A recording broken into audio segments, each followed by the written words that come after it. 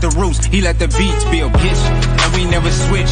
Even if I'm rich, I'll be broke like I'm Mitch. Niggas talking down, but that's headed in the wrong direction. But I knock that shit out like the boxing section. Cause they can't touch what they can't see. All I gotta do is be the same me. All I gotta do is keep it G. Always be the same me. While I'm solid, boy, they can't change me. No.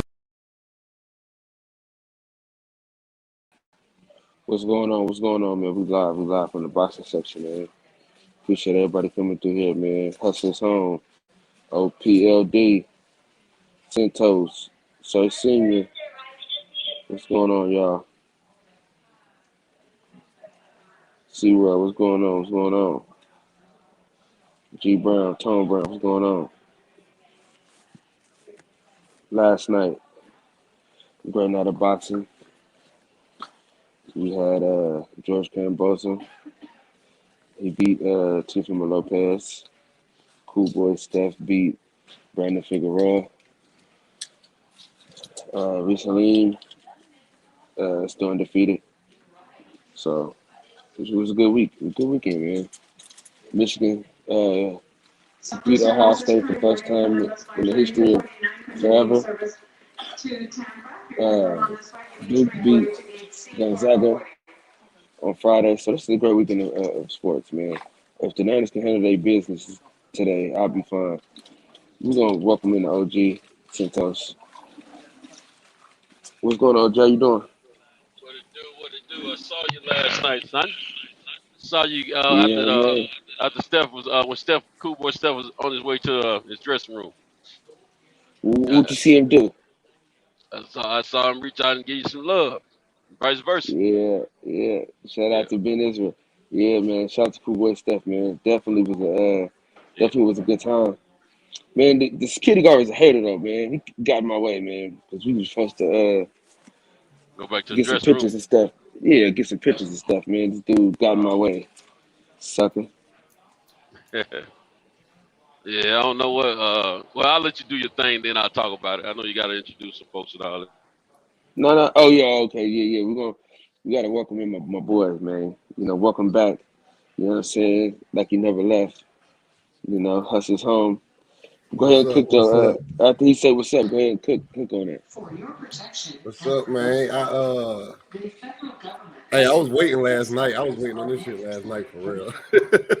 Most I ain't gonna definitely. lie. But yeah, it's your boy Hustler's home, man, and I'm back with the boys, with the guys. Most definitely. So tough, what you think about last night fights, man? I think a lot about them. I enjoyed my evening. You know, I refused to take a load last night while the fights were going on. Attaboy. I took one afterwards. I'm on my way back from East Tennessee now. Hell But yeah. Cool Boy Steph, he's a good boxer, man. Took care of his bit. He probably got a little flavor of something he hadn't had before, because that boy Brandon Figueroa, he's a busy boxer, man, high volume, man, and he like to push you back. Cool Boy was so much more effective when he wasn't on the ropes, man. But he didn't do bad when he was on the ropes either. But he was more effective. The fight was his off the ropes. He went back and forth against the ropes, but Cool Boy Steph was putting them things on him off the ropes as well. But yeah, he did great, man. And I don't know what Brandon Figueroa was, what made him think he had won that fight. He had some moments, man. But it was a close fight. It was a very It close was fight. Don't get close. me It wrong. was really close.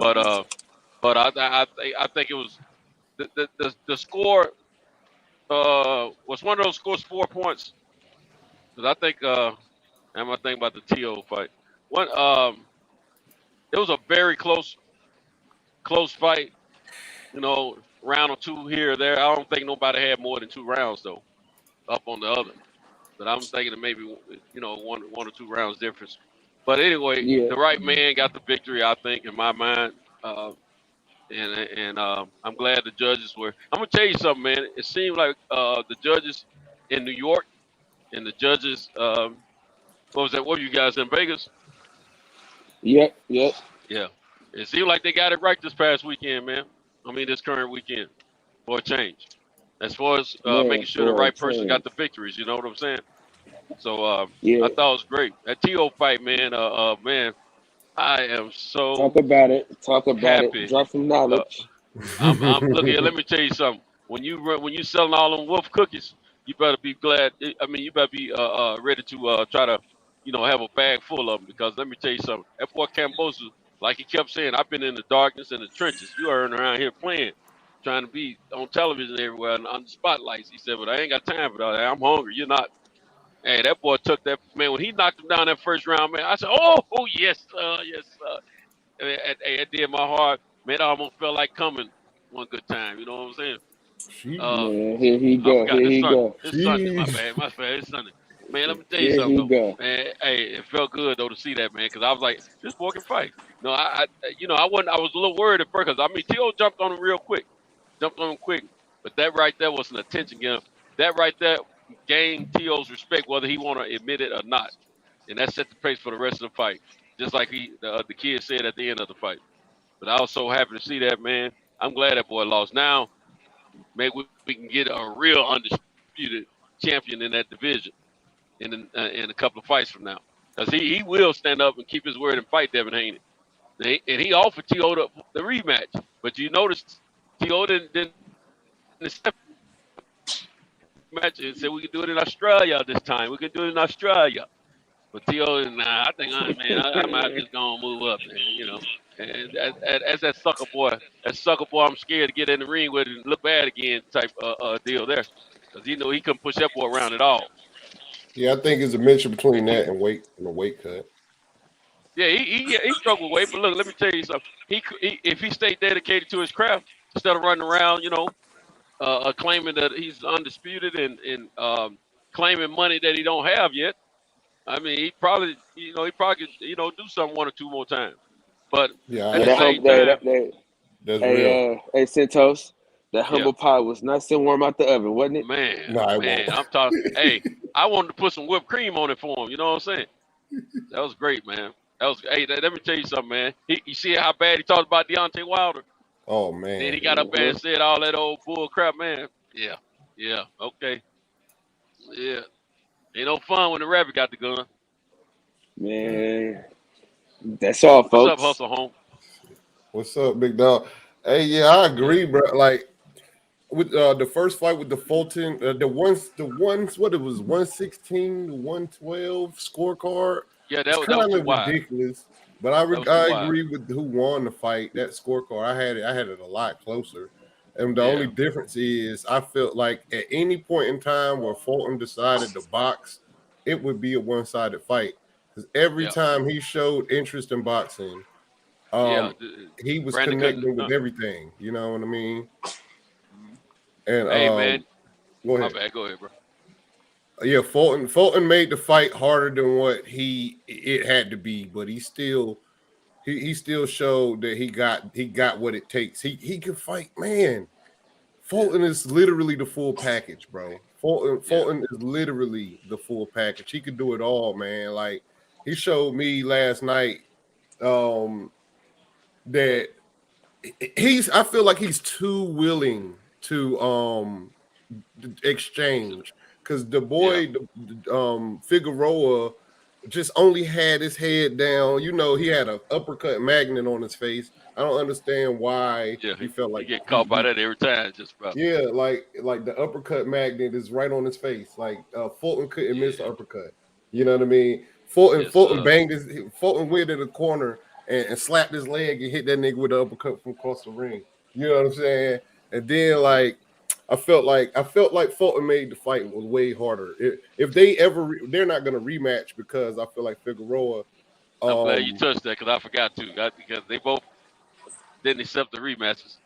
But yeah, Figueroa was a different situation, though. yeah, It was. Figueroa in a situation. The reason why Figueroa ain't is in a different situation is because of how he carried himself out of the ring. Had he carried Yeah, himself like Teofimo Lopez, they'd be in the exact spot. You yeah, know what I'm saying? But but it was a good fight, man. I had Fulton winning by 2 rounds. I thought Fulton pulled it off in the last 2 rounds of the yeah. fight. You know what I mean? But that was a Yeah. good fight. What's up, man? Oh yeah, and I saw the comment that said Fulton had more pop. Yeah, he's right. Whoever that comment was that said if Fulton had more pop is absolutely right, because if Tank hit Figueroa with them uppercuts, he wouldn't have last 3 rounds. You know what I'm saying? Yeah, But most definitely. the next Nah, fight, Figueroa better stay Teofimo away from Tank. Lopez, I don't understand why Teofimo Lopez fight with his hands down, because his head don't move. why this man fight like a why he fight like one of those gifted athletic people? You all right? When Boots Ennis fight with his hands down, you ain't punching him because he gonna move his head. He's gonna move his feet. T.O. and Cambosis, this is where they're gonna get in trouble at. They don't move their head on defense. Neither one of these guys. If Teofimo Lopez would have been in shape, first of all, he would have beat Cambosis. But Tio wasn't in shape, so Cambosis exposed the weight drain, because to me it felt like Tio was on this worldwide tour to show the world that to try to prove to the world that he was undisputed. Kind of like I feel like how Teofimo came in this fight, kind of like how I feel Sean Porter went into the Terrence Mike Bud Crawford. Tyson versus, Mike Tyson versus Buster Douglas. That's what it felt like.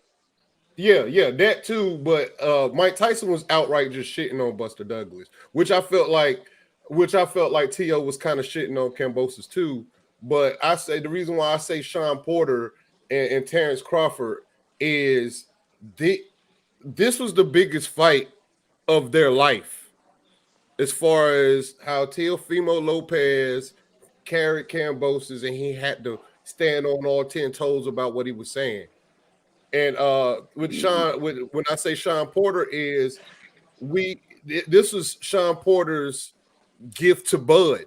Sean Porter was supposed to go in there and give you 1,000% of Sean Porter so we could prove that Bud is who we say he is. You know what I'm saying?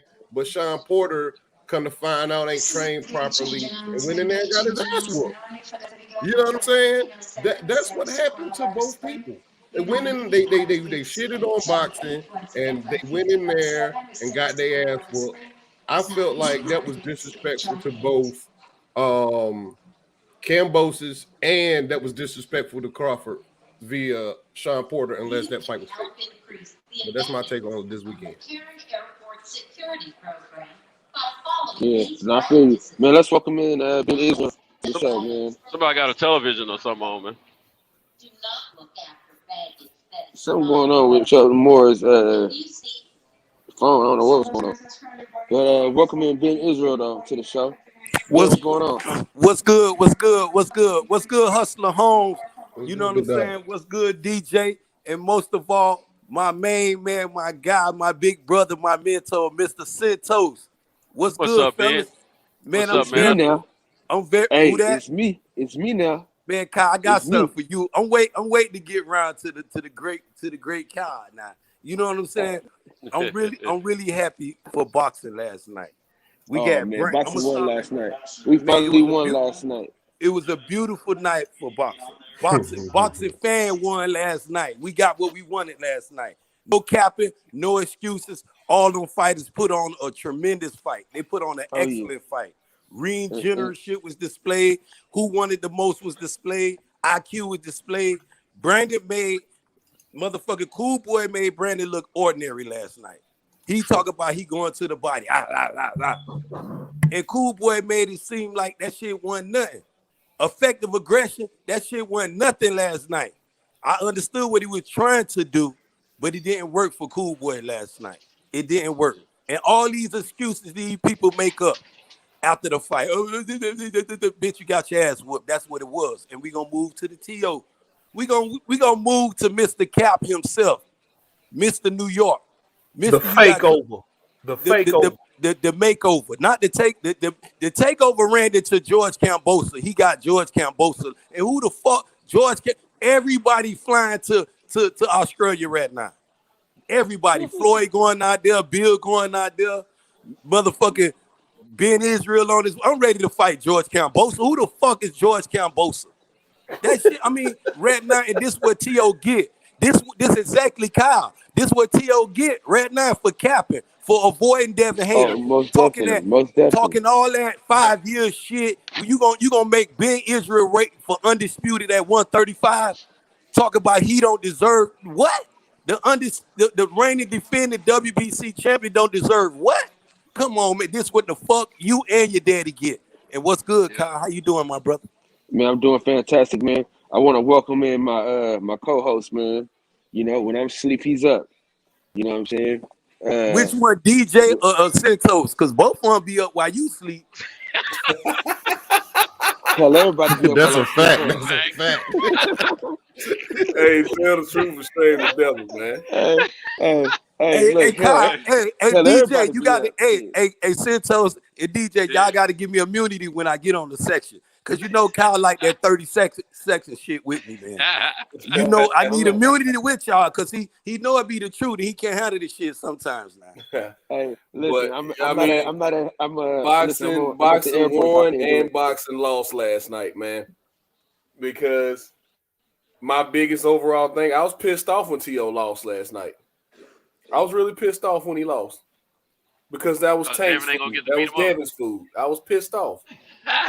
Now if they ever get their hands on him and embarrass him in that ring like I figured they would, they won't get their full credit because guess what? George Kambosos did it.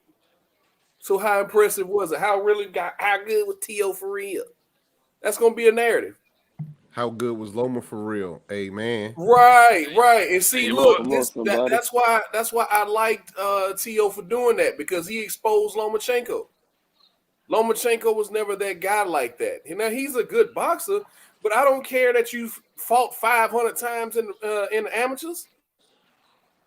Beating up on kids. Beating up on 19-year-olds, man. Stop it. But anywho, I ain't gonna get too far off on that. But I was pissed off when he lost last night. Don't be pissed off, DJ. Do not be pissed off, DJ. You got boxing one last night. About it.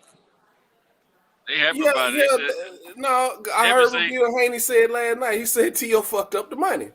Yeah. But T.O. been running around capping so long, DJ. The man pissed me off. And I don't got no horses in there race with that shit. Right, but as a boxing fan, DJ, as a boxing fan first, he pissed me the fuck. I'm getting Kambosos his roses this Sunday morning. Right. No. Kambosos gets his full credit. He upset it. He upset T.O. and his daddy. He got them eating that humble pie this morning. They sit around T.O. I hope he down here in Palm Beach somewhere, just sitting there humble. He humbled in a motherfucker. I bet he ready to fight Devin tomorrow for that WBC title. I bet that. Man, how about that? I'm gonna tell you what he got and going you know what? And the man say, how can the George DJ, how can the George Kambosos beat you out of a rematch? You don't even want a rematch with the George Kambosos. No. I don't want no rematch. The man said he don't want no rematch clause. They didn't have a rematch clause. George Kambosos gonna want some more money. Kambosos offered it to him though. He don't want the rematch. He don't want no more of them. All them cuts and scrapes and bruises he took last night. He don't want no more of that. Man, you got this shit leaking all over New York, man. You masquerade. Like 5 dudes whooped him last night, man. Hey look, I'm gonna tell you right now. I'm gonna tell you what he's doing right now. He laying around the house right now. Him and his wife, and he got a washcloth and some witch hazel in it and some ice, and got on them all them bruises, all them cuts and scrapes. Y'all don't know about that witch hazel, do you? Yo, good morning to the homies. Come on, man. I grew up with my grandmama, man. Don't try. DJ, no. Hey, I got a question for the panel. What's next for Lopez? Because is he? All right, he got to fight Loma now. He got to fight Loma now. 140. All right, hold on. He about to move up to 140 and fight. Who you gonna put him in the ring with at 140? Since the cat is out the bag now, he got to start at the bottom. He got to start at the bottom. He don't have any belts to go up there and claim no championship fight. Because he gonna get fucked up by Josh Taylor. Josh why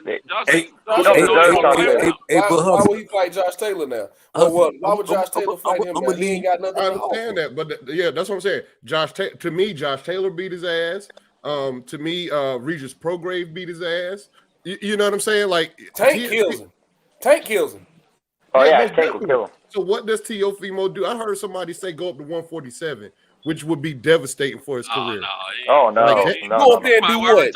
Who said Go what? up there and do Who what? said that? This dude was on my on my Twitter just talking hella smoke. Hey, he's a big boy though. Go up to 47 and do what? That's what I'm saying. I don't know what T.O. could do. I don't know what T.O. could do right now. What can T.O. do right now?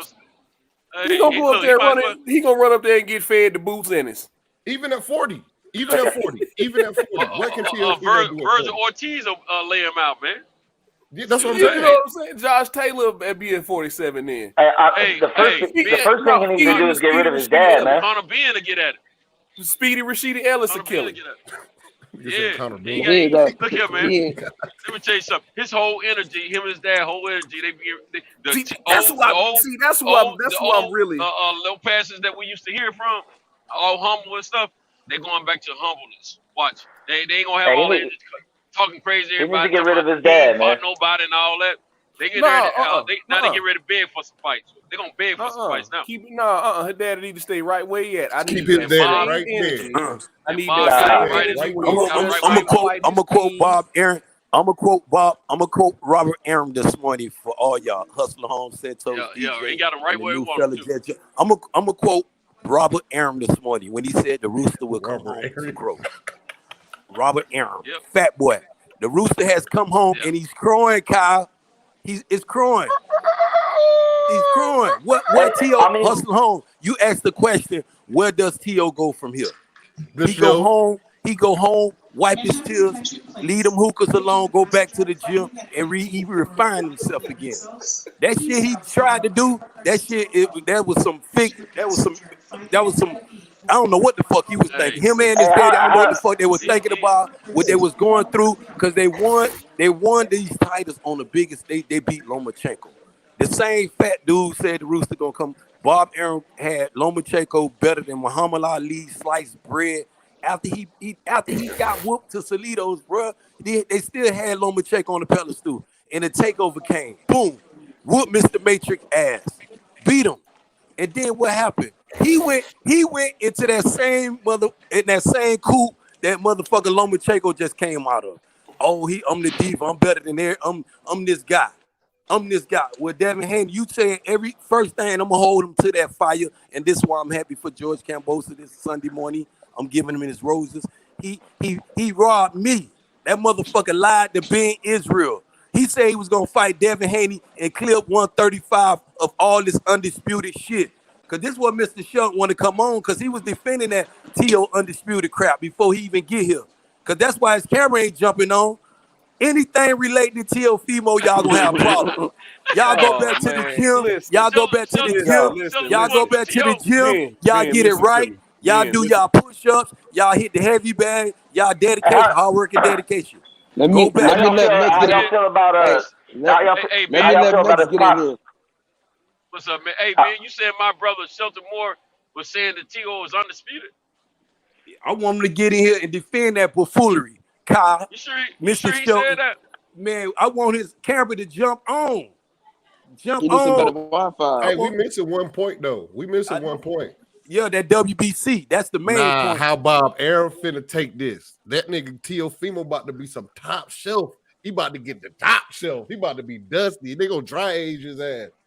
Nah, man. He gonna do that because he remember what he did, Hustle Home. He remember how he drug his ass to Triller and was talking shit. Fed to some killers. Watch what I tell you. He finna get set out. Been trying to get in, man. He been trying to get in. Yeah, I got a quick question, y'all.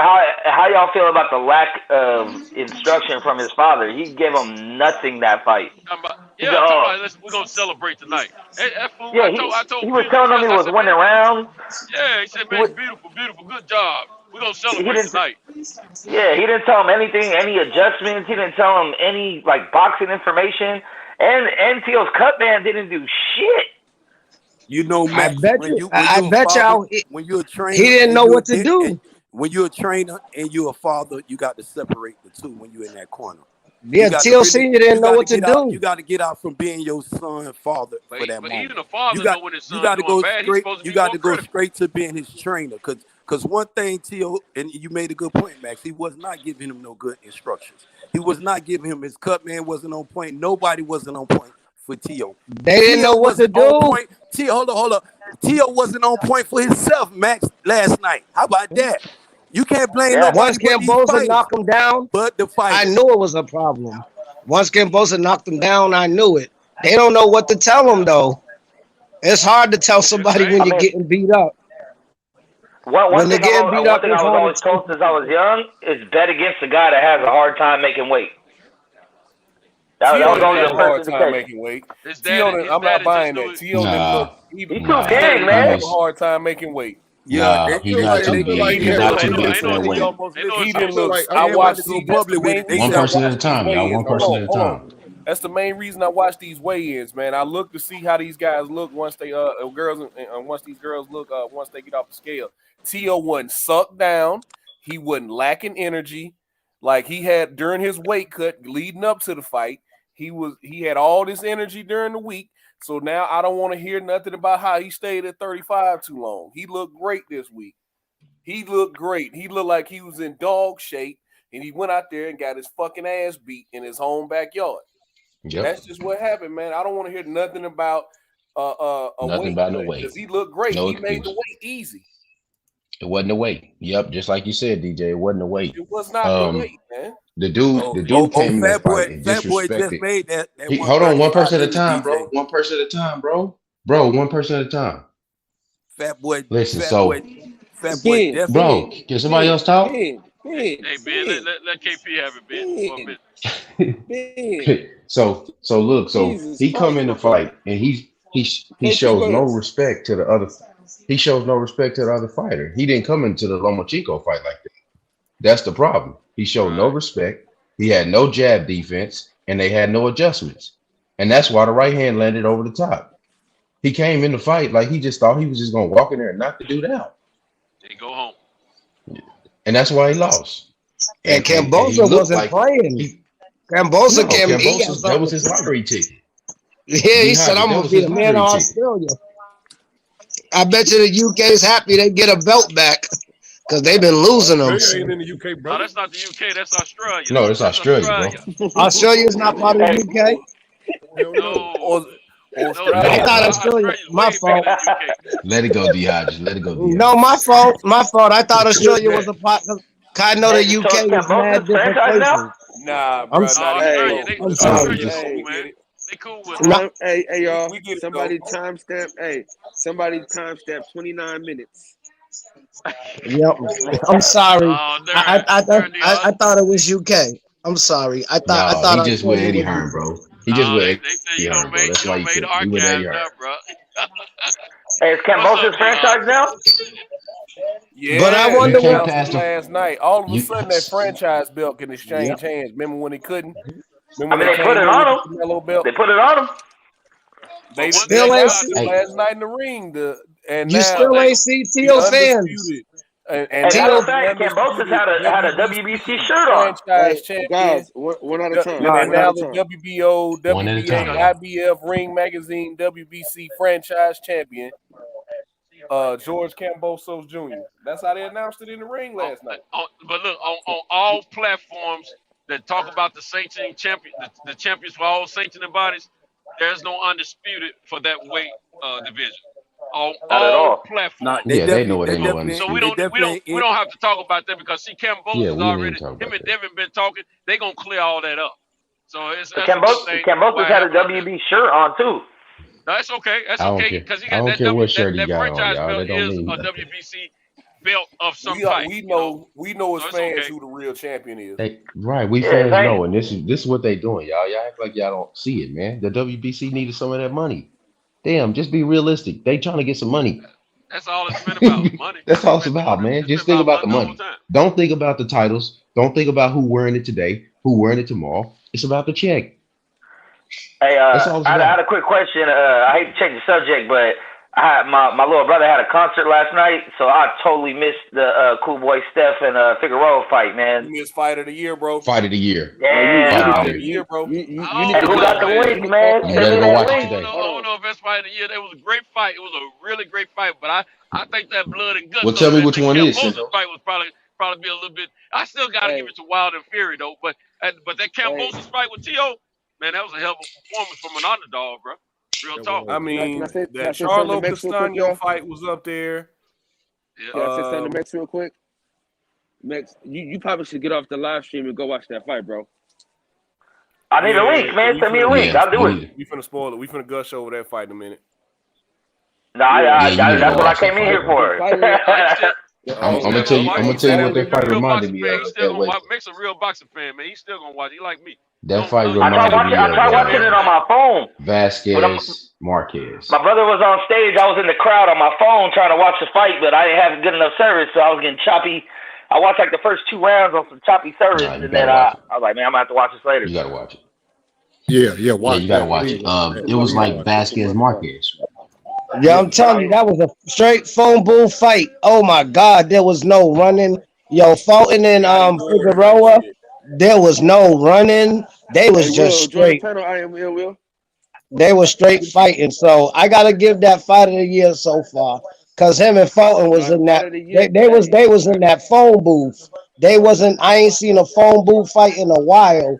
They was in that booth just throwing hard punches. Yo, I like that fight. That was a beautiful fight. They were straight nose to nose. They were nose to nose the entire fight. And it was with that being said, Cool Boy Steph got to be pound for pound, right? He's knocked out so many undefeated fighters already. Well, I've been him pound for pound. I had him before last year. Hey, let me tell y'all this though, real quick though. The fight of the year though. Let me say this: the fight of the year is Joet Gonzalez versus Emmanuel Rete. If y'all haven't seen that fight, you know what? That was a hell of a fight. That was a good ass fight. Hey, like I said, and Charlo Castaño was a great fight. Hey, let's go back. That was a good fight, but I mean, it's so many fights that were good though, man. I mean, but that fight last night, so I'm sorry, I might be the prisoner of the moment right now, but that was a great fight last night. Hey, but let's say this though, guys. We know for a fact that if they fight again, we all will pay for it. Definitely, and then absolutely. Yeah. Hey, can I say something real quick? Go ahead, brother. KP. Go ahead, Hustle Home. Hey, KP, you my dog, man. But don't ever tell the folks the charges when they might give it to us free, dog. You know? Hey, wait. Hold on now. Hold on, Santos. Let me say this. Because y'all be the same one talking about y'all pay for this tank bullshit that he coming up with next week. I mean, because we ain't got no choice. I don't take fights. Nah. If you want to see it, but what I'm just saying is don't give them any ideas. See, they got ideas. They not gonna. Let's let Hustle Home get in here before we forget what he about to say. Santos, you know they too dumb to put that on pay-per-view. That's how boxing is. All I wanted to say was like we could just save that the fight of the year for a different like video, like so we can get all the fights, get the list of fights available because we done seen about 7 or 8. Where did D Hodges just go? Fights this year, bro? Yeah, where did D Hodges just go? Huh? Yeah, I said where did D Hodges go? Hey, press support. Join the he panel. He to the UK. He went to the UK for a second. Make sure Australia ain't over there. He went to the UK to make sure Australia was okay. Hey, let me. I forgot what I was gonna say. Hey, he went to the UK to celebrate the win in Australia. This dude. Hey, did everybody see Cal last night when Cool Boy Steph was on the way to his dressing room? Killer Cal was standing over there. Cool Cal standing over there right before he got through the tunnel with the lime color on. I said, "Go my man Cal." Oh yeah. I was texting Best Pictures at the time, and I was letting them know. He said, "I hadn't seen." I said, "He got on like a lime or a yellow jacket or something." I said, "You'll see." And he saw him. He said, yeah, I see him now. I said, "That's our guy. That's our guy." Yeah, man. Definitely. That man, listen, the security guard was a hater, because he was supposed to let me get some better content, and I had to make a choice last night to go party with recently or Cool Boy, and I was already with Bobby and them already. I had already committed to them, so man, we had a great time last night with the folks. G5, what's going on, G5? G5 in the house. What G5? How did you guys score those fights last night? Do you guys have any scorecards? I didn't score, but Man, I don't think I think both fights were as close as 2 rounds for each fight. I agree. I don't think they were any wider than that. Anything wider than that to me is they was that close. I had the Lopez fight. I had an 8-4 Cambosis, but I had 3 swing rounds, so that can go. Yeah, Yeah. I see 7-5. I think that 7-5, knockdown 8-4, helped my man out more. That's why I just thought it was. Yeah, he stole that first round with that knockdown. So did y'all give him a 10-9 round in the first? What's good, fella? He got a 10-8 in the first. I mean, he got an 8-10 round. Cambosa got a 10-8 in the first round because he got knocked down. On the scorecards, on all the scorecards, they gave that nigga a 10-9 because they say he was dominating the round and he got knocked down. Yeah, but a knockdown should be 8-9. All that. It should be 8-9. I mean 8-10, in my opinion. Because I mean, if they gave him 10-9, then I just they were cheating. T.O. was winning that round, but he got caught. T.O. was dominating that round. The key no word jab was. The key word was. Facts was. Hey, like you said, Cinto. No jab defense, bro. He threw everything out the window and went emotional, bro. That's what he did.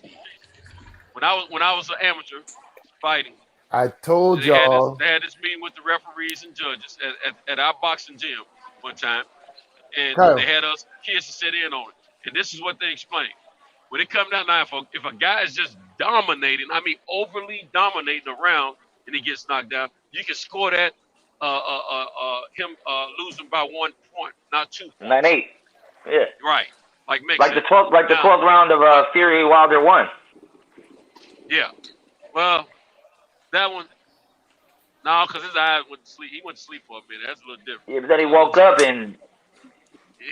Man, you get up, but I don't think he did enough. I don't think he did enough to get a 1 point round. Honestly, I mean, he should have. That's another story. I don't even want to get into that one. But anyway, the thing is, now, Tito jumped on Cambosa in the first round. True enough, but I don't think he was that effective. Because Cambosa was standing up, he was just trying to slow him down a little bit. As soon as he slowed him down, fire! All right, now I got your respect. Now let's fight. You know what I'm saying? So, me personally, on my scorecard, if I'm scoring, T.O.'s getting an 8 for that round because he wasn't. If he was that effective, I don't think your boy would have had hard enough to try to knock him out himself. Because he wasn't hurt. He was not hurt at all in the first round. Cambosa was. Show them more. If this don't work this time, don't try this again. It's about to work because I got to get this. I got to get this clarification. I know my brother didn't say T.O. was undisputed. Not my brother. Kyle, didn't I tell you that Cambosa was gonna get T.O. that work from long before that fight? I called it. I called it. Y'all gotta bet some money when I call it, son. So I should have put $100 on that fight. That was $1,200 to 1 on that fight for Cambosa. I just want to know one thing, man. Since the boxing world loves narratives, I just want to know: is T.O. Chinny? Is T.O. Chinny? T.O. Chinny. I just want to know he's Chinny because I saw that. I mean, we get the Bambi legs. Yeah, we can start that there because he went down, and he went down real quick. Yeah, hey, that was a solid punch, and he went down real quick from it, man. I done seen T.O. get dropped and get his shit split. So yeah. And how many times did he get stunned in this fight at the end of the round? Yep. I seen the ref hold him up. I was just about to say that. That ref he actually got hurt twice in that fight. Did y'all see the referee hold him up? Yes, he did. Ref picked him up. I just need to know it's T.O. Chinny. Now the referee wasn't trying to do nothing. He wasn't trying to do nothing cheating. He was trying to break him up because the end of the round. But your boy caught him because T.O. thought he had got off on old boy. The old boy come back, blah blah blah blah. Bam. Send him back out. This little white chick next to me in this Range Rover about to get hauled at. Hey, one thing I kind of like about it though, I think we might realize that there might not be a clear dominant fighter in that division. They might all just kind of mix and match with each other. It's definitely dominant fighters, bro. It's definitely But Tank, ain't nobody. But is there one fighter that's clearly better than all the rest? I mean, we'll find out with Haney and JoJo in a week or whatever. But no, we won't, because Javon Tank Davis is the clear. Tank is still. No one's looking as good as Tank. I'm about to say because Tank kills them all. Tank kills. But Tank staying at 140. He's going back down to 135. He's fighting at 135 his next fight. Hey, I heard Tank said he could make 126. God. Ugh. He said with a good camp. Max. He said it. He said it. I didn't say it. He said it. If that was so, he would have never dropped his 130. Let me say this, y'all. My brother was saying did y'all not see Max? Did y'all not see Tank on the scale when he fought Leo Santa Cruz a couple years ago? Was that last year? That was last year. Right. Did y'all not see him on the scale trying to make 130? Exactly. Tank ain't going back down no damn 130, man. If that was the case, he would have never dropped his 130 strap. 35. He didn't say 130 hustle home. The man said 126. Right, that's cap. Max just can't make 130. Now that's a narrative for you, though, hustle home.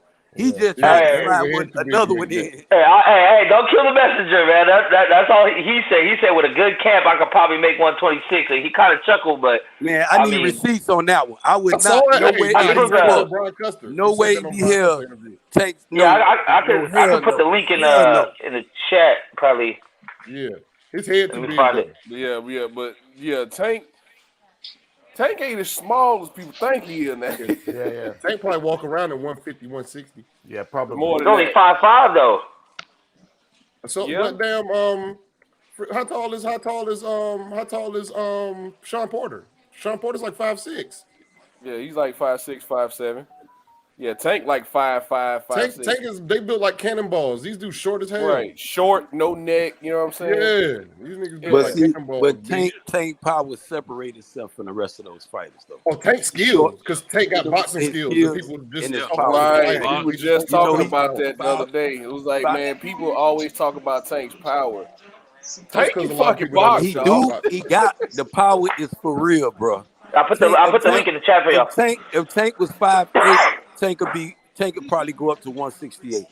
But by him being so short in stature, you know what I'm saying? It makes it complicated. You feel what I'm saying? Because any good boxer would deal with Tank. Could be the next Tyson. Any good boxer would deal with Tank. You just keep him on the outside of that jab. But Tank's skills are so good. Tank better pull an Aaron Pryor. Don't know how. He get on the inside. He get on the inside. Your ass is going to sleep. You're going to sleep. Anybody. Anybody. 135. Tank Davis. Hey, it's easier said than done to keep him behind that jab. Because he get to walking through some stuff. That boy be walking through some stuff. Who Tank? Go ahead, y'all go with the Tank nonsense. Why y'all doing that? I think the two things that people they slip up on when it comes to Tank is they don't recognize. They don't recognize his boxing IQ. They don't understand his boxing IQ, and they don't realize how athletic that kid is. He can fight. He can fight. I just want to see him fight somebody that's not named Cruz. The nigga done fought somebody. Y'all niggas act like real Santa Cruz. Hey man, I'm not doing that. Stop that. Hey, let's do this. Let's do this, right? Let's do this. Let's just do this. Let me ask y'all this question. Let me just ask you. I want to see what happens. I want to see what happens after Pedraza beats Zepeda. I want to see what happens. I just got a question. Let me ask you. He fight Ramirez. Can we ask this question, guys? Yeah. Okay. At 130, in about the year 99, 2000, there was a guy coming through the weight classes. The guy asked for Corrales, Friedez, Casamayor. The guy fights Corrales, everybody else runs off. The guy becomes a legend. He becomes a promoter. The guy now has a fighter that he won't let fight, Haney. They say they ain't fighting Lopez. They ain't fighting Lomachenko. I'm not giving no guys no damn. Slow down. I'm not giving no guys no credit, hypotheticals of what they can do. I want to see you do it. That's my point. That, but goddamn, ain't none of these people fighting each other either, though. So if you don't shit on things, you got to shit on everybody. That's the truth. Ain't none of. Hey, why don't you have that? Listen. I'm not. Wait. Slow down. When you're the ticket, you get to pick. He's the ticket. He can pick. So pick one. That's all I'm saying, guys. Stop. He got a boss. He got a boss right now, bro. Is he not the ticket though? More undefeated fighters than Earl Spence has. Okay. Y'all can keep watching it and paying for it if y'all want to. That's what I'm saying, bro. All I'm saying is I'm not giving you no Super Bowl ring if you ain't playing in the Super Bowl. That's what I'm saying. I feel you, but I'm gonna tell you, KP. I hear. You know, I got all due respect for you, brother. You got a wealth of knowledge about boxing, and I cannot deny that. You my dude. But I'm gonna tell you like this: if you go sit in on a Tank fight, you might change your mind. I'm just keep it real. The boy is. Hey, that's cool. I was watching. I was watching. Why people shit on that Jorge Pedraza win and the Leo Santa Cruz win, and nobody else has who in that division got wins like that though. Hey, Tank has more undefeated fighters than Spence has. But KC, well, we gonna leave Spence out of it right now. Don't bring. Of course we are. Of course we are. One thing, but KC, he was about to come on in about 20 minutes. Man. But KC, what the clip your thoughts about Tank? The clip your thoughts about Tank. Tank got the better resume than all those guys. Than all of them niggas, bro. If you want to really look at it, because I know what you trying to. I know where you going there with it though, KC.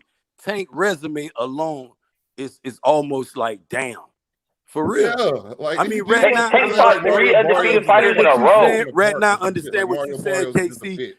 Me as a boxing fan, first, I want to see Tank challenge these dudes. I think he can beat all those guys. I think Devin Haney, I question him with Devin Haney because Devin boxing IQ. Devin know how to use that jab better than any one of those dudes at 135. That's why you say that one for last. You know what I'm saying? This is the only reason. But straight up and down, Tank is that guy. Tank would not sleep all them motherfuckers though, dog. If he go in there, if T.O. would have fought Tank and he put on that same performance he put on last night, his ass would have killed T.O. in like 3 rounds. He would have been asleep. And we wanted KC. We want Tank out here with these big names.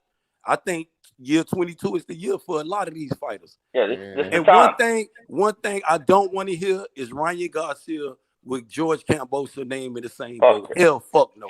I don't think Ryan do not deserve a shot at a George Cambosa. He don't deserve a shot at a Devin Haney, a Tank. He need to go back in the back of the line and prove himself again. You feel what I'm saying? Because 1 minute you around here got sight problems. The next minute you got COVID. The next minute you I don't know what the fuck wrong with the boy. You feel scared, bro? Straight up and down. That's what it is. Hold on. Let me respond to KP real quick. Let me respond to KP real quick. And KP, Leonard Ellaby pretty much gave away their game plan on what they doing. When he was speaking, I think it was before I think it was right after the Canelo fight, right? They sat down with him. I think it was Fight Hype sat down with him. And he sat there and said, like, what he meant by what these guys don't bring to the table is we can pay Tank this amount of money and he's going to sell out at an arena fighting cans pretty much. So Devin Haney makes upwards of $3 million a fight. Who's going to pay him that? Besides Eddie Hearn, who fucks off money anyway. That's some bullshit, bro. That right there is bullshit. I don't like. He gave y'all away their game plan. I'm not saying even though I understand, I don't support no talk like that because if you got fucking faith in your fighter, then it is what it is. I just understand the fact that Tank already has a decent resume. None of these other guys don't. You know what I'm saying? Like we all shitting on Tank at all points in time, but nobody ain't stepping back and looking at his resume, bro. Hey, it's the Roy Jones Jr. shit, man. Y'all saying fought nobody, I just make him look like nobody, boy. Yeah. Hey, he fought 3 undefeated fighters in a row, man. Not like Walsh. Roy was doing the best to all the best in the division. That had Tank for all of these guys and didn't do it, then he would be Roy. They keep comparing people like Canelo to Floyd and Tank to Roy. Floyd, yeah, he cherry picked, but he cherry picked all champions. 35 to 40 called out Keith Thurman. But hey, that's how you build your resume, picking champions. Champions don't push over. I don't know. Yeah, if Keith Thurman in 100% good shape, no. Y'all forgot about it. Okay, so if he fights Keith Thurman, y'all giving him credit for that? Yeah, because would that be enough? Keith Thurman still got a name, even though his skills probably gone. I don't think Keith Thurman want to fight no more for real. I just think he don't I'm like about to say if Keith Thurman went in that gym hungry and came out hungry, Keith Thurman would be good. How old is Keith Thurman? 32? How old is Keith Thurman? I know he got to be older than me. If he over 32, he done. What up, Sean Porter, man? Oh yeah, he done. Sean Porter 34. Sean Porter and Bud them 34. Yeah. If Keith Thurman 34, he done. Because little guys like that, you know what I mean? 34, 35. I thought he was about 31, 32. Keith Thurman. If he that old, then he's still in the game. But see, we got to ask ourselves what type of Keith Thurman gonna show up. He just turned 33. He just turned 33, y'all. Okay, 33. He's still a good age though. But that's still prime. Who you gotta understand, he don't have as much wear and tear either. Who is Keith Thurman today? Who is that Keith Thurman today? That's what I want to know. Who is Keith Thurman today? Is it one time the past Keith Thurman, the playtime ponytail flute blowing Keith? Which Keith Thurman we gonna get, man? 1 minute you want to fight.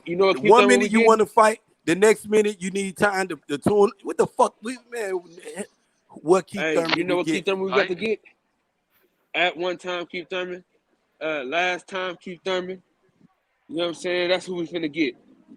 Oh shit, we don't want Kyle. Probably. I can wait. Boy, this what y'all need to do, man. I keep Kyle in this thing here, man, because I know what Kyle want to hear. And just like I be telling dude, hey Max, don't mention Max, don't say nothing about Max. Do not mention Spence if you ain't gonna handle this smoke. Don't mention Spence with the buffoonery, bro. If you gonna mention greatness, put some respect on his name, my G. You feel what I'm saying? So we ain't gonna do this here because they gonna throw me off about Spence. Oh, Pete. Oh, they got. Oh, we got Destiny Black is in the. Hey, shut the hell up. Yeah, Destiny Black is in the building. Shut the fuck up. My co-host I didn't see that. Yeah, man. You didn't hear me shout out to Destiny Black. We've been looking for you. Hey, this is what it is because there's a lot of Bud fans. There's a lot of Bud fans. There's a lot of Bud fans on the low. They mad. I'm a fan of both. I'm a fan of both. I love Bud Crawford too. I just don't like the hypocrisy. That's all. Guys fight. We want to see all these guys and girls fight, man. That's all we want to see. Yeah, I'm a fan of both fighters. I just see a lot of hypocrisy when it comes to Spence. That's all. And one thing about the biggest fish, he don't want no tune-ups. He ready to fight tomorrow. Y'all favorite fighter, the other guy favorite fighter, put them all together. And Spence, and one thing Bud Crawford need to do, he need to convince himself in time to make this fight. We as boxing fans, this is what we want. We don't want we don't want nothing else but EJ Bud Crawford. Ben's been ducking, No. What's the no? What is the no? Y'all don't want Bud Crawford in there with EJ? Hold on. Before we get too deep off into this. Yeah, let's get back to this week. Before we get too deep off into this. Yeah, please do. Did somebody? Is it just me or did Raees Salim not really look that good last night? He did not look good. I said that, DJ. I told people. Is it just me? I thought it was just me. And he was missing a lot of shots, man. He didn't look good. And it was only a 10-round fight. Man, y'all know he was looking like. Man, he looked bad last night to me, bro. He kept getting hit with that overhand right, dog. Like it just. Oh man, he got. Hey, two more rounds. That fight could have been different. Yeah. Sure could have. Now, I'm gonna tell you, if he hadn't hurt that boy a couple times where it was obvious, I don't see him, really win that fight like that, man. He ain't remind y'all of F.A. That dude was touching him a few times, man. He got hurt a couple times himself. Who? Aleem did. Aleem? Nah, he didn't look that good last night, man. Nah, I'm telling you, man. I saw the dude. He didn't look that good, but he was okay though. He wasn't hurt. Yeah, but he took a couple of shots that stuttered. He stuttered a little bit. I saw it with my own eyes. I got it on quick replay so I can watch it anytime I feel like it. At no extra charge. What's up, Des? What's up, y'all? What's up, D-Hockey? We got what's up, man? How you doing, man? I did not like that Fulton and transgender fight. That shit was fucking ugly as hell. That was a great fight, Destiny. You wilding this morning. That was a great fight. That shit was ugly as hell. It reminded me of Sugar Shane versus Casamayor. Okay, so you like me. You like to watch the art of boxing. Yeah. But see, Cambosa So got an you awkward got style. Y'all, if you got to go watch some of his past, he's got an awkward style, no doubt. I'm not talking about Cambosa's fight. I'm talking about Fulton and the transgender. Oh, that's right. I forgot you called him with the eyebrows. Yeah, the eyelash. You wrong for that, Destiny. But you know, in his defense, he's got an awkward style too. He wears makeup. He really does. Y'all go look at his picture. This is my thing with that fight, though, man. Everybody, you see his sister? This pressure that everybody That's not black. None of my business. If they ain't black, I don't pay them no attention. So, you already know. I forgot who I'm talking to. Hey, listen, I see her up She did look good, though. I ain't gonna lie, though, but it's all right. Good God Almighty. I see her up close and personal. Hey, listen. You been getting some rest the last few nights, Destiny? Huh?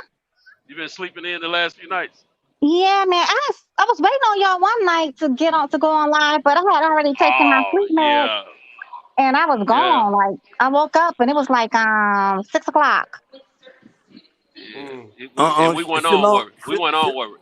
Shalom, Destiny. You know what I'm saying? You with your Michelle voice. I'm the great Ben Israel. How you doing today, sister? Doing your stuff. Oh yeah, I'm look. Before y'all get started, I just want to say that pressure that everybody talks about in these fights don't do you no good when you walking in the punches all night, bruh. Right. He kept walking into the bruh. You not gonna duck. You not gonna move at all. You not at all. Eating that uppercut. He was eating uppercuts, overhand rights, uppercuts, left hooks, and straight rights all night long. All night long, man. And he want to complain because he landed some body shots and I kept the pressure. Like, man, come on, man. It's about hitting and not getting hit, dog. A lot of them punches that he was throwing. DJ, check it out, though. Do you really think you won that fight? Hell no. I had an 8-4 my damn self. I had an 8-4 myself. He walked up and interrupted the interview with that. Right. Listen. I talked to him last night on wax. Yeah, it was on wax too. He think he won that fight, man. He legit think he won that fight. He legit thinks he won that fight. He's concussed. I was about to say we all could be wrong. We was tripping last night with that. I won the fight. Like, get the hell out of here. Ben talking about he's moving up in weight. Like, what are you doing? Are you moving up in weight? I want to fight, but I don't want the rematch. Right. Yeah. Neither one of them accepted the rematch offer last night. Right. That T.O. did the same bull crap too. Yeah, talking all that stuff about he won 10-2. First he said 11-2, so it must have been an extra round in there. Then he talking about 10-2. Yeah, he was delusional last night. But see, he took so many lumps upside his head. I'm giving him a pass on the fact he didn't know what he was talking about. Yeah, these guys, he was definitely boggled. He was definitely boggled with that fly talk. Boy took a beating last night. He did take a beating, though. I wouldn't mind seeing Tio and Mario Barrios, though. I think that might be good. That'll be war. Tio is done. Tio is complete. He's a gatekeeper now. I think Mario. No, I don't think he's a gatekeeper. He can win some fights. Nah, he a gatekeeper. He complete gatekeeper. We'll fight him though. He'll get the winner. He'll probably get the winner. Hey, I mean, not the winner. He'll probably get the loser of Pedraza and Jose Ramirez. And get dog walked again. How does it feel about Tio, man? And she said gatekeeper. She mean that. No, he ain't no gatekeeper, man. Hey, I wouldn't mind seeing the Loma Tio rematch or Tio and Ryan Garcia might be good too. I don't want to see the Loma Teofimo match. If Loma had won that fight, he would have gave Teofimo no rematch. Loma confidence too high right that now. No rematch clause won't for Teofimo. That no rematch clause is for fucking Lomachenko. J.A., I agree. His egos, he's not gonna fight. I'm trying to tell you, he's gonna be a gatekeeper. I guarantee it. He's been exposed. His very first pro debut, he got dropped. Then he got dropped in this fight, and everybody was talking about Devin Haney chinny. Who's the real chinny? And that was mainly him too, talking about he chinny. Yeah, nigga, you the one that's chinny. Do your thing, Destiny. Do your thing. You know what I'm saying? I bet you won't. Yeah, I I asked bet you Destiny. I won't be asked that saying that no question more. early. I was like, so I need to know, is T.O. Cheney now, because when Devin got caught by Lenatus at the end of that 10th round and did the little Bambi walk back to the back to his corner. Corner. Yeah, right. But he never hit the dirt. But I done seen Never hit the dirt. T.O. on the dirt several times, man. So I just need to know, is T.O. Cheney. I'm about to look it up. I'm about to get some official evidence right now to see whether His very first debut fight. His very pro debut fight. He got knocked down. It's some big he got old knocked down his very first. It's some big old question marks around his chin, DJ, though. If where's they don't all this power he's talking about? Where's all this power? He couldn't get that small ass Cambosos out of there. Hey, according to Cambosos 20 wins and 10 KOs, T.O. Cheney. This boy don't got no power. Right, and he's much smaller. He's much smaller than T.O., and he couldn't get him up out of there. And then he got dropped by Cambosos. And it brings this boy don't even got a picture on Box Red. How the unified champion don't got a picture on Box Red? It brings everything that he said about Devin Haney to front to me.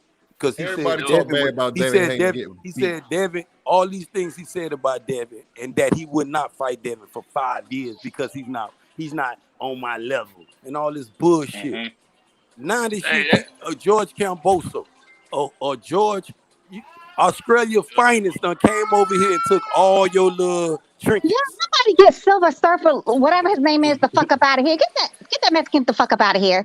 Coming here trying to chat for that bullshit. Hey, shout out to my boy Las Vegas. Hey, shout out to my boy Las Vegas Leon. Though he had your boy in a building, something special last night. So shout out to him, man. Damn, son. Like, all right. Since Lomachenko, since Teofimo beat the shit out of Lomachenko, I want to troll you, Destiny, though, man. They ain't talking about nothing. I want to talk about you right now. I want to troll you. Where you at? Here we go. Oh, man. I mean, look, because y'all sideways, and I'm finna get straight to the point, man. What's up, Destiny? You with your Michelle voice over there. You know what I mean, boo? Michelle. What are you talking about? How can be in Israel? You got a channel. How can be in Israel subscribe to you? That's what's up. What? We talking boxing. Oh my God, man! Come on. I just be on here like talking shit. Okay. Because I'm gonna be your troll now. When you see Ben Israel pull up, you just say, "Turn on the." I'm here for you, boo. I'm here for it too. Okay, wait, Silver, whatever his name is, talking about some he black. Get the fuck right with them damn Pacquiao pictures and shit. If you are, you a fucking coon. Get your Benedict Arnold ass the fuck up out of here. If you are black. I need her, Cal. I need her, man. Hold on. No, you don't, Ben. No, you don't, Ben. I'm finna kill all that. No. Tell him, Destiny, please tell him who your favorite fighter is. My favorite fighter right now is Terrence Crawford, Shakur Stevenson, and Devin Haney. Those are my favorites. Okay. Destiny. Boo boo. Yeah. Boo boo. You know, why y'all laughing? Destiny. What's that? We can agree to disagree, though, babe. How about that? We can agree to disagree. We can agree because I don't know what they're talking. They just, you know what I'm saying. But we can agree. Me and you, Destiny. We can agree to disagree. With your first favorite fighter, though, we can agree to disagree. Yeah. Hey, but now look. Where's the butthead come from, man? If y'all looking to subscribe to the channel, subscribe to Hustle's Home. You know what I'm saying? I need 2 more for 50. You feel me? You said subscribe to your channel. Drop the link. You said 50 subscribers? 50 subscribers. Hell, you gotta have more than that. Negative. Drop the link. I got 48. That link is in the track. Also, you dropped some you did something for 7 minutes. This motherfucker said Destiny Black is a salty black ape. Bitch, y'all fucking apes. Y'all don't want to come from goddamn Neanderthals. Get the fuck out of here. Bitch. Hey, get it. Hey, where the mods at? Where the wrenches at? Get him out of here. Get that dude out of here, man. Yeah, get him out of here. Hey, the link is in the chat. What What a dude to talk about Apex, man. Nah, keep him in here. Freedom of speech. Y'all boys got the damn 8 blood talking about us. Fuck out of here. Hey, Destiny. They What's don't know that? the truth. Oh, but that's okay. I always like to tell them. Yeah, they don't know the truth. That's crazy. Oh, my leg is, man. I've been driving too much since. Hey, Leo. but Kyle, I'm about to put the link in the chat right now. Hey, but Kyle, you need to make Destiny a co-host, man. I think she'll keep it popping late night while you sleep, my G. I see I read a co-host, bro. Hey, man. Okay, I'm gonna drop you my number. Hey, look, man, you better get off of Cinto's partner like that, man. You get a little too touchy over here, my man. Hey, man, look, Cintos, ain't never nothing with Cintos. Cintos throw that flag up one time, I'm gonna fall down. You know what I mean? I'm about to put my number in the private chat, okay? Okay. Uh-oh. Don't do that. Don't do that. Ben Israel is on the panel. Do not do that. Ben Israel is on the panel. Don't do that. My real name is Destiny. And my real name is Destiny. My niece named Destiny. That's crazy. Okay. Y'all crazy. Y'all are crazy in here today. I cannot lie. Y'all crazy in here today. Hey, this is what happens when we have morning shows, Kyle. Everybody awake, man. Hey, Kyle. Yeah. I mean, this is only for Sunday because any other day everybody would probably be at work right now. All these guys I can't hear nobody. Y'all all talking at once. through the school. We can't talk at the same time. Yeah, I was just gonna tell that all y'all been through the school. You know, the school that I ain't gonna call the name of it, but out of respect, and plus it's Sunday. They all been through the school. You know, I've been dropping some gems on them the last few months. You might say your mama, nigga. That's who I am, okay? Your mama. Cal, I seen cool. When you're dressed, you call me Big Mama, nigga, from now on. Big Mama. Who yeah, when picture Mike Tyson, you know, when he addressed me, you call me Big Mama, okay? What did they say about you? He said, "Who is this Destiny Black coming in here thinking she tough? Fuck out of here." Don't worry about that. I got some clowns in here tonight. I mean, today, this afternoon. Be making it big. Well, how many people in the chat? He's gonna be a nice guy. No, he. Yo, do y'all see? Mike Tyson is not really one. I don't know what he on today, but he ain't really a troll like that. Pigeon Mike Tyson. Yo, I had a boxing question for y'all, man. Do y'all see Cool Boy Steph going for that undisputed against I don't even know how to say his last name, but Ahmadalev or whatever his name is. Ahmadalev. Yeah. You talking about MJ? Yeah. That's his next fight. Yeah, I think that's gonna be the next one. Yeah, either that or move up and fight Gary Russell Jr. Man. That'd be a good fight. Hold on, man. I think we got a lot of people in the chat. Fuck Gary Russell Jr., man. Gary Russell nice though. Whoa. Yeah, he needs to shut the fuck up and stop. Nigga ain't fought in 2 years and still talking stuff. He needs to shut up. Well, he fight just as much. But Destiny, my sister, my hold up. He fight just as much as Bud. Hold up, how you? Why Stop you it. got that? Hold on, don't disrespect. Why the energy? Bud fight more than once a year. Gary? Why the energy for Gary? Hey, Bud fought more times than Earl since he's been in division. Well, first of all, he was saying Figueroa was going to dog walk Fulton. Then he's talking about like how Bud is so trash. He's just a hater. He's always talking stuff and ain't made no moves. He's talking about some Devin Haney's this and that. But why the fuck he ain't never signed a contract? That nigga's a duck. He's a duck. Speaking of Russell, his brother didn't look that good yesterday either. His brother did look good. What are you talking about? Oh, what's up, Picasso? Nah. His brother, he eat that one out. Yeah, I didn't see that fight. I'm gonna have to go back and watch it. But they said it was the only reason why the fight was as close as it was because them girl Russells, they like to abandon their jabbets sometimes, and they like to fight on the inside, and they can do it. The only thing about the Gary Russell that fought last night, he was particularly taller than the boy, so when he stepped on the inside, some of his punches were smothering him.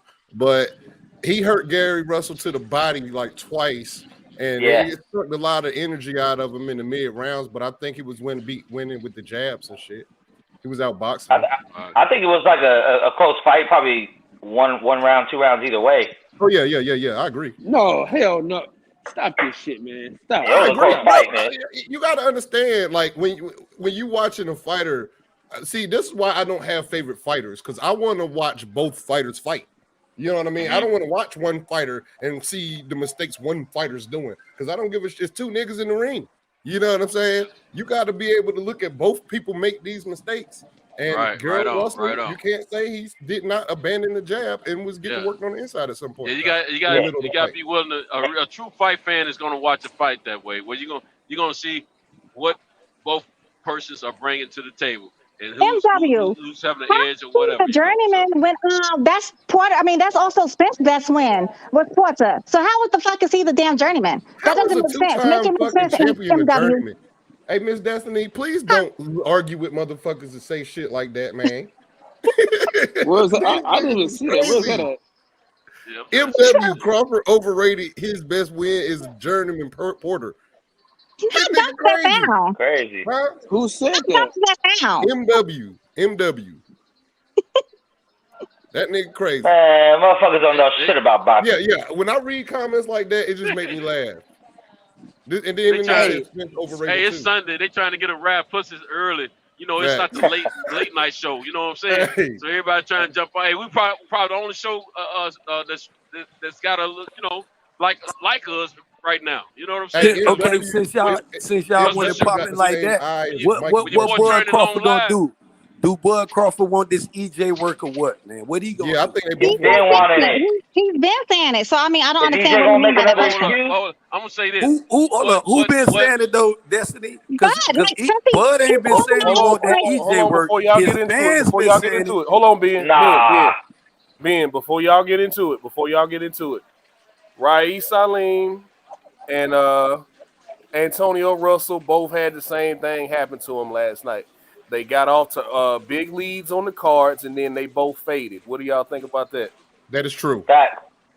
Those are facts. That is 100% true. I can't speak on because I hadn't seen it. So, and that's why those fights were close. About what y'all said. Yeah, definitely. I agree with that. He said, as a fighter, I think Antoine Russell did what he supposed to. I think he made the right adjustments, and he pulled it off. He don't know shit about boxing.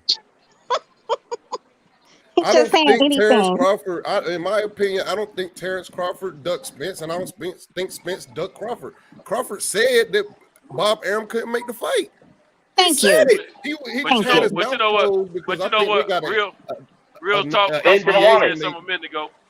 Hustle Holmes said something a minute ago that we really, when somebody's speaking like that about boxing, that lets you know where their level of fanship is of the sport of boxing. I mean, I wouldn't even entertain nothing like that personally, because that person ain't worth talking to. Let that person type. I don't get how people benefit from being fanboys. Like, how is it benefiting sitting on the internet talking shit about like Terrence Crawford or Errol Spence when we all want to see these niggas fight each other? You know what I'm saying?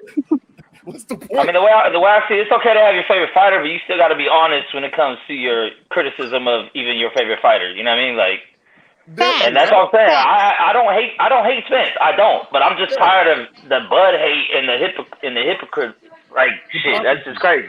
There's a lot of when you say Bud hate, Bud and Spence, I agree. You got to clarify the Bud hate. I don't think it's no hate. It's just a one fan want to see another boxer in the ring with his favorite fighter. That's all that is. Maybe you might be with a little, you know what I'm saying, a little salty. No, a lot of people do say we see all kind of weird stuff. He ain't fought nobody. He's too small. I mean, Spence is gonna walk through him. Like up until he fought Sean Porter. Can we be honest about his resume? Let's do it. I went through his resume. Let's do it. I got ammo. Go. Let's go. Let's not make it a Bud and Earl show let's this be weekend. real though. But let me say this. These last 5 fights that he fought are names. They are definitely names, but these names are off the street, bruh. But look, I'm assuming you're only talking at 147, right? I'm talking only at one. That's only what matters. 140 is what's 10 years ago. Oh, okay. So we're not talking about his resume then. We just only talking about one weight division. We're not talking about his accomplishments. His Of course we're resume not. still Of course we're not. remains. His resume still remains the same. Man, let me tell you something, sir. Okay, so Spence has only been at one. He's only been at one weight his whole 10 years he's been in boxing, right? That don't And matter. his two best wins is Kell Brook and Porter. And The Kell same Brook people Crawford fought. Those are his two best wins. His destiny. When Errol Spence fought Kell Brook, was he not the #1 welterweight in the world? Was he not what? He just came back from Triple G. He's off the wall. You hearing me, but you're not listening. You hearing me, but you're not listening. What did you say? Errol Spence the #1 was Kell Brook the #1 welterweight in the world when he fought Errol Spence? Yes or no? No. No, I don't think so. I don't know. I don't think so. Yes, he was, man. Yes, he was. Hold on. Kell Brook was the #1 welterweight in the world at the time. No. One at a time, please. Let me straighten that out real quick. When everybody talking over each other. Yeah. Let me straighten that. Look, he was one of Keith Thurman. Even though he was he wasn't active at a whole lot at the time. He still had 2 belts. So you can't be #1 if you got 1 belt versus a unified champion. Let's get that straight now. So no, and he hold on. even though he didn't lose to him, Cinto, was Keith Thurman unified when he fought Kell Brook? He didn't fight Kell Brook. I'm talking about Earl. When Earl fought Kell Brook, was Keith Thurman unified? Yeah, I think he had been unified. Yes, he was unified. And Kell Brook had the IBF belt. Kell Brook had the IBF. And that was the belt. That was the first belt that Earl. Sean Porter had the WBC. No, he didn't. No, he did not. No, I thought he got it afterwards. No, he did not. I thought he got it afterwards. Who had the WBC belt? I don't know. I gotta go back and check. Real fast, okay? Let me show you the prophecy. Let me show you the WBC belt. Talking about this resume stuff. Okay, so when it was Sugar Ray Leonard, Roberto Duran, Hearns, and Hagler, they all fought each other, but nobody said like, oh, he fought his leftovers. He's trash. Then he's not really a contender. He's not a good fighter. Like 10 years after he fought Marvin Hagler like 10 years later, though. I know for fact Sean didn't have the belt. This is my point. Nobody said that. Nobody said they're fighting each other leftovers. Because the internet didn't exist back then. Fight each other. Like that doesn't make sense. Because the internet did not exist back then, and nobody had their own personal opinion. You had to get all the opinions of a magazine. You understand what I'm saying? So of course y'all gonna say nobody didn't say this back in the day. Yeah, because it was media driven. The media not gonna talk bad on their own man. Hey, to speak on your point, up at the Kell Brook fight, Keith Thurman already fought and beat Porter and Danny Garcia before the Kell Brook Earl Spence fight happened. I just said, was he unified? That's all I asked. Yes, he was. He was unified. But you said Kell Brook was the best welterweight, and he wasn't. Man, listen. Hold on. Go look at the rankings. That's why I'm filibustering now. Let me screenshot the rankings. Because I already done been through this with people. Hold on. Okay, but hold on, Max. You just said something wrong because Keith Thurman didn't beat Sean Porter before Kell Brook lost to Earl Spence. No, he did not. Because Kell Brook had just beat Sean Porter. Yeah. Yo, I'm looking at it right now. Kell Brook and Earl Spence fought May of 2017. Thurman and Porter fought June of 16 and March of 17. He fought Danny Garcia. That's two different fights. It's two. Hold on. Cal was talking about Keith Thurman beating Porter, and you were talking about Porter and Spence fighting. So it's two different situations there. But look, this is what happened. When by the time when Earl won the belt from Kell Brook, Sean Porter and Danny Garcia. Okay, Keith Thurman. You're breaking up. You're breaking up. The belt, they took the belt from. Okay, can you hear me? Yeah. Can y'all hear me?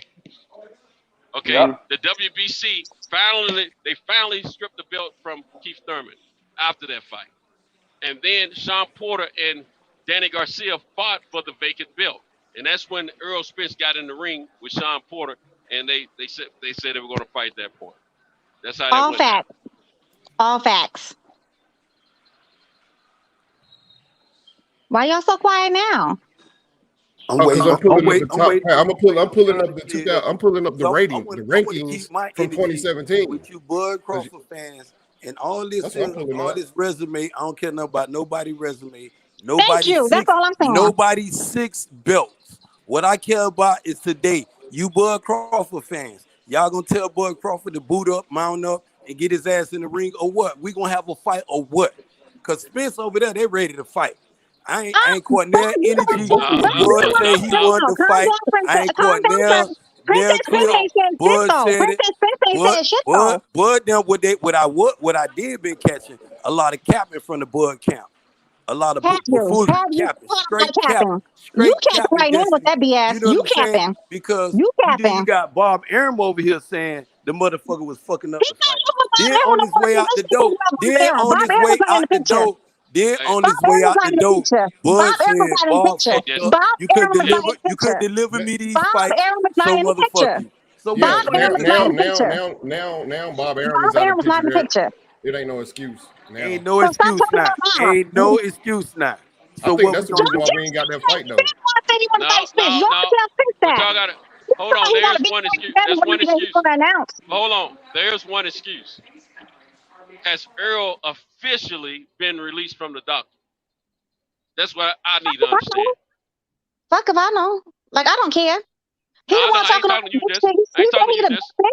He said he the big fish, so he need to get his ass in there with one eye or no, with one eye or not. Get your big fish ass in there. No, we want 100%. And this what he want.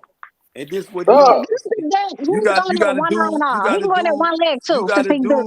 to do say he don't want the kiddie pool, boo boo.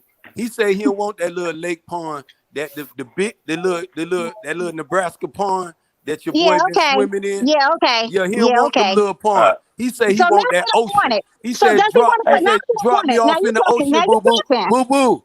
Boo boo, drop me off in the ocean. You better not. Can we stop with the revisionist history now? You better not be playing at no beach, Destiny. That's all. You capping now. You better not be playing that. Now he need to fight him. So first he needed to fight him. It was all on Bud, but now when I pull your card, he don't really need that. He don't need that little water. Okay, then Big Fish need to go ahead and move his big ass on up to damn 154 and get his other eye knocked out. Hey, it's there. You gonna be a Spence fan before it's over with too, Destiny. The lies you tell. The reason why Spence fans is the way y'all move. Y'all keep shitting on Bud. Bud has never said nothing bad about this man. Who's shitting on Mr. Six Belt? Who's shitting on Mr. Six Belt? Y'all have been dragging this man for free. Y'all been dragging this man for free. Huh? Who's shitting on Mr. Six Belt? 6 belts. Yeah, Mr. Six Belt. Who's shitting on Mr. Six Belt? I don't even know what that means, but okay. 6 belts. Y'all always talking, all y'all Spence groupies always talking shit. Oh, he ain't did this, he ain't did that. Y'all groupies are bananas, like complete bananas. Well, all y'all minds is boggled like scrambled. Okay. The only thing Spence has over Bud is pay-per-view. That's it. Tell them, not Max. That's the split, though. That's the split. That's what the split is. But that's it. Not accomplishments, not resume, not nothing else. But now look, that's what the 60-40 is, man. The 60-40 is the business. The 60-40 is not what's done in the ring. And I feel like that's what the problem with Terrence Crawford fans is. They think that the Spence fans is talking about the action in the ring, when in reality, they're talking about the business. You know what I mean? The boy just sold 130,000 pay-per-views with Sean Porter. Like my nigga. Guess what? When Wilder resurrected Fury, Fury wasn't selling jack, period, because he was 400 and some pounds. Yeah, nobody sells pay-per-views on ESPN and boxing. Hold on, but that's what the split is as a matter of respect for his previous accomplishments. That's what it was about. Yeah, so we as fans need to quit talking about all them percentages and all that. That just screws up everything. I'm gonna tell you something. I never heard fans talking about percentages until Eddie Hearn disrespected Wilder and his team about what they were gonna give him to fight AJ. Ever since then, everybody want to be experts about percentages. And we didn't get out of that because we don't even call no pockets. But if you was on the internet anytime during Floyd Mayweather reign, they was all talk about money and all the whole entire time. Not they always percentages. talked about They weren't money. talking about. They didn't talk about percentage. Everybody knew. But there's a big difference there's a big difference y'all missing right now, though. Mayweather fought De La Hoya. We all knew that. The biggest difference we're missing right now is that these streaming subscriptions change the pay-per-view numbers because DAZN and ESPN do not get anywhere close to Showtime pay-per-views in general, period, of any fighters. Like, people are not buying a DAZN subscription for a year or for a month or ESPN Plus for a year for a month to watch one or two pay-per-views of their fighters. They're not. But with Showtime, you still got the same shit where you just click a channel, buy the shit, and you're on channel 1, 2, 3, or whatever the fuck it is, and you watch your pay-per-view, and that's it. Hey, but if you compare any numbers to Showtime pay-per-views, me personally, I don't care about none of them. I don't care nothing about none of that there because I know what EJ bringing to the table. He is the biggest fish. He is no side of the street with EJ. By what standard, though? EJ live in the fucking street. He'll fight on your network, my network, the little pond, the big pond. Ain't none of that shit with EJ. Free smoke. And he right now. Hold on, give me 1 second. Give me 1 second. And just like you Bud fans, Bud fans and fangirls is saying, and Bud right now, I think he's saying MTK Global. Wherever Bud go at, I hope he got one name in his mouth. One name. And as boxing fans, we should be asking for that one name. But no, y'all gotta understand though. Y'all gotta understand as Bud Crawford fans, man, that you gotta understand that Bob was in the way, brother and sister. He was. You gotta understand. But so was Earl. Huh? But so was Earl. How is Earl in the way? The dude from PBC straight said both fighters gotta want the fight. Earl didn't want the fight. He wanted to wait and go clean up his side of the street and do all this other shit. Earl said he wanted to take out your mouth. He wanted to take the easiest route first. Before he did. Business wise, bro. If we both work in the same building, and I want to pass a note to my coworker, wouldn't it be cheaper to pass that nigga that note at home than it would be to mail it? Brian G. You can know he never made an offer. Okay. He never made an offer. That ain't the first. Okay, can we break this down a little bit? Because I agree with what you're saying. Okay, here go the breakdown for you right now. Let's break it down a little bit. Okay. Crawford won the fight. Here go the breakdown. Layman's term. Simple as that. Tell Bud to get his ass in the ring. Let's fight now. He's been calling him out since 140. Bud want to fight and Errol want to fight. I think they both want to fight. Yeah, they both want to fight. One of them okay, but here's the breakdown, right? It is easier to fight PBC fighters. I get that. So when he said he's gonna take the easy route to fight Sean Porter, I get that. But what did he tell Bud before that ever came up? Get a belt. He said, get a belt. Yeah. And then he changed it. He said, okay, well, now that you got the belt, never mind. I'm going to go over here, dude. Like, bro, you keep moving the goalpost. You're lying. You're absolutely lying. You're lying simply because you're in a minute. I just watched the videos last night. In a minute, he gonna bring up the meat that happened 3 years ago. With all this past tense, let's get out the past and let's talk the present. Of course, you get out the past. No one wants to take accountability, man. Right, thank you. All that capping, you doing no accountability. A lot of capping. You doing a lot of capping. Zero. It ain't about people lying. I feel like it's about understanding what's being said. Nobody's lying because they both say the stuff. There's too much being said. That's the problem. You talking about when he told Bud in his face, I'm gonna take care of my side of the street and you take care of yours. Is that what you're talking about? And yes, but I'm talking about before that though. He told him to get a belt way like a year or two before. Matter of fact, like I said, Bud's been calling out Spence since 140. Oh yeah. You talking about when he was calling him out at 140 and Spence was like, man, you got business at 140. Come up here and get a belt first, then I'll fight you.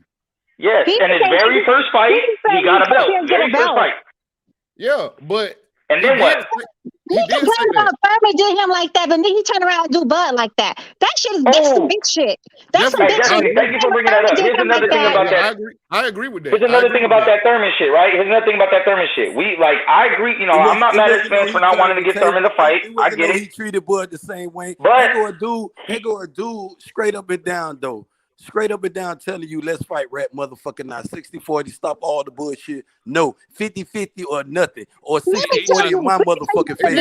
You taking all the negotiation. You taking all the bullshit off the table. Hey, go motherfucker ready to give you 60-40 in a motherfucking hot dog stand. I'm ready to give you 60-40 with the motherfucking popcorn. You know what I'm saying? And you gonna turn down this type of fight, and you around here capping with Sean Porter at 135, 150. I'm gonna be generous. I'm gonna give you 150. Come on, man. Let's get this shit over with. Y'all as Bud Crawford fans, y'all should be telling Bud Crawford, fuck all that shit. It's time to fight. Bottom line. How about this though? How about this? How come Spence used Thurman as a duck tool?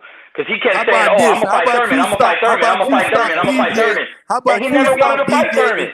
How about you stop deviating and tell Bud time to fight? Stop all this back in the day shit. Stop all that merry-go-round shit. It's time to fight. I'm gonna ask him a question though. Yes, sir. Did Bud say that he wasn't interested in the fight? He did. Okay, so we gotta get. I hold him accountable for that. I never capped for him for that. Come on, bro. Like you know what Bud said, bro. Bud was just interested. I know. EJ was ducking. We all know EJ was ducking. But do you? I know he said that. I never said he didn't say that. He did say. You know why he said? Because he got tired of the bullshit. He got tired of the shenanigans, bro. He did. He got tired of the bullshit of the guy. Okay, now to counter that, did Earl Spence say he would never go to a Bud Crawford fight? Yeah, that's what I was getting to. That's why I asked you, do you believe that? So they both hypocrites. They both bullshit. They both bullshit. That nigga left like a bitch. They both bullshit. He did. Now here's another point. Now let's go down the list of shit they both said and didn't back up. You got one thing for Bud when he said he was over it. That's it. It's the only thing. Before y'all say he left the fight like a bitch, bro. Because of that fucking Spence. I never go to none of his fights. I ain't worried about that. I'm not thinking about Bud. That's exactly what he said. Again, though. Let's get off these carousels. Let's get off these little rides and let's push every time we fight. Keep the same energy for the fight. Bro. Let me say, stop up with all these excuses. It's time to fight. It's time to fight. But he bullshit. He stopped Sean Porter. He stopped Sean Porter when EJ couldn't stop him. We can't talk at the same time. Hey, not only that, EJ got a split decision with a knockdown. Everybody, bro. He needed a knockdown to get Porter, nigga.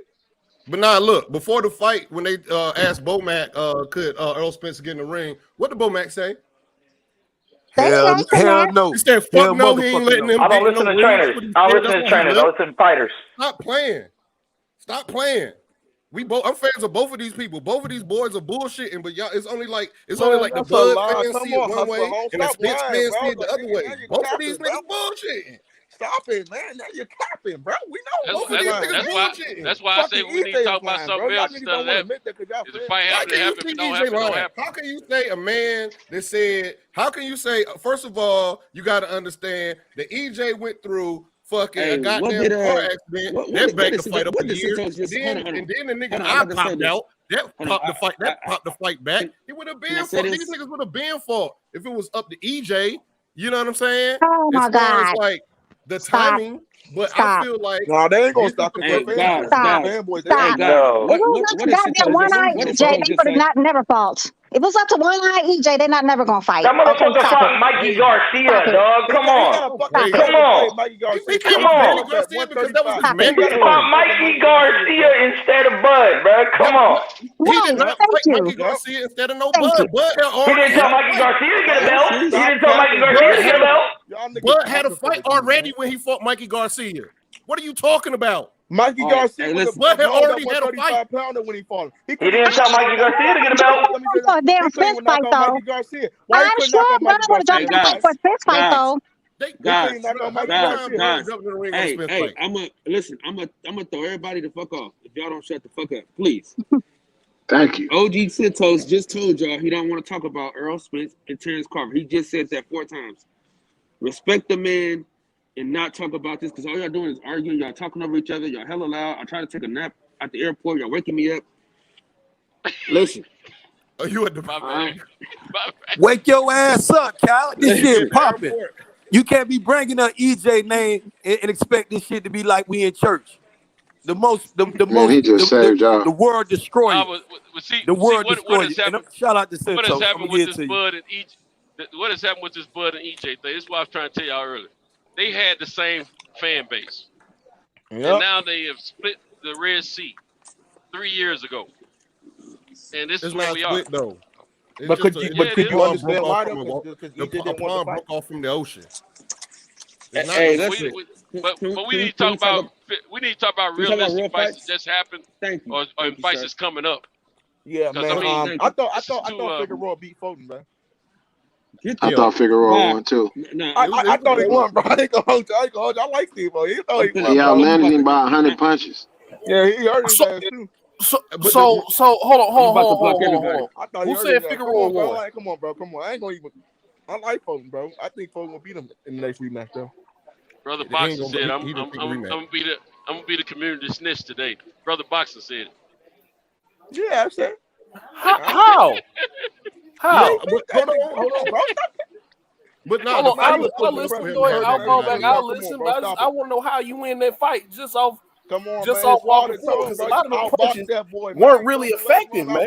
Come on, man. Stop it, bro. He lost. He hurt Fulton like 5 times.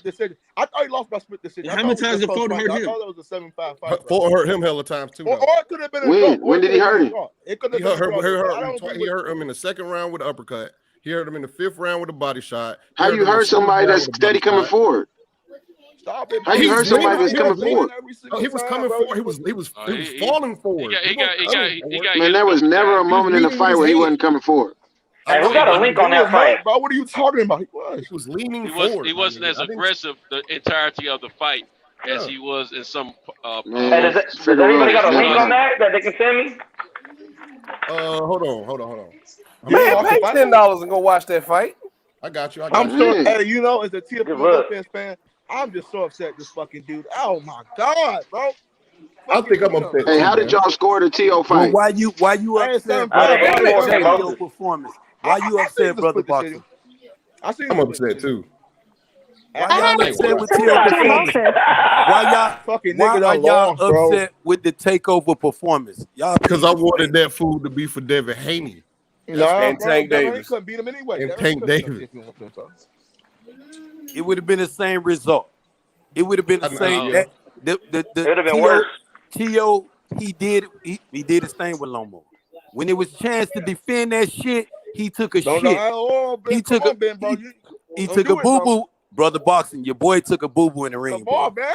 He took a shit. Yeah. Straight up and down. He shitted from the first round. Still the takeover, nigga. Still Brooklyn. Hi, that's a makeover. He got George Cambosa problems, bro. The man say he don't even want a rematch. It was so convincing. He would have won the fight, bro. But it was so convincing, though, Brother Boxing. The man say he don't want no rematch. Did anybody see the glove gate picture? Glove gate picture. What glove gate now? Yeah, they got it. They got a picture. No, I'm not calling it like that. I'm just saying they got a picture out. Rematch, man. They got a picture out with Cambosa's whole glove folded on the inside. Yep, but no, look, hey, I got the link in the chat to the fight, brother. Him and Tyson Fury. Oh hell yeah, good look, man. Yo, Tyson Fury send Cambosa's the loaded gloves, bro. They send them the loaded gloves. So this what y'all gonna do? This what y'all gonna do? Y'all ain't gonna get George Cambosa his rose. Y'all gonna rob boxing again with this buffoonery. Y'all gonna rob boxing with this buffoonery, right? Like, bro, for real. I'm giving him his credit. I'm just asking y'all, did y'all see the picture? George Cambosa's biggest stage. Boxing fans gonna sit here and conspire with some buffoonery, some shit like this. This what y'all gonna do? Israel on this flat. No, the fuck y'all not finna do that. Y'all gonna get George Cambosa. Hold on. He whooped T.O. ass. Y'all eat that shit. Y'all take it like a man. Like a cafeteria. He got his ass whooped, bro. Appreciate it. I'm gonna take it like a man. He lost, nigga, but nigga, we can still beat that. He for sure lost.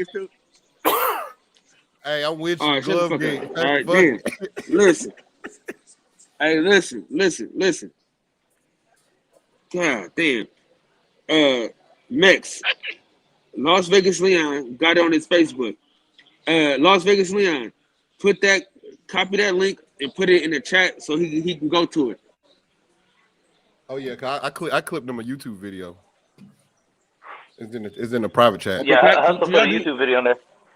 I am not going to entertain no more glove gate scandals. Hey, but I'll take that Facebook link too in case YouTube gets shut down. The man wanted to fight fair and square. I don't want to hear about no damn glove gates I was and all just this other asking y'all stuff. if y'all seen the picture. I had him winning too. I was just asking y'all if y'all seen the picture. He won 10-2 in my book. I gave him both 10-2. It looked like when he threw his where his glove was folded, his whole glove was folded to the inside. I'm not saying I don't got no dog in the race. Yeah, I don't got no dog in the race. I was just asking the panel if y'all seen the picture. That's all. I saw that picture, but it still looked like if you can look at his forearm, his gloves still come all the way down. So I think that's one of them things where he tried to throw a flick like a straight right, like you know how sometimes like a straight right with the palm like towards up, and I think T.O. came in too early so he can get to the apex. And folded his whole fist down. His face hit the inside of the glove. Well, I got two fighters that want to fight George Kambosos, Devin Haney and Tank Davis, and none of them don't give a fuck about none of them gloves y'all talking about right now. I'm gonna give George Kambosos his proper respect today. He whooped T.O. ass fair and square. Bro, no, if Son come up tomorrow, that'll be what it is. T.O. shouldn't have been playing around, taking George Kambosos like a joke. Bro, we can't talk at the same time.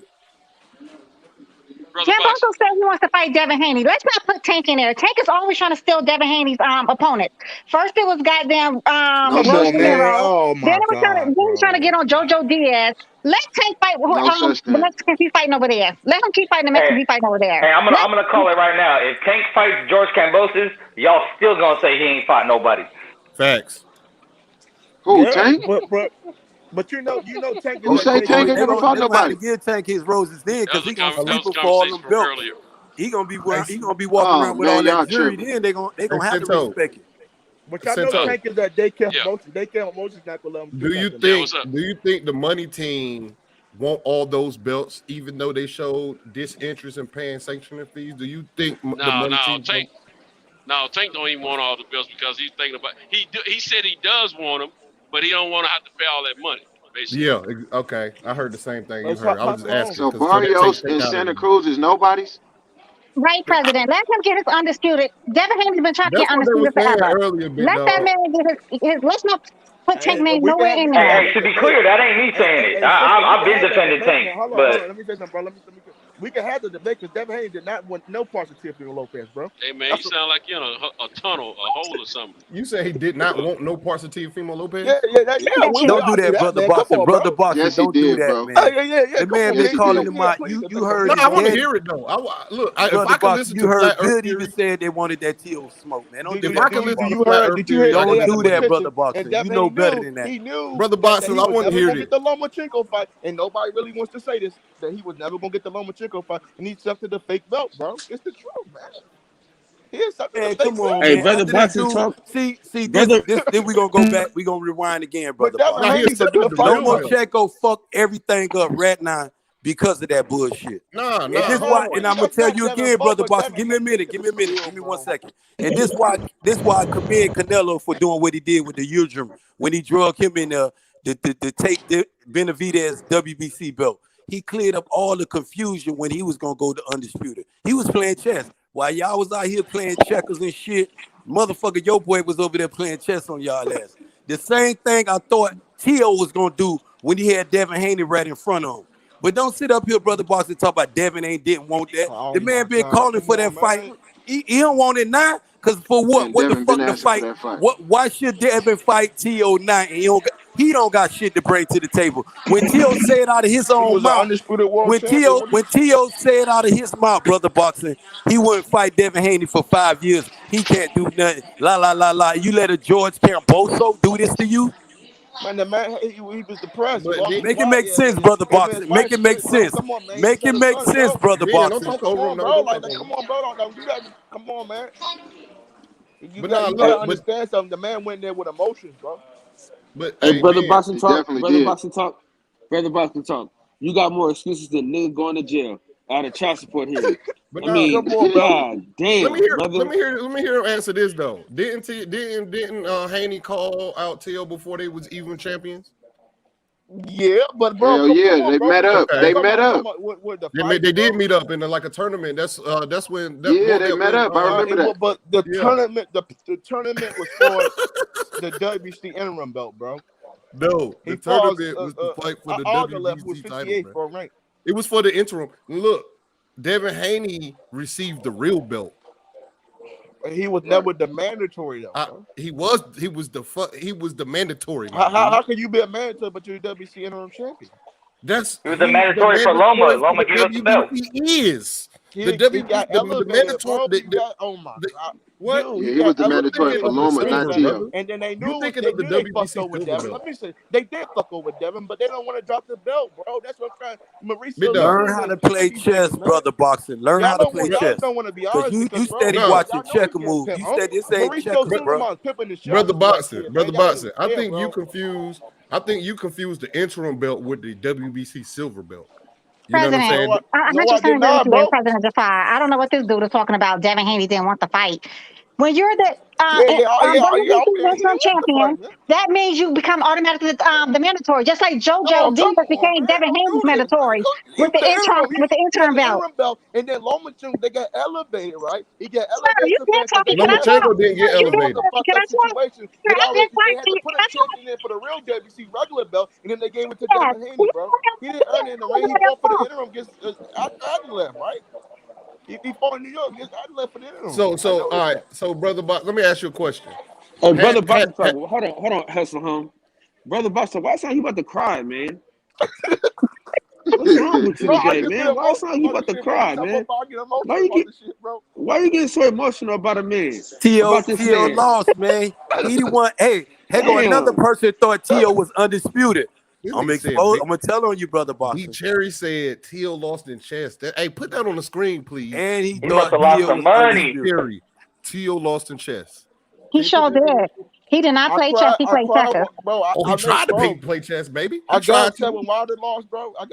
Hey, man, we gotta do a better job. We grown, man. When somebody's speaking, let them speak, man. When somebody starts speaking after that, let them speak. We grown, man. Kyle ain't supposed to have to watch over us like we had no kids in no cafeteria, man. When somebody's speaking, let them speak, man. Get like Destiny Black just got cut off. Jafar just got cut off. Brother Boxer started talking, he got cut off. Man, you know what I'm saying? Have some respect, y'all. Thank you. I 100% agree. Now, all y'all getting cut off, I ain't going at one person. I'm just saying, like, once you get your spill off and you at the end, it's just like a real commentating job. Get your spill off, make it short and sweet, so ain't nobody elaborating too long to where somebody got to cut you off. And then when somebody pick up, let them go. True. All facts. All I was saying was just like JoJo Diaz became Devin's mandatory, that's what Devin was to Lomachenko. Lomachenko didn't want no smoke with Devin, so he went and petitioned the WBC for that franchise belt. And then it automatically made the belt vacant. And then that's when Devin Haney fought that dude, I think Santiago, and won the belt. They actually got the vacant WBC belt. I'm sorry, I'm not gonna say that, sister. That's the story.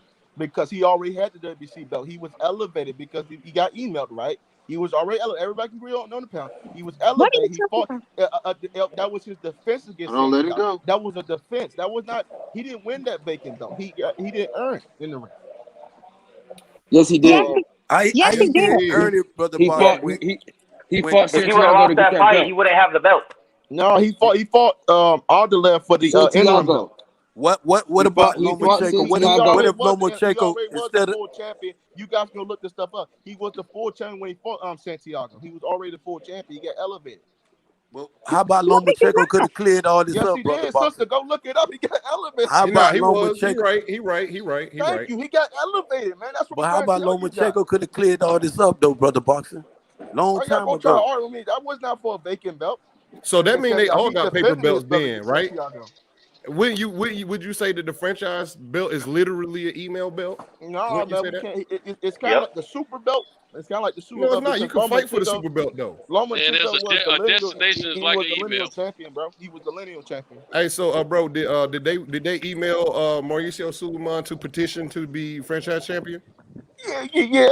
Wouldn't that classify that? Didn't Cambosa's email also?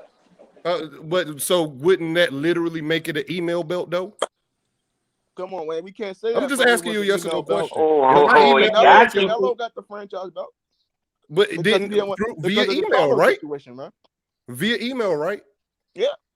And Canelo went up, used his franchise belt to fight a real WBC vacant title, and won the vacant title at a different weight class, right? Yeah. So that verifies his WBC championship, right? Mm-hmm. But did Teofimo Lopez do the same thing? No. Did Lomachenko do the same thing? No.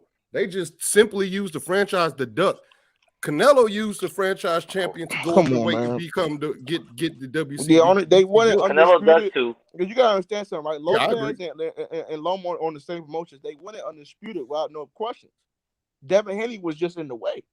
You gotta understand it. But I say Devin Haney's getting pimped by the WBC. He's getting pimped and he's getting robbed because they wasn't calling him the WBC champion. Is now if Kambosos went last night, right? Is they gonna call Kambosos undisputed? Above all Devin Haney? They've been calling him undisputed this morning. Definitely. What's the So what about Devin Haney? What did you say yesterday? Now T.O. lost. What about Devin Haney now? That's all I gotta say. What about Devin Haney? Kambosos' father spoke both unified and undisputed because he ain't sure. But this is the thing. You got to understand this. The word undisputed means there's no dispute, period. Right. End of conversation on that. Now, the next thing is Kambosos has already said, even in the ring, but him and Devin have been talking for a while, he said he will fight him and they will sell all this old stuff about this undisputed situation. So just let them guys do what they're going to do.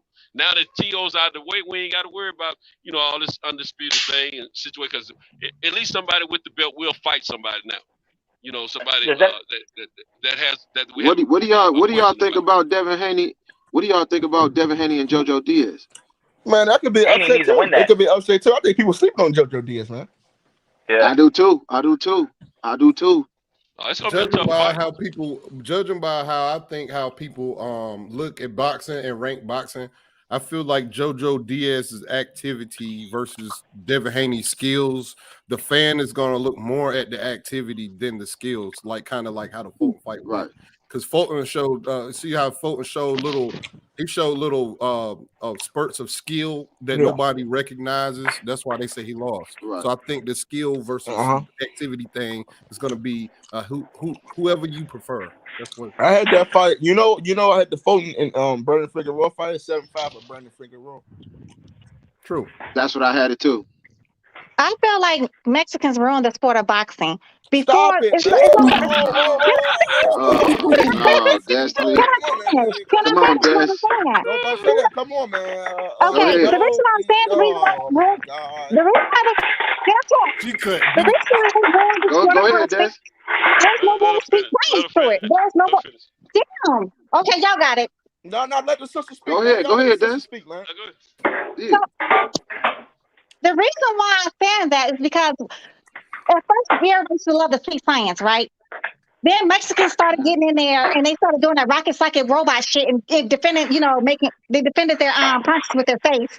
And everybody thinks that's boxing. There's no more sweet science to it. So when you see a true boxer that's a pure boxer that's sweet science, nobody appreciates it. They're always talking about, that's a boring fight. Because Mexicans, they ruined it with that bullshit way of fighting. That is not boxing. There's no sweet science to that. I don't think they ruined it. I think they added another element. Because if you look at how Errol Spence fight, he fight like a black Mexican. Because he going to the body. That's what Mexicans do. They get in there just like Santiago was against Gary Russell. You want to know who else fight like that? They did. I call Sean Porter the most skilled black Mexican who ever lived. Every nationality play a part in boxing, Destiny. Every cream color, everybody play a part in boxing. It's up to the individual. No one race did not destroy it or mess it up for another. They destroyed the sport of boxing. I'm sorry. Before boxing, give me 1 minute. Give me 1 second. Before boxing even started, it was Mexican. Go ahead, man. It was Mexican fighters. So I don't want you to lean, sister, too much on that. You're entitled to your own opinion, sister. Yeah, and I'm not here to judge you, but I want you to get another insight about that. That I'm type not of hearing thinking. that though. I I don't want to hear love, that but because it's if you gonna bullshit. say What you're saying Because is bullshit. I'm not no, going to pay attention because to that. because Dan, I'm not because going to pay attention to it. You're talking to one end after the other. I'm not going to pay attention to what you're talking about. Yes, everybody's been fighting for decades before boxing came along. But there's no true science to Mexicans. There's no true science to Mexicans. No, It I'm not doesn't going to pay need to be attention to a that sweet shit. sign to Mexicans. Mexicans win. Chavez, Marquez, Barrera, Morales. I mean, these guys are Hall of Famers. So they won because they won. They Hall of Famers, man.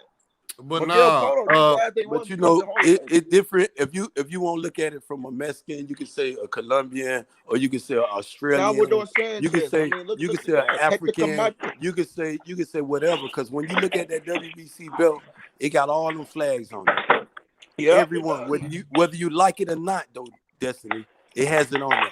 And if you love boxing, you got to give it. It's just like a lot of Mexicans don't like black fighters. I know this shit. This what make boxing so intrigued. This what make it so. This what make it so love about the sport. This what make it so Right. You feel what I'm saying? But I'm gonna play devil's advocate. I'm gonna play That devil's doesn't mean- advocate on her behalf. No, let her start play devil's advocate, man. Let her play devil's advocate. Man. But I think she's talking about the Mexican style, the quote unquote Mexican That's what style. she is talking about. Thank you. That's all But I I'm don't saying. blame They that. didn't ruin boxing, bro. Come on. But I don't blame Mexican that style is fun, on bro. you talking. You remember when Triple G? Because I'm gonna tell y'all where that Mexican style shit came from. Now we got to get to the surface. Then we got to get beyond the surface. That came from Triple G and them, brother. Yeah, like no, I'm talking about the broadcasting of Mexican style, not the actual. Now, fighting Hustler Home. If y'all want to sit there and say, because that's some buffoonery talk though, but I entertain it for a moment. It is buffoonery talk because but how do you fight? How do you fight? What is a Mexican style fight? They all fight the same. Because the That's the real Mexican Mexicans style. gonna Come whoop your forward. ass. Them Hall of Famer Mexicans that I know in my archive is some gladiators. I don't know what type of fight they gonna come in and they ready to fight. Maybe y'all hear in 2021 how to fight and how to train. And this is it's like how they say about black fighters. They say we slick. They say we bring a slick style to boxing. No, that's just a motherfucker know how to whoop your ass, Hustler Home. That's not. Man, if you look at the, I'm gonna let if you you know. look, Can I say one thing? I'm gonna say one go thing. ahead, go The ahead. slick, that's not a slick style. That's a Cuban style. It's from Cuba. That's the defense, man. That's what box sweet signs came from Cuba, bro. That's not a black style. That's a Cuban style. Hold on, no. That is slick style is black and I Cuban. know, but I just said it was a Cuban defensive style, man. Negative. But see, the thing about it is, if you look at the Porter and Bud fight, and I'm team man down, but if you look at how Bud fought Porter, you know what I'm saying? He showed you how to fight a Mexican. You box their ears off until the shot opened up for you to take them out. You know what I'm saying? So it ain't like, I don't look at it like they ruined the sport. They just brought another element to it. Do you know my man Navarrete? You know the 120? Yes, I do. Yeah, Navarrete a bad motherfucker. So, bro, you can't say that he fights Mexican style. I mean, look how he jumps up in the air. Look how he fights, bro. I mean, come on. Him or Canelo don't really fight Mexican. Hold on. Yeah, I'm thinking y'all talking about the actual style in the ring. I'm not talking about like y'all talking about that Brandon Figueroa. We're talking about the brand of Mexican style, not the actual Mexicans fighting, because you can't say Marquez fight the same style as no, man. Marquez is the Hall of Fame. He's the first ballot Hall of Famer, man. I know. I'm just saying they fight Mexican. The word Mexican style. It's the culture of what Mexican style has become today. It goes style for everybody on the panel because it's going too much left. Tell Bud Crawford to get in the ring with EJ. Oh my God! They gonna whoop. But I knew you gonna do it. I knew you gonna do it. Fucking EJ gonna whoop the shit out of Bud. They gonna start right now for all y'all. Okay. There you go. But back to the conversation. Man, you gotta say that because Mex dude gonna jump bad when he hears something about Bud every time. No, I'm ready. All that EJ smoke, I'm ready for. Because Bud, it's time. Wherever Bud go at MAK Global, I salute to Bud, and he need to invest in himself, Mr. Six Belt. Now's the time. One name in your mouth, bro.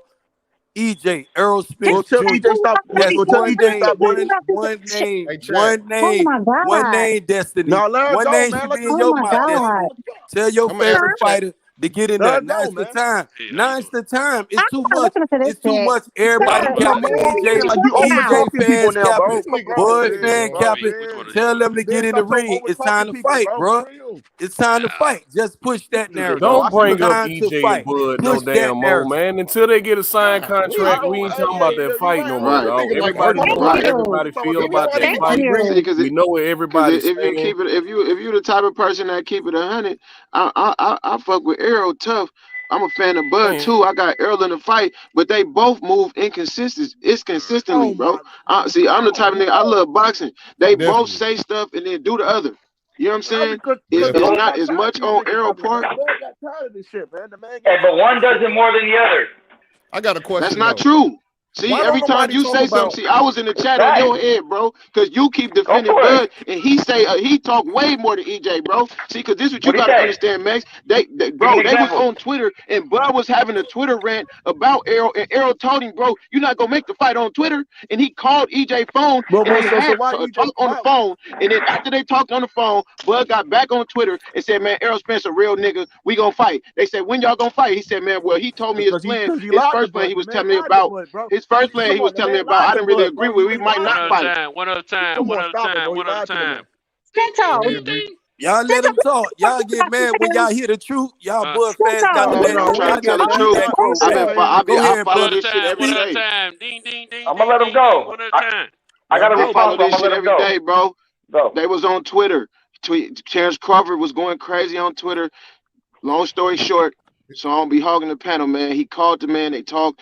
Terrence Crawford got back on Twitter and said, man, Errol Spence a real nigga. We going to end up fighting. And in the interview, they said, man, what was the conversation about? He said, man, he had a plan. His first plan, the way that was going, it don't look like we going to fight. But then he had another plan, and it looked like we going to fight. But he a real nigga, man, so we going to see how it go. And then after that, bro, he got back on Twitter like a couple months later and was running his mouth again. And I'm not saying it's all his fault, because that's just like EJ saying he'd never go to a Bud Crawford fight and then end up at a Bud Crawford fight, or say, be mad about Bud coming to his fight and then go to a Canelo fight knowing he's trying to fight Canelo. So it's inconsistencies on both sides. Man, it ain't really no way you could tug a war. Hey, That's the point. That's not what we arguing about right now. Can I respond? Can I respond? Go ahead, bro. Let me bring something to light real quick before you respond, Mix. Okay. What everyone is doing right now, that's what they've been wanting the whole time. They wanted to build a fight, and they have built the fight, and it's building even more because of all the back and forth. Look here, it's questionable things being said on both sides. Hey, look, they got us where they want us at. You know. Okay, I can't say it. Following what you said about the conversation. Let Max get his spill off real quick. Like the thing about the conversation after the Twitter thing, I remember that, and I agree. He did come back on and say, Spence real one, blah, blah, blah. Obviously, when he talked to Spence after his rant, Spence must have told him something along the lines of, let me do this, and then I'll fight you. So then a little while later... Him what he told him in his face, bro. Okay, and then what happened, though? It's been 4 years, it still ain't happened. So how long are you going to keep waiting for that wedding ring when you after you get proposed to? Like, I mean, you know what I mean? Let me also... So now, as far as Bud, we got one example of something he said and then backtracked on, which was, I'm over that fight. No, we don't got one example. Blah, blah, blah. Okay, what's another one? That's not true, because Bob Arum just came out and said... No. I didn't say Bob Arum. Bud Crawford, not Bob Arum. But I only speak on what the fighters speak about, not the trainers, not the promoters, not the coach, not the cut man. I only talk about what comes out fighters' mouths. So, what other example do you have of Bud saying some shit and then backtracking on it? But see, man, how many times did he say he passed the fight? How many times have he said he passed the fight and then came back and said he won the fight? How many times he did that, bro? So that's one thing. That's one thing. That's one thing. He keeps saying it though. Let me say one other example. Let me say one. I'm gonna let you. All I gotta say is when Bud went to 147, didn't the PBC guys tell him to go get a belt, right? Then they tell him to go get a belt, and they made another excuse. They made another excuse. But they met face to face, and Errol told him to his face what the plan was, bro. Man to man, right there, face to face. He told the man, "I'm finna clean up my side of the street." And who pulled up on my bad, bro. My fault. My fault, Jafar. Go ahead, bro. But one thing I love y'all brother energies, and like the brother saying, because me and him at agreement, then we disagree, and he's speaking I facts can't right get now. 17 to work We on my we card. we over this here right now. What y'all talk about is past tense, bro. They That not all over that it though. Bud is gone. He left top rank. I can rebuttal that shit and say, well, Bob Aaron said Bud was scared. Then we'll be on to some other shit. Yeah, you just open Bud it up and let me is talk, not and then I come back and get it. Bud is not there at top rank no more. We got to fight before us. Either Bud won it or EJ won it. Who won it? We could go back and forth. Top rank said, PVC said get a belt. We'll be back. Both of them got belts now. 2015. And we Well, boxing see, my fans, bone to pick with Mex, because Mex keep acting like it's all Errol Spence, bro. No, we ain't gonna blame nobody right now. For examples, we ain't blaming nobody. No more blame games. No more blame games. No more blame games. If I got a these your question that favorite nobody fighter, never asked. if this is your favorite fighter and he's saying he want that smoke, you got to push him. If EJ my favorite fighter, I know EJ want that smoke. He ready to do it right now. I do too. Y'all be sitting here, the 60-40 right, ain't a fair deal. Is this, is that? It will be on and on. It's time to fight, bub. What do you want, bro? Your last fight with Sean Porter was a flop. I don't want to go on a rant if he did. You know what I'm saying? I didn't do this here, but bro, let's make this fight, man. What business side, the bullshit? We as boxing fans, we got a bigger voice than the Bob Arams. Then even the Floyd Mayweather, because we make Floyd Mayweather who he is today. This is what y'all got to pay attention to y'all revenue. Y'all Ben, can I ask you this, you feel what I'm saying? Ben, can I ask you this, if y'all keep on with this here, deviate Ben, can I ask you this, then? the back, the pass of it, the pass, that ain't gonna get the fight today. I want this shit today. Teofimo, he lost this shit last night. We passed that shit. I want this shit today, tomorrow, bro. I don't give a fuck who said what yesterday. That was where it's supposed to be at yesterday. Bud is free today. EJ been free. He got his own man down promotion to the end. So do y'all think the fight should be next? Let's do this shit, bro. No. Can somebody else talk? You gonna hit it? You definitely gonna ask this question for like 10 definitely gonna hit capping, this bro. talk, Y'all Destiny. Because I've been waiting for you, bro. Nah, you capping, boy. It's time. I've been sitting here waiting, letting y'all get off with the buffoonery.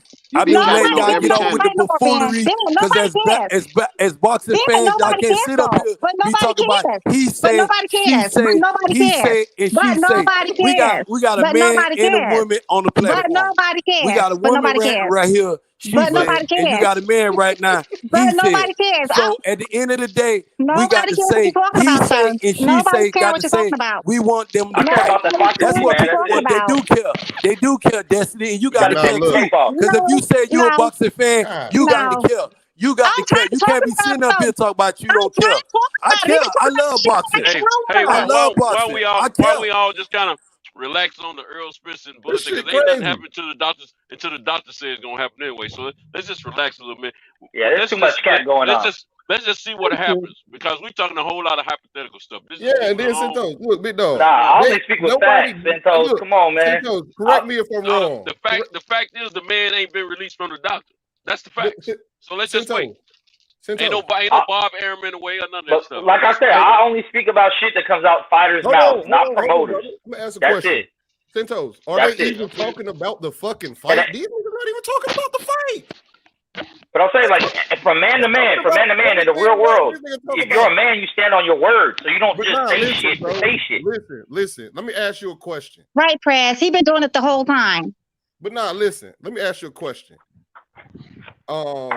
I forgot the question I was going to ask. Who you think will win and how? Because I like both of these dudes, and I think it's a 50-50 fight. And I think it's a trilogy. Bud easily beats Spence, and I don't see how Spence easily beat Bud. In your opinion, without none of the business, you don't care about the business. Explain to me who you like and why. We can start off with Santos if you want to get in, big dog. You've been trying to talk. Well, I'll let y'all go because I'm messing with this truck right now. Y'all go ahead. I'll listen. That's good. You brought that up. Let's do that. That's more sensible. And one at a time, please. So I'm old. I don't hear as well as y'all do. All right, go ahead, big dog. I think your name is Ben. Your names are not on there, so if I mess your name up, okay, I'm sorry. But yeah, who you think gonna win and how? I don't want to hear nothing about you want me to go first, Hustler Holmes, or you want me? Yes, sir. You want me? Oh no, ladies first. Let the lady go first. Oh yeah, yeah. Shout out, Because I don't to care the about the queen. fight. Because I'm tired of arguing about it. I don't care. I just don't. Let them talk about it. Okay. That Ben dude is getting on my damn last nerve. His over talking to everybody. I think it's 50-50, honestly. I can't call it. All right, Big Ben. What about What's a you, Big dog? 50-50 fight? Earl Spence and Keith Terrence Crawford. We're gonna talk about the actual fight and not the business. There shouldn't be no argument on the actual fight because it's an opinion. Thank you. Y'all have a good day. Go ahead, Big Ben. Hold on, I know y'all did not just bring up. Hold on. Whoa. I know y'all did not just bring up Terrence Crawford and Bud Crawford again. Thank you. Terrence Thank Crawford you. and Bud Crawford, bro. You been drinking at that airport? We talk about DJ and Bud Crawford. They can't stay away from it, brother. I know what he's trying to say, Hustle Home. He knows who it is. Because y'all done made me so mad that every time I leave here to take a break or something, y'all bring these. Listen, I don't want to hear about Earl Spence versus Terrence Crawford until it happens. Other than we that, got the green light from Santos, man. We got the green light. It's the biggest fight in boxing. It's the biggest, exactly, Hustle Home. And It's one like thing, talking Kyle, about get on the Wilder plane, and man. Make it back, Kyle. Be y'all safe ain't on get no that green flight. light from no damn Santos. Santos He did not get no green light. He did get the green light. Fall back, Kyle. Get on that plane, man. Nah, what happened? You know what I'm saying? Look, man. What we doing? What happened? They wouldn't leave it alone. So Hustle Home No, came up with a good Ben idea. wouldn't leave it But alone. Ben wouldn't everybody leave it was just alone. He don't see want to who bump they his think shit will out. win. Yep. But for real, we Hey, you know what? I got. You know for what, real, we though, do need to Kyle? talk about something I different. got all these Bud fans attack me because I already told you We gotta been that against fans, the whole entire Bud Justice League hate being Israel, but it's okay. But one thing we got to do, keep that same energy and tell your favorite fighter it's time to fight. While There we we sit go. up here talking CPBS. all this stuff, You see him? You see him? This is what he's been doing the whole he time. already He That know. nigga overtalks trolling, bro. everybody. That nigga really There He you go trolling. go. on Like, and he ain't on. even, I'm gonna like, let that the nigga queen really do up it. here trolling. That shit is crazy. Like, he can't even have a regular conversation. This nigga's trolling. Like, that shit's crazy. Like, all I want to do is hear a nigga opinion about a match. This nigga keep talking about Bud fans and shit. Like, this, it's like he trying to incite everybody. This shit is wild, actually. I ain't gonna fall for the bait no more unless it's some Yeah, factual y'all evidence. niggas keep I'm falling for trying this to nigga bait. prove. This nigga keep baiting y'all niggas, bro. This shit is crazy.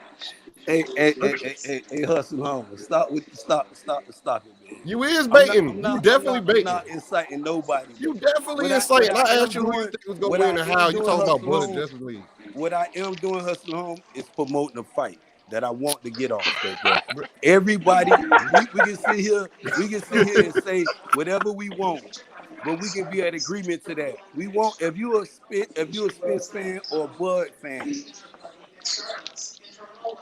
regardless of that fight. That's the fight everybody should be crying for, asking for, and all this. The past 10, this the same. Hey, can I change the subject? Yeah. Thank Can I you. change the Please subject go completely? ahead. Did y'all Thank hear you. about what Tyson Fury was saying about the Usyk Joshua rematch? That he wants Joshua to step aside so he can fight Usyk and then he'll fight Joshua after. God. Because he said if Joshua loses twice, that means that he ain't gonna fight Joshua. He's trying to clear out that heavyweight division and retire. Fuck the heavyweight division because nobody was screaming that when fucking Wilder was the heavyweight champion. So fuck the heavyweight division. Fuck the fucking UK bullshit ass fucking. I'm a duck niggas until we get this white boy this champion. Fuck the whole shit, bro. Fuck heavyweights, bro. I've been feeling like that too. Heavyweight been capped. I haven't liked heavyweight in a long time. That shit been Really? trash. I love heavyweight right now. This is a part of sport. Heavyweight is a part of the sport. Deontay Wilder is still an active fighter. Joshua is still an active fighter. You know, Tyson Fury is still the WBC champion. We got you got your boy over there just took all the titles off of AJ. You know, one thing we as boxing fans, we can't be saying no, fuck that division, fuck this division. It's one sport, it's different divisions. We can't abandon one. And one thing, But like you heavyweight's the said, king. Hustler Holmes. One thing you made a good point. Later on, I'm gonna remind you what you did. You think I don't know. And one thing you said, Deontay Wilder brought the heavyweight back to where it's at, though, bro. I'm gonna remind you. I don't know if you've been doing your little channels no more, because you've been off the scene, bro. You've been off the motherfucking scene, Hustler Holmes. You need to get your energy back up, my G. This being Israel, bro. This the same one with you, Reggie Owens, bro. This me. You the one being gone, my G.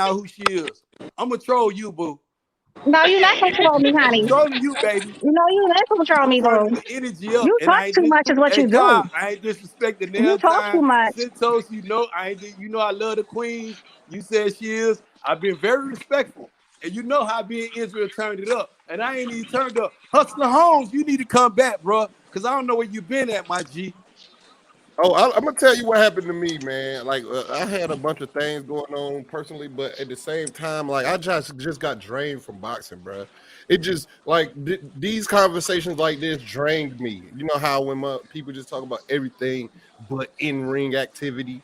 You know what I'm saying? The shit is kind of like pathetic. And then I changed from night shift to day shift, and I had to get used to the hours and stuff, whatever. But I'm back though. I work my schedule out. I got a new camera coming. I'm gonna be making videos like 3 times a week. You know what I'm saying? But besides that, I'm chilling, man. But Hey, I appreciate y'all though. Y'all don't tickle me, man. I swear. I appreciate y'all.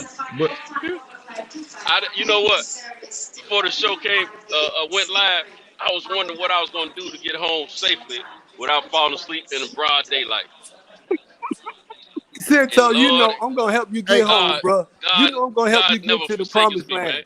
Yes, I'm sir. gonna help you Yes, get to sir. the promised land. And one thing Yeah, about man. the baby Destiny, I thank you, Cento, because you be hooking me up with some people. I'm gonna just use that quote. And one thing about the beautiful Destiny, I hope she a queen. You know, and I don't want to, because Hustle Holmes say I always be using my words out of text. I'm gonna quote Hustler Holmes on you, and I be starring stuff, and I don't be meaning to star in it though, Hustler Holmes. I just love the energy from the sister.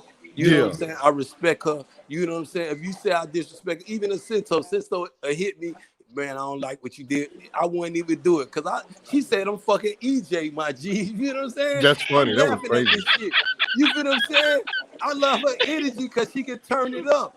And if you in boxing, the rule of boxing, Hustle Home, the first thing the referee tell you, make it a good, Protect clean yourself at fight all times. and protect your motherfucking self. Where you been at, Hustler Holmes? Hey, yo, I'm You back, know what the bro. fuck I'm back. going I'm on. back. I'm back. You I'm go back. to saying, man. Are And I y'all ain't reading these disrespecting damn the sister. comments though? Are y'all reading these comments? These shits is hilarious. These comments is funny as Boo fuck. boo. Boo boo. I I'm haven't been finna paying any troll mind you. to You them. didn't Yeah, I don't see be these Must paying have do. attention to hilarities no yet. comment. You got being Israel smoke on your back, baby.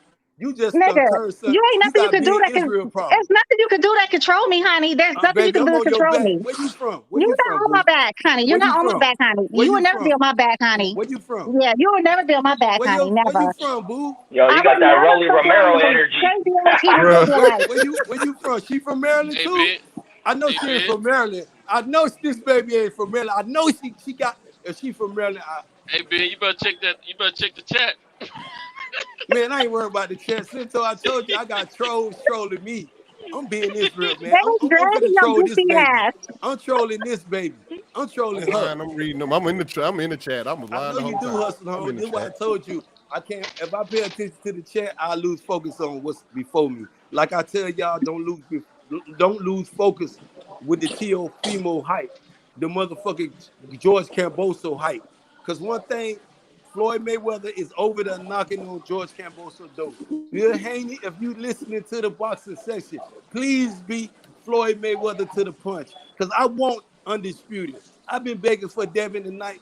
I called Devin at Hustler Home. You've been gone a long time, and I told you I don't call him the Dream no more.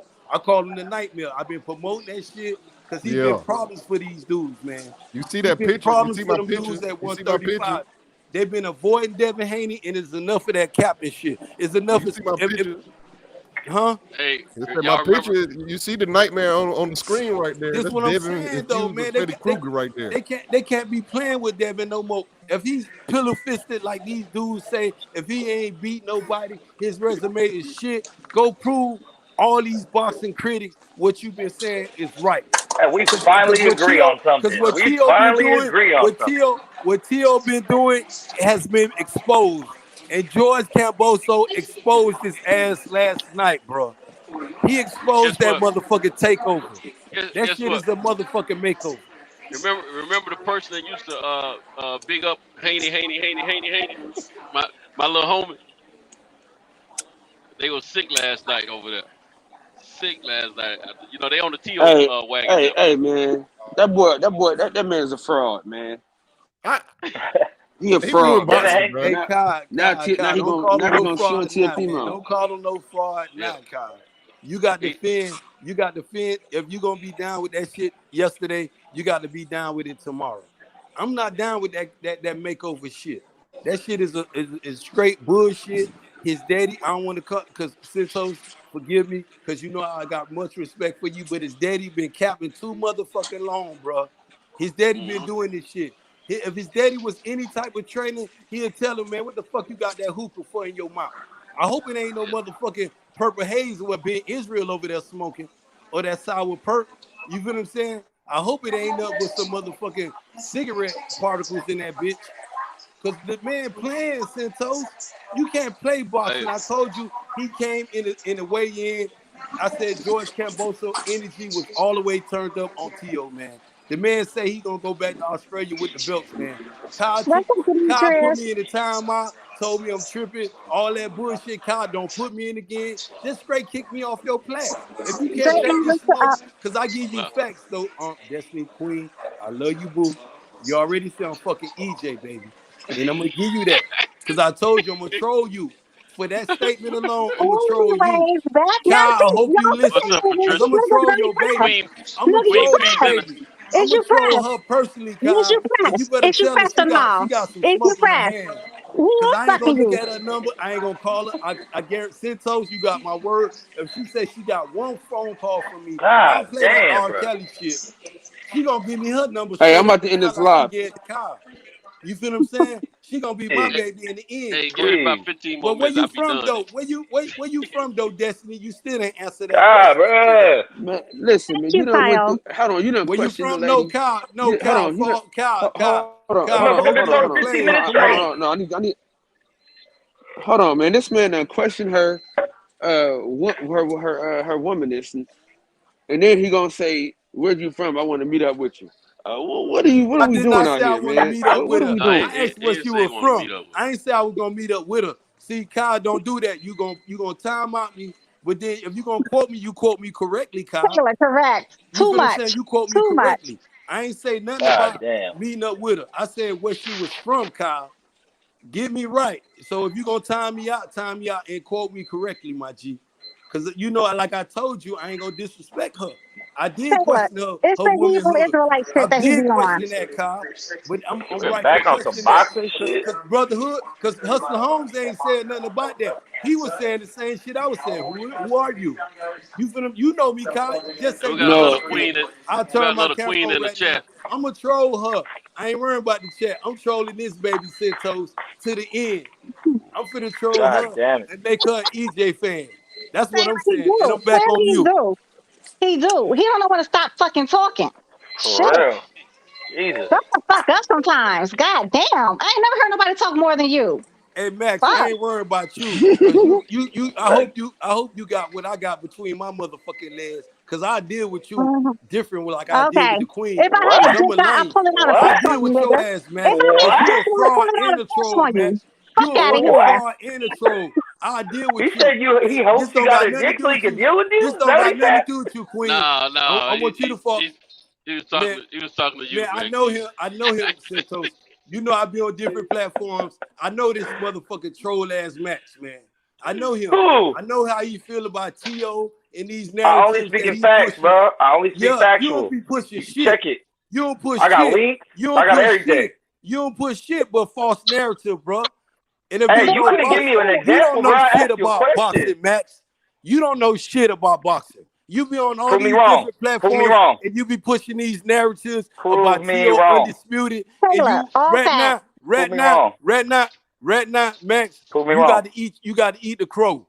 T.O. done Prove lost me his wrong. belt. T.O. done lost Prove me his wrong. belt. T.O. done lost his belts. I'm not a And Tito fan. Don't put that evil on me. Devin Haney is still the reigning and I literally defending just said we agree on something. Devin Haney's the WBC number one lightweight most champion. done boxer in And you a boxing, bro. fucking What are you you a talking fucking about? troll. What are you talking about? You You don't even heard know what who the you fuck I'm talking talking to. about, and this No, don't no, got no, nothing. no, Max. Max, Mute him. everybody good people, everybody straight. We know who is who. Now, Mexican people, look, man. Let's just I've let's never been just a Tito fan. Don't start that let's shit. just say You come over here. How the fuck and you gonna tell me, bro? You come over here and you push your little false narrative. Hold on, Centos. I did. And you may not heard of Centos because you a fraud, man. You off that pookie, bro. You want some other shit. You fucking fraud. I'm gonna call you out. You off the pookie pipe, bro. You need to chill. I ain't never said nothing about Teofimo. I'm a Devin Haney fan first and foremost. Then Shakur, as far as that division goes, is Haney. Nothing but you a Devin Haney fan today. Because yesterday, what are you talking about? Because if you're gonna sit here and say Teofimo undisputed, you are literally the definition of a troll, bro. Fucking fan. How the fuck you gonna be a Devin Haney fan and you gonna give Teofimo undisputed reign and props? What did I do? What are you talking about? The fuck you talking about? You know that when you be on them other platforms, man, somebody give him a boot, get on other platforms, no recognition. Somebody mute him.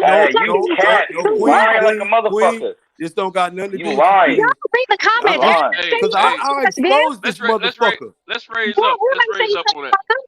Come on. Hey, this is supposed to be a dope conversation and things of that nature with some pleasure. Y'all crazy, man. When we leave, we can feel good about the conversation we had amongst each other. No, I don't feel good about a motherfucker lying on me. I don't feel good about that. Yeah, I understand. That's why I'm trying to defuse it now. I do. But one thing, if you're a Devin Haney fan, I call Devin Haney just like I told Hustler Home before I met Hustler Home when I told you the same dude Centos. This is on the private jet, man. You talked about, and I told you the same dude that was over there, and I forgot his name again, Centos. And I told you, I said that was his name. Remember the dude, Hustler Home, him, Reggie on, all of them used to be in the same little conversation. I used to come over there, talk my shit. Reggie. No, not Reggie. The other dude I told you, drive truck. Yeah, okay, I know you're talking about. Had some problems with the old boy. We ain't gonna say no names because Kyle say don't say no names on this platform. But Hustler Home, if his memory serve him correct, which I know it's doing right now, he'll know exactly the person I'm talking about. But these dudes, this motherfucking Max over here, Centos, be saying you've been talking for 14 hours straight. But give me a minute, Queen. You may say I'm talking, I'm ranting, but they know what I'm talking about. What do you mean give you a minute, bro? You got 30, bro. What do you mean? Man, you've been having a whole platform, you fucking fraud. Fuck you talking about. I'm finna expose your ass today on Boxing Section. You can't be over here talking about you a Devin Haney fan today. You're just making yourself look stupider than time go by, bro. Motherfucking T.O. undisputed. Yesterday, you I never said that once in my life. On these other platforms, you fucking fraud. Never. Pull up the receipt. What the fuck you are. Pull up the receipt. That's all you are is a fucking fraud. You emotional. You act like a female. I keep the same energy. I'm far from emotional. I tell you what it is, and you want to say emotional. I'm far from that, Playboy. Nah, you liar. I'm far from. You're a fucking liar. The emotional one. You are a liar. It's time to move on from whatever the conversation is. Yeah, please move on. You don't know what the fuck you're talking about. It's time to move on, man. Nah, don't be speaking on me. You don't even know who the fuck I am, dog. Chill. You be over here talking about T.O. undisputed. Never said that. Never said that. Never once ever came out my mouth ever. You did came out your mouth. You a fraud. Never. You did. Never. You're a fraud. Never. On my daughter's life, that ain't never came out my mouth. You can't let on my daughter's life. Now say something. Stay online, nigga. Fuck that shit. Nah, fuck y'all. Nah, fuck. Shut the fuck up already. On my daughter's life, I ain't never say that shit. Listen. On my daughter's life, I ain't never say that shit. So chill with the cat, bro. Listen. You must don't got no kids, bro. And I hope you don't got no kids, because you over here swearing on your daughter's life. I hope you don't got no kids, bro. If you swearing on your daughter's life, you fucking hypocrite. Now you in a realm of disrespect you can't come back from. This fucking fraud. Hey, stop smoking meth, bro. Don't start getting disrespectful, bro. Stop muting my mic, bro. He's a fraud, bro. Mute it. Listen. Nah, bro. Nah, it's time to move on from that conversation. Yeah, it's time please to move do. on from that conversation. I'm about to get heated. Fuck this shit. Tell me I don't got fucking kids, bro. My daughter was born 3 months early, bro. Don't start that bullshit. This is a boxing channel. Man, we talk about boxing. We laugh. We go back and forth about different with subjects. All this cap and shit. But this is a boxing channel. This is a boxing section. This is a boxing channel, like man. Ryan This is a with all boxing these channel. excuses. We talk boxing and amongst other things, but we're not not about to go there. We don't get personal over here. We don't do that. Don't be lying on my fucking name, man. Pete, I ain't got personal with him. He the one brought sweat on his daughter's life, Pete. I said, oh my God, let that shit go. Let that shit go, man. Pete, one thing I said, no, but you got to hear me, Pete. You can't say. Nobody want to fucking hear you, bro. Nobody wants to hear you, man. Nobody wants to hear you. Nobody wants to hear you. Shut the fuck up. Because we don't do personal shit over here. We keep it boxing, or we like to have fun. We joke around. We talk about different issues, but we keep it boxing over here. We don't talk about nobody's family. We don't go back and forth about who gonna pull up, all this type of stuff, because ain't nobody gonna pull up. You know what I mean? It just gets to a point to where you got to put an end to the conversation. You see it's not going anywhere. It's not. Now, I believe we've all gotten our feelings out about where we stand with Errol and Bud. But I really like to focus on the fights that are happening. Thank you. You sound so reasonable. Instead of the fantasy fights, because that is so draining on everybody and on this channel. Man, we went through it. We went through it a lot with Wilder and Anthony Joshua, and that fight never happened. And that's ultimately why I'm pissed off that Tio lost last night, because this is why you don't marinate fights. You understand? This is why you don't say that fight is 4 and 5 years down the line, because this can happen. Andy Ruiz killed the Deontay Wilder and Anthony Joshua fight. No matter how many times their negotiations stalled out, when Anthony Joshua got knocked out in Madison Square Garden, that fight was killed. Done. I have no idea what kind. Baby, yeah, I got you guys. Thank you for the play. I gotta go. Thank y'all for kicking that loudmouth off. Cal, you got my number. Text me whenever you want me to come back. But if he's gonna be on there, I will never come back. That dude is batshit crazy. Thank y'all. All right, Destiny, you have a good one. I apologize for losing my composure, man, but I don't like people lying on me, man. So, hey, Destiny, if you can hear us, it'll have to be me or DJ to text you, because but yeah, we'll let you know if you don't get the new notification. We'll definitely let you know. But yeah, man, I mean, so it's just I feel like I apologize. I apologize for losing my composure, man. Cool, but man. I don't like people lying. It's cool. I don't like people lying on me, man. I just want to get it make it understood for everybody who's been here. Everybody who's been here knows this, and for all the new listeners, because this is a new time slot that we're trying out today. So for the most part, I think we got the same crowd in here. Everybody knows this. We keep it boxing here. Now we joke around, like I said, we joke around with other subjects. You know what I mean? Yeah. Whether it be personal or professional. We sometimes we can feel a buster about different things, but we keep. I was in here saying let's get back to boxing. Let's get back to boxing. We don't get personal. We not fighting nobody cool, because it's not that deep, man. You cool, man. You cool. We understand. But yeah, we just don't do that here, man. And if I see the conversation's not going anywhere, and everybody's pretty much said how they gonna feel, how they feel about the thing, but it just comes a time to move on. But it's not up to me, Taylor Bell. It's not up to me. It's not up to me. So, yeah, man.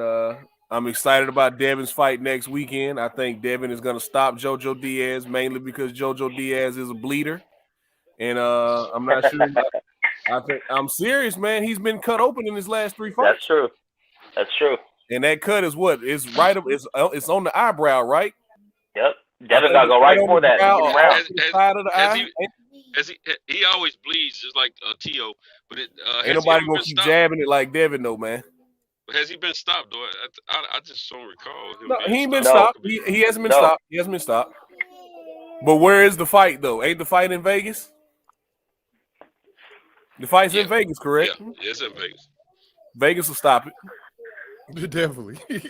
Vegas will stop it. Now, if you was in New York will stop it too. Now, California, Texas, they'll let you get your ass whooped. All right, I'm gonna ask you overseas. A question, they'll let you get your ass whooped. All right, let's have that conversation right there, big dog. Huh? All right. Let's have that conversation. Let's have the conversation about the different areas allowing different fights and how you feel about that. How different states and different districts have different sets of rules. Yeah, how you feel about that? Let's talk about that. How there's not a unified set of rules like in they doing it now with MMA too. Like, some states will let you have, they consider you a downed opponent if you got 3 points of contact. Some states you need 4. You know what I mean? It's just different. I think there should be a one set of unified rules throughout the sport, man, because you put the strain on not only referees but on the fighters as well. So, and they might have, built their tactics around how the rule set is. They may not, I don't think you should fight any 2 or 3 fights the same anyway. It should all depend on who you're fighting, but then you got to adjust. Like last night when cool boy Steph Fulton had to adjust to that ref, Mora, telling him to quit holding when he wasn't holding. So, you got to adjust, man. It's up to you to adjust to the ref, to the rule. All the best fighters make adjustments. Hey, I'm on this flight, man. I appreciate y'all for coming through today. Hopefully when I land, y'all still on. All right, brother. Be safe. Hey, get back on as soon as you land, though. Did you want me to end it? No. Keep it going. I'm just saying I'm getting on my flight right now. Oh, okay. Y'all can still chop it up. Yeah. Y'all can talk to some But I'll pass the mic to Cento. Like we can cook on that next week. What kind of women on that flight, man? Oh my God. Oh my goodness. Just sir. A nasty old man. Let me see. Filthy old man. Before you get crazy, it is Sunday morning. My entire family is right here, and they can hear y'all. I ain't gonna say nothing out of place. But am I a filthy old man, or am I an admirer of fine art? Which one? Filthy old man it is. I like B. B was a good answer. Somebody behind you, duck down a little bit. Hey, y'all make sure y'all screenshot that you been on TV too. I think she's trying to wave at us. She called somebody or something. Yeah, make sure y'all screenshot me being on TV too. All right. Make sure we do what now? Screenshot him being on TV. Oh.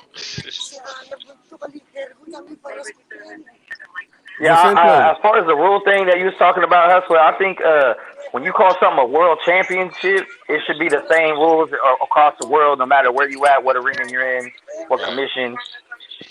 I agree with that. All right, so like whenever I agree, I feel the same way. Oh, shit. I feel like the rules should be generalized, especially as far as hold on. Especially as far as like stopping the fight, because how some refs in certain cities will stop a fight, a dude to get hit real hard and still be in the fight and still stop it, but other places they let that dude get beat to death. You know what I mean? I don't know how I feel. I feel justified as far as like I feel like if a fighter got to clearly show that he not willing to step in and continue to fight before refs should stop it. I feel like it should be a clear telltale that this fighter can't keep going. Yeah, you should let him go down at least once. At least. Unless he's out on his feet clearly, and you can tell he's just knocked out and being held up by the ropes. But I feel like even then that should be his corner. You know what I mean? Mm-hmm. I think the safety is because I don't know, because if you think about it, the safety is basically the ref is the number one defense. Okay, but if you want to be safe, don't box. True. Like, that's what you sign up for. Like, You sign up for brain damage later on in life. You sign up for possibly getting like that. in front of the world. You guys got to understand. Every sport that's contact, they're trying to minimize deaths and CTE. I mean, football been doing it for years. I think they even working on something in hockey or kind of calm hockey down a little bit. And then we got boxing. I mean, it is what it is. I mean, but everyone in 2021 they know that. Going into the sport, you know that already. That's true, but the difference between boxing and MMA is the fact MMA is not just striking with the fist. It's striking with the feet, the fist, and the legs or feet, and then you got grappling. You got a lot of grappling goes on as well. So it's not a constant punching to the head as they're not punching as many times to the head. It's damage, but it's not as many times as a boxer is. Punching to the head. Because some people get hit 1,000 times punch, in one fight. Yeah, every punch is like a impact of like a car collision or something, man. It's like shaking the baby, just brain rattling around in your skull. And see, I personally, I want to see blood and guts just as bad and just as much as any other fan. But at the same time, it bothers me when I hear that a fighter died. I mean, what was last year? 2 years ago, we had a few fighters die, man. Just whenever.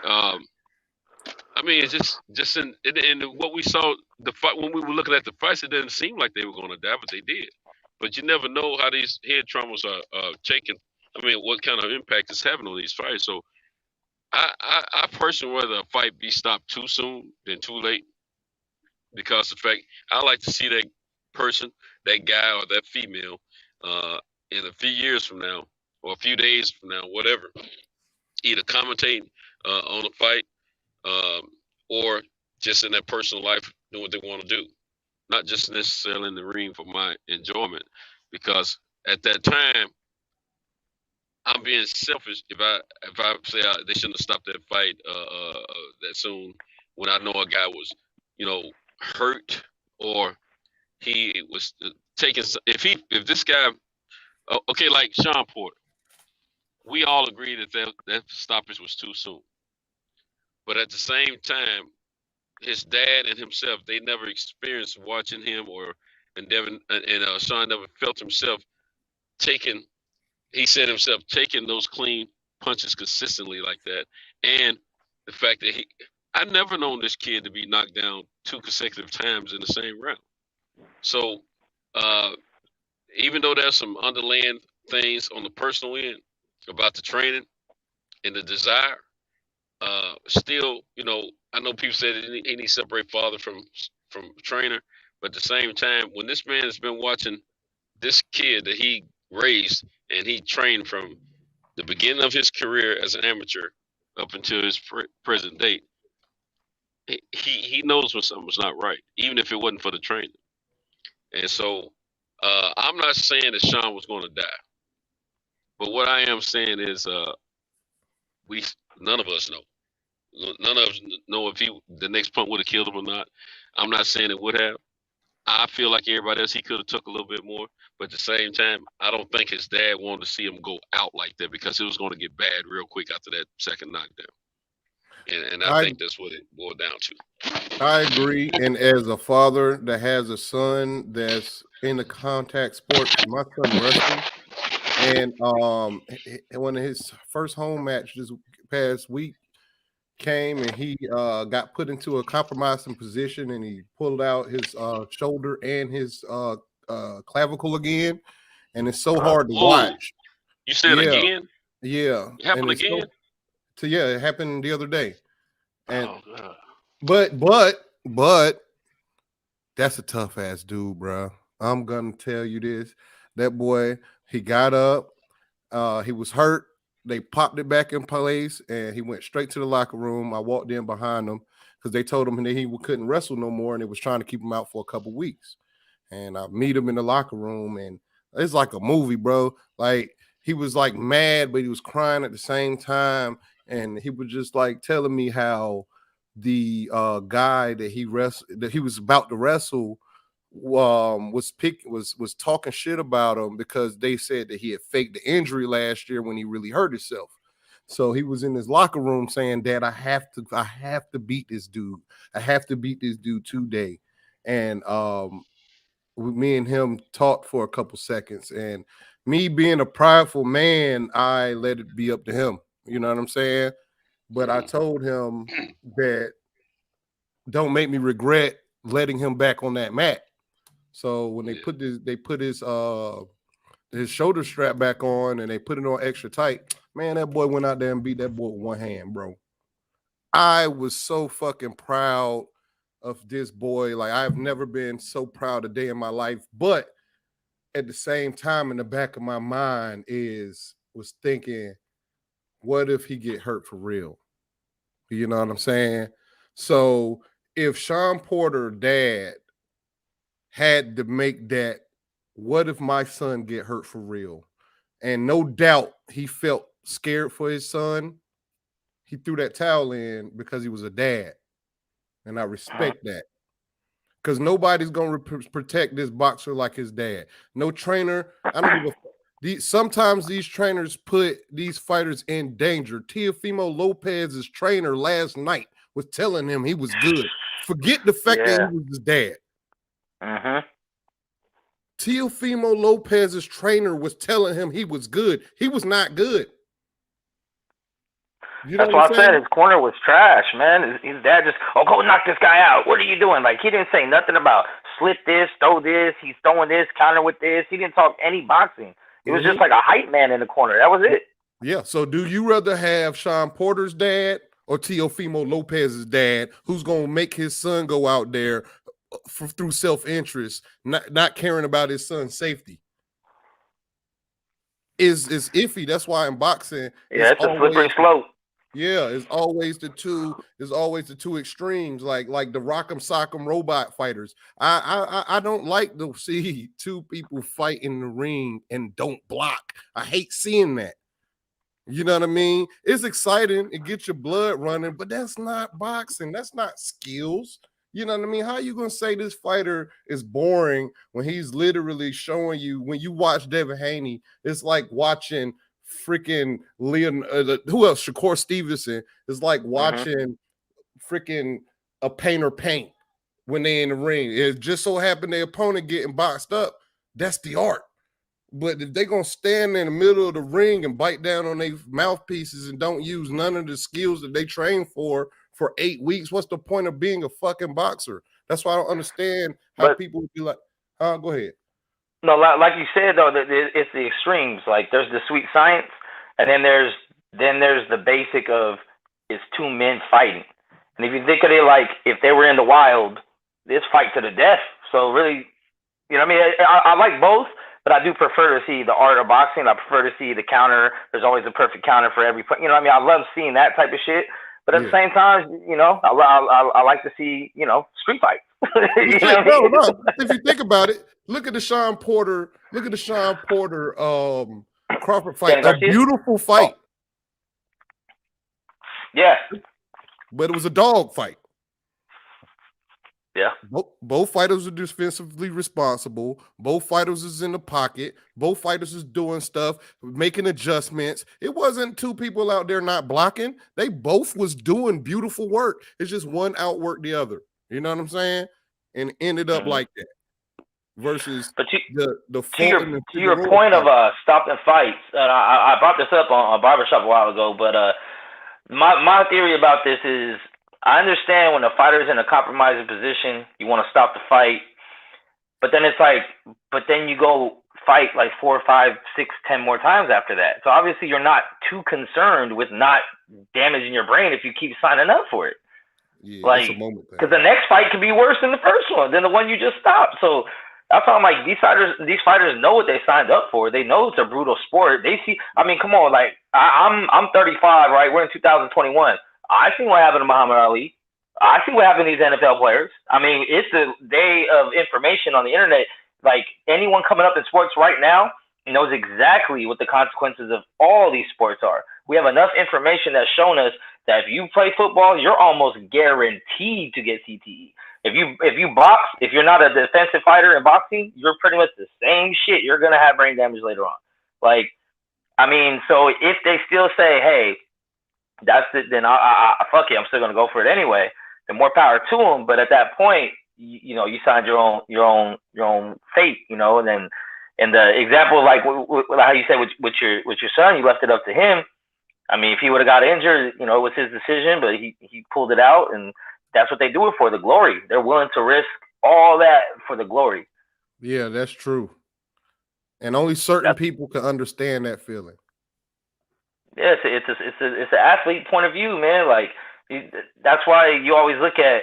That's why people give athletes so much shit now when they get injured and they don't play. Because why? Because we remember the glory days when you broke your back and still stepped out there. You know, Willis Reed, and we've seen, you know, the flu game from Jordan. We've seen these things, and it just increases the storyline. So you wanna be that warrior. You want to be that tough guy for the glory. Your name goes down in history.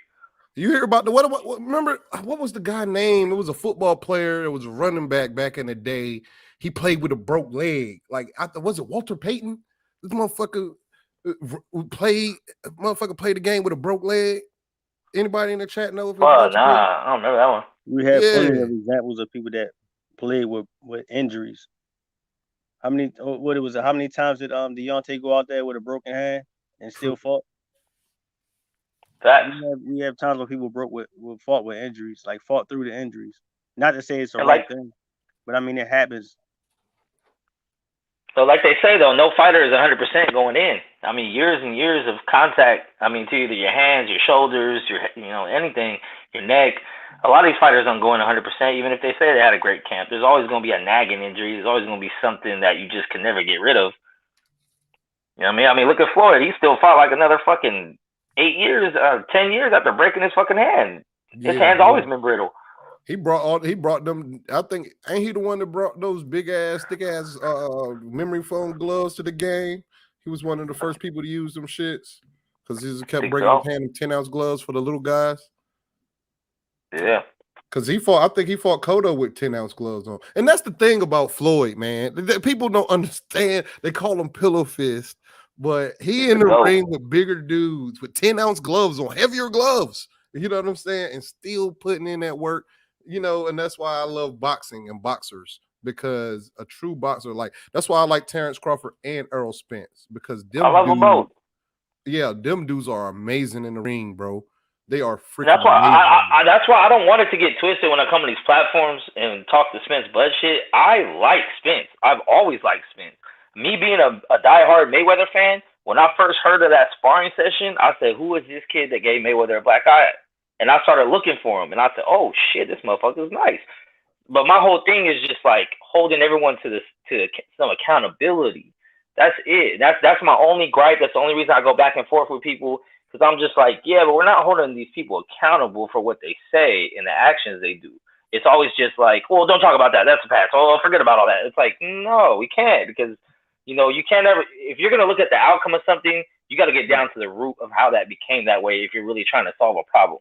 But, you know what I mean? So my dad told me this a long time ago. Only 5% of the people you meet want you to be really 100 with them. So a lot of people just on some fake shit, bro. Like you got to understand, and then the internet exposes you to even more people. So you just got to keep that in mind. Like, man, people just want it their way, whether it's the right way or the wrong way. You know what I'm saying? And this internet gives you a avatar, you know what I'm saying, to be able to express the way them real selves versus, you know what I'm saying, them being that person in real life. And some people are that just idiots, you know what I mean? I work with a bunch of idiots, you know what I mean? You probably do too. So the internet allows you to be who you want to be, but not who you actually are in real life. Yeah, definitely. This is I feel like it's the nature. It's the nature of a man, though. Like, for men as a male species, like, we're supposed to choose logic over emotion. So, like, even when me personally, myself, even when I have an emotional attachment to a fighter, so like I said, I'm a Mayweather stan. I'll put my cape on for him all the time. But when you bring up certain things, I'm not gonna lie about it and make excuses either. His domestic violence case, I ain't cool with that. I don't agree with that shit. Like the fucking supposed IV before Pacquiao fight. Okay, I mean, Nevada Athletic Commission said he could have it, but if you want to bring it up, I'm not gonna act like it didn't happen. Like, I still got to work with facts, even if I am, kind of attached, maybe emotionally to a sports athlete or something like that. That's why I try to break down facts. I got links to videos where people are saying this shit out their mouth. It ain't a reporter quoting them. It's a video of them saying it. Like, that's the shit I'll take, first before anything else, because we all got opinions, but facts can't be disputed. Definitely. All right. I mean, even with that, like what I said earlier with the Javonte Davis, when he said that he'll go down to 126, I mean, we all laughed about it. I was like, hey, he said it. Like, you know what I mean? Like, I don't know why, but he said it. he said with a good camp, I could probably make 126. Because he was talking about how everyone's like, they were talking about moving up to like 140 and 147, but he was saying like how he's got a smaller frame than everybody. He's like, yeah, I mean, all these people are a lot bigger than me. People forget because I remember, when you come to think about it, Tank is really a 130. He's only had one fight at 135 and one fight at 140. The rest of his career has been at 130.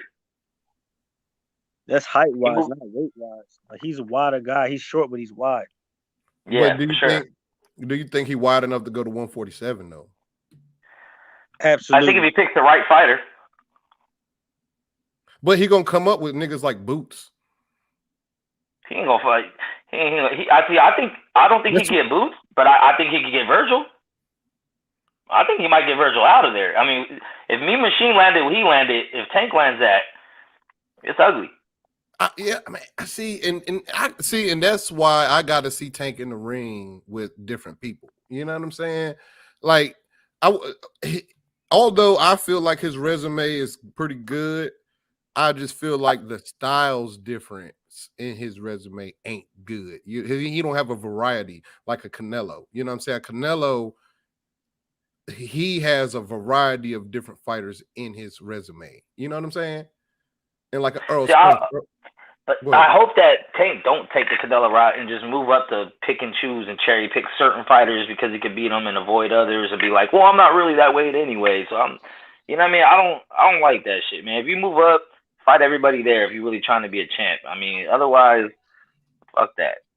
I don't like it, but we are the minority in the group.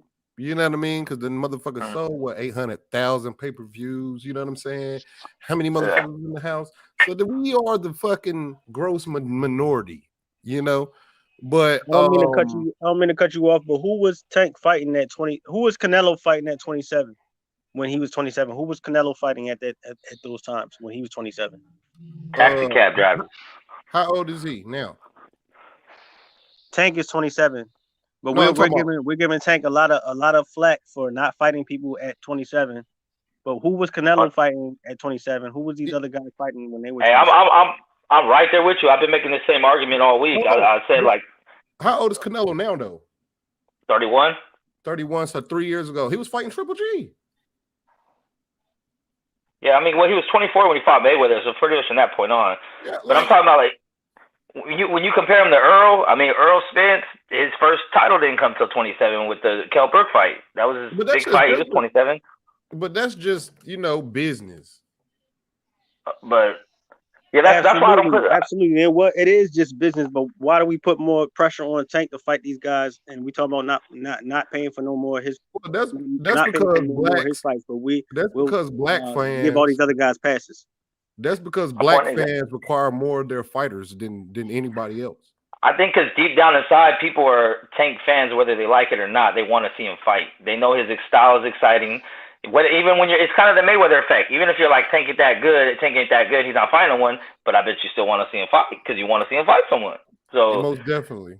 And I think, like I said, Tank has fought more undefeated fighters than Spence has. Tank has fought more undefeated fighters than a lot of these dudes have. As far as dudes that have no losses yet, he fought 3 undefeated fighters in a row after the Pedraza fight.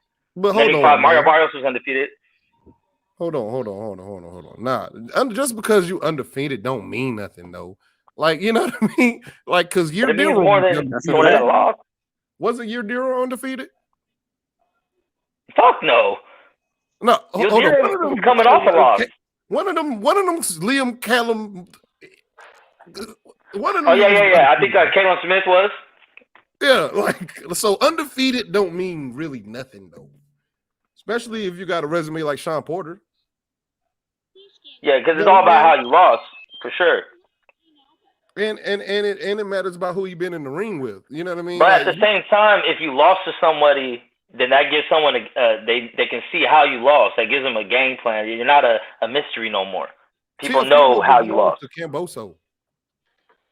Yeah, and that's what I'm saying. That fucks up a lot of shit because if Tank fights Tio, Tio wasn't that good. If Tank fights Cambosis, who's Cambosis? He got lucky against Tio. Like, the narrative is going to be the same. Tank won't ever get credit unless he fucking moves up and fights Wilder or some shit. You know what I mean? Like, they're never going to give him credit. That's because he's a TMT fighter, though. That's because he's with Floyd Mayweather. And people don't like Floyd. And I think it's because he has so much power that you think of anyone in his weight class, you're like, oh, yeah, he can knock him out. Like, he can knock him out easy. So you want to see him, like, well, go against someone that could maybe knock you back out because there's really not too many power punchers in 135. You know, it's not too many dudes that just put you to sleep with a touch. So it kind of almost doesn't seem fair. You know what I'm saying? So that's why you're like, power puncher, though. Who? I said Javonna Tank is not just a power puncher, though.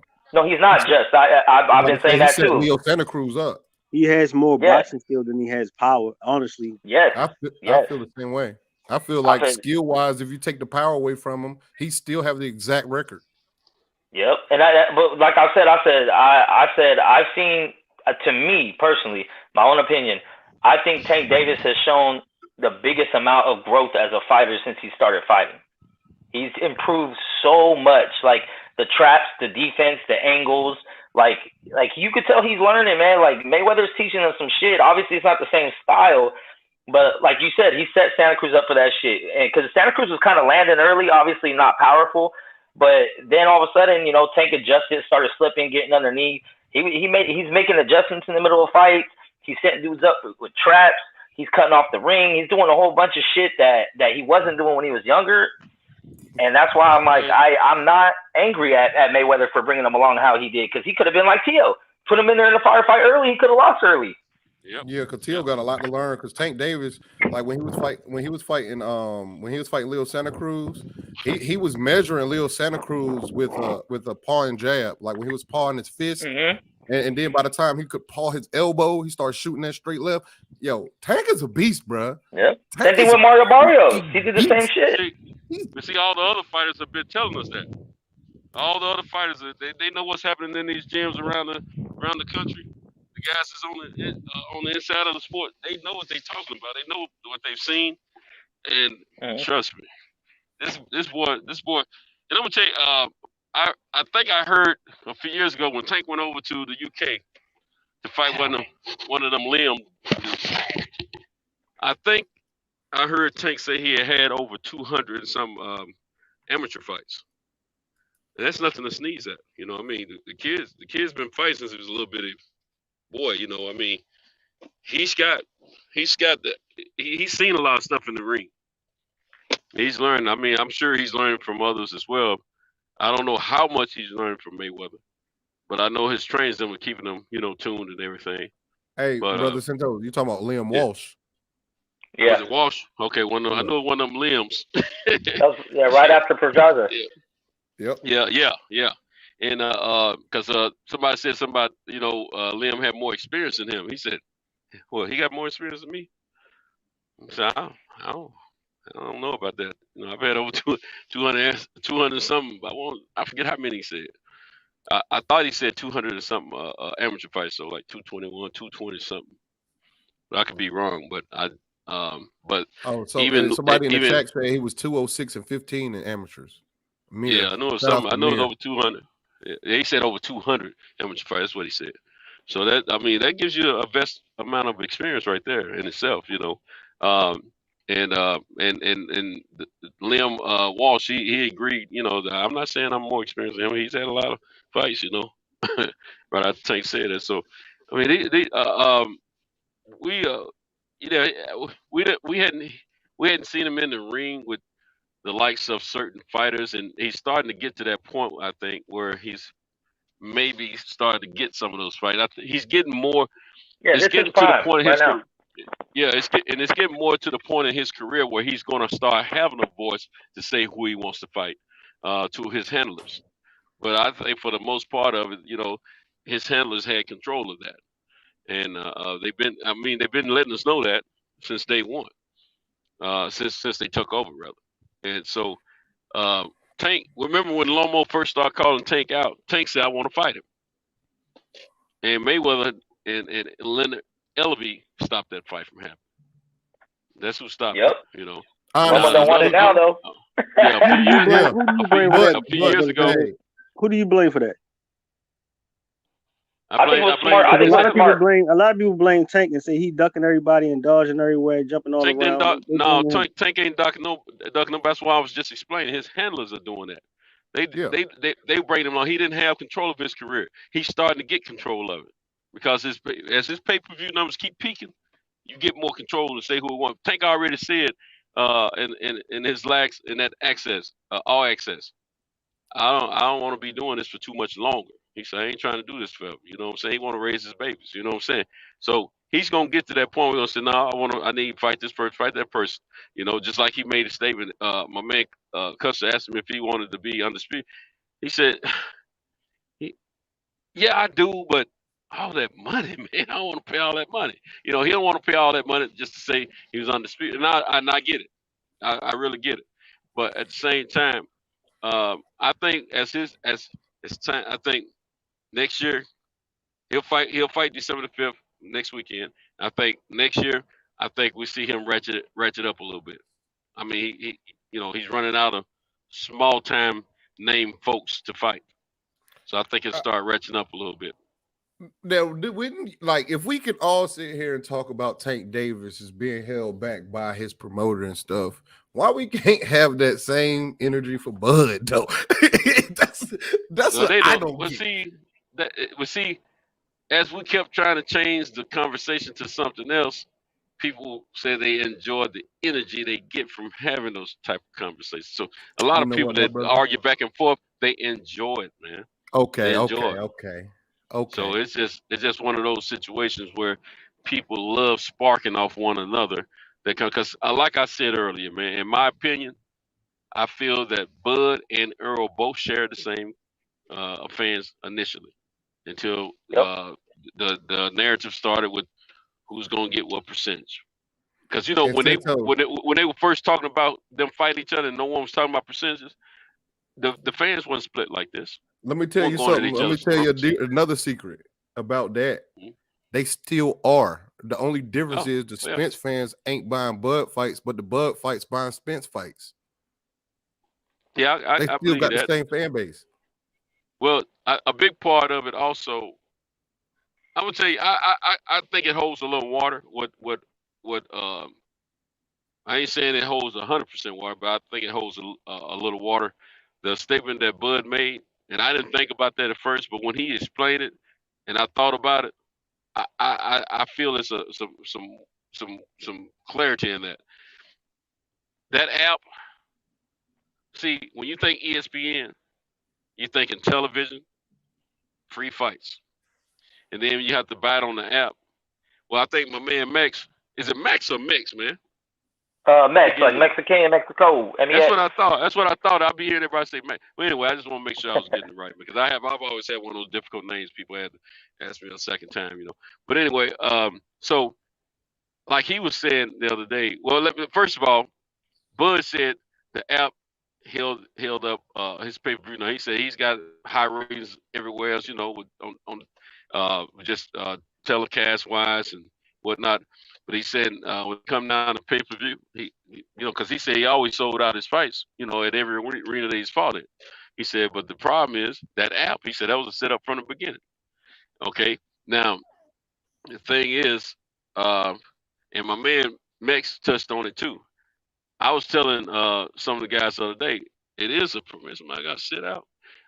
It is a problem with the app for some people. See, I'm 54. See, my age group didn't necessarily grow up with electronics like you guys did. You know what I'm saying? Some of you guys, it's second nature to you guys when it's like that.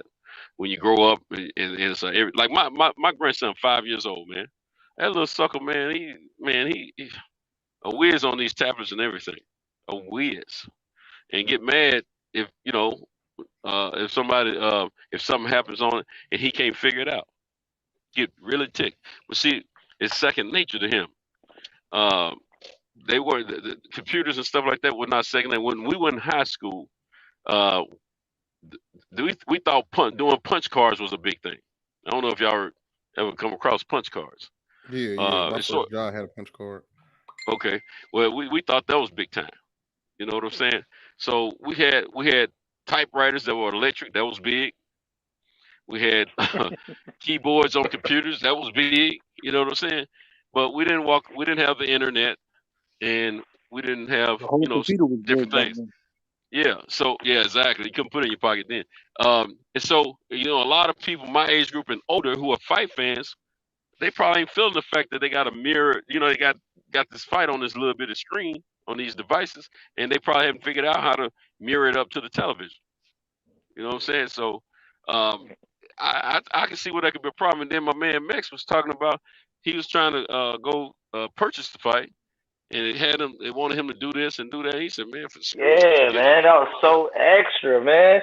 Because I wanted to put money in Porter and Bud's pocket, so I was like, you know what, I'm ordering this one. I ain't gonna get the stream.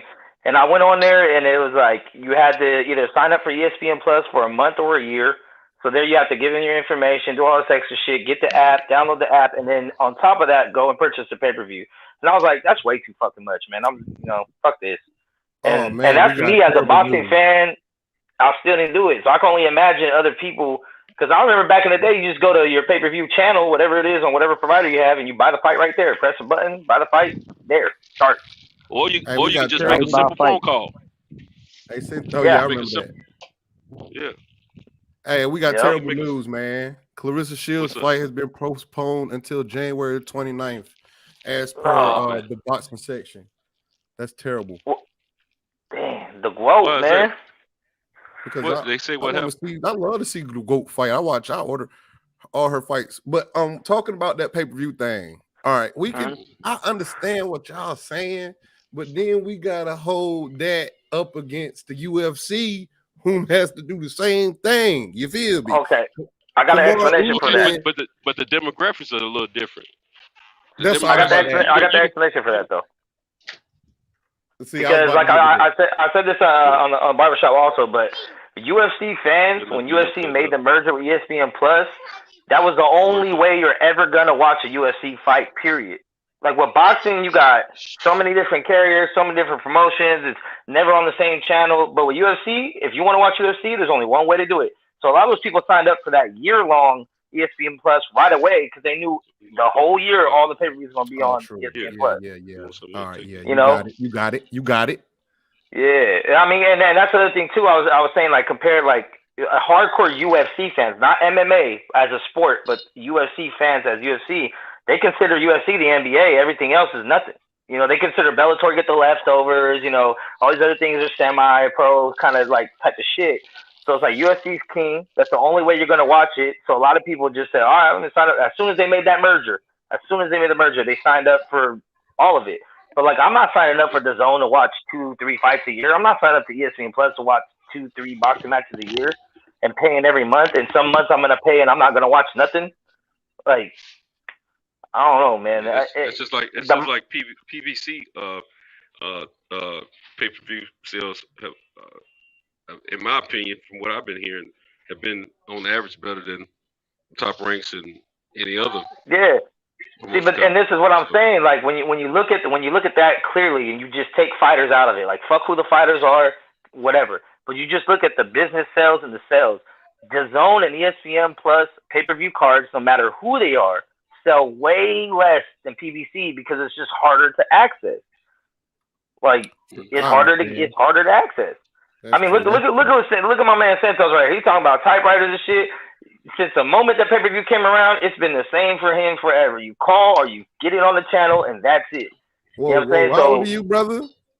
I'm 35. Nigga, don't act like you don't remember some of that shit. No, I do. I remember that shit. I do, because that's how I came up. Tyson, all that shit. You called or you bought the pay-per-view. What I'm saying is now you got to jump through other shit. So if you're not really prepared or have someone maybe, because sometimes people just like, that's too much. It's just too much. See, by the time you guys come along, the typewriters See, the electric typewriter was probably in the first or second stage when I come along in high school. When you guys come along, they had been, y'all probably didn't have typewriters necessarily. Probably just did keyboards on computers. I had computers in middle school. Huh? They had computers in middle school. Okay, see, that's what I'm saying. Mm-hmm. So it's different. I saw a typewriter early. And then let me tell you something. When the electric typewriter was the first electric typewriter I ever saw was an IBM. It was IBM. That was big time. And I've seen it on television, but seeing it and you can touch it is a different thing because a lot of us had them manuals that you had to press down real hard on. Now then, I'm gonna tell you the next big thing it was for with the typewriters. You know how you back in the day we used to have to use that whiteout to make corrections, and then we got the little strips that we can stick off in there and type the letter that we messed up with, and that'll clear out the ink for that letter, and then we can go back and type our correction. Well, next thing you know, they come with the correction tape in the typewriter. Man, we were balling like a son of a gun. You see what I'm saying? So I'm telling you, man. It's small victory. It was a whole different. Man, I'm telling you, it was a whole different situation. You know what I'm saying? So, and then when you type it on a computer and you don't have to use no correction tape, what? Man. Evolution. That's what I'm putting it. Evolution. Well, all right. Well, let's talk. Well, that means that it's the boxing fans, period. Because how can a person like Canelo Alvarez, who's pound for pound top fighter, sell 800,000, but the pound for pound number one or said number two can't break 200,000? That what make I feel like then the problem is the fans, man. The problem is the fans. It's the machine too. Remember we said promotion companies. They did at 800-something thousand on the PBC. But we are aware. It's Showtime. But us boxing fans are aware of what's going on. It ain't like there's a secret. But there's some there's some boxing fans that's not tech savvy, man. Even some that are younger than me are not tech savvy. Yeah, but 130,000 pay-per-views is not as an excuse. I understand exactly what you're saying. I heard it was 190, but I don't know what it was. Well, I heard 190. Yahoo Sports reported 190 on Tuesday, and on Thursday, the Ring magazine reported 135. So let's put it. But Hustler, check this out, Chase. Since we're talking about Canelo, compare Canelo's DAZN numbers to his PBC numbers. It's still not the same. Yeah. Well, we don't know. Yeah, I agree, but we don't know because they don't put them out. They ain't never put no number out for no Canelo on DAZN, not one time. But if somebody has some great numbers, they want the world to know about it. Yeah, they put them out. I agree, but if you don't want people in your pocket, especially when you're spending $3 billion, how much money he give Eddie Hearn? Who? $1 billion DAZN. I don't know. Don't say they were losing money on a lot of these motherfuckers. Oh yeah, I agree. They losing money, especially on Triple G. They gave that brother a piece of the pie. Yep. And he ain't fought nobody. Look, he over there with the belt. Everybody talking about Charlo fight Benavidez. They ain't in the same weight class. Triple G is standing over there licking his fingers. Like, nigga, come on. Oh, speaking of, I'm glad. I mean, this just totally my mind, but I mean, Triple G got a fight coming up in about a month against Murata. How y'all see that going? That's gonna be in Japan too, ain't it? I don't know. I think it's in Japan. Yeah, I think I heard something about that. It's in Japan. Now Triple G loses that fight. Shit, he just retired. What? I'm gonna watch it. I'm gonna watch him. I ain't watching that. I haven't watched that many Murata fights. Being that he don't. Being that Triple G don't duck the few of my few fights I wanted to see, I don't mind if he retire anyway. Yeah, Triple G been ducking everybody, man. But shit, you see his last fights with damn Canelo? Then he was blocking with his face. Yeah. So, he always blocked that way.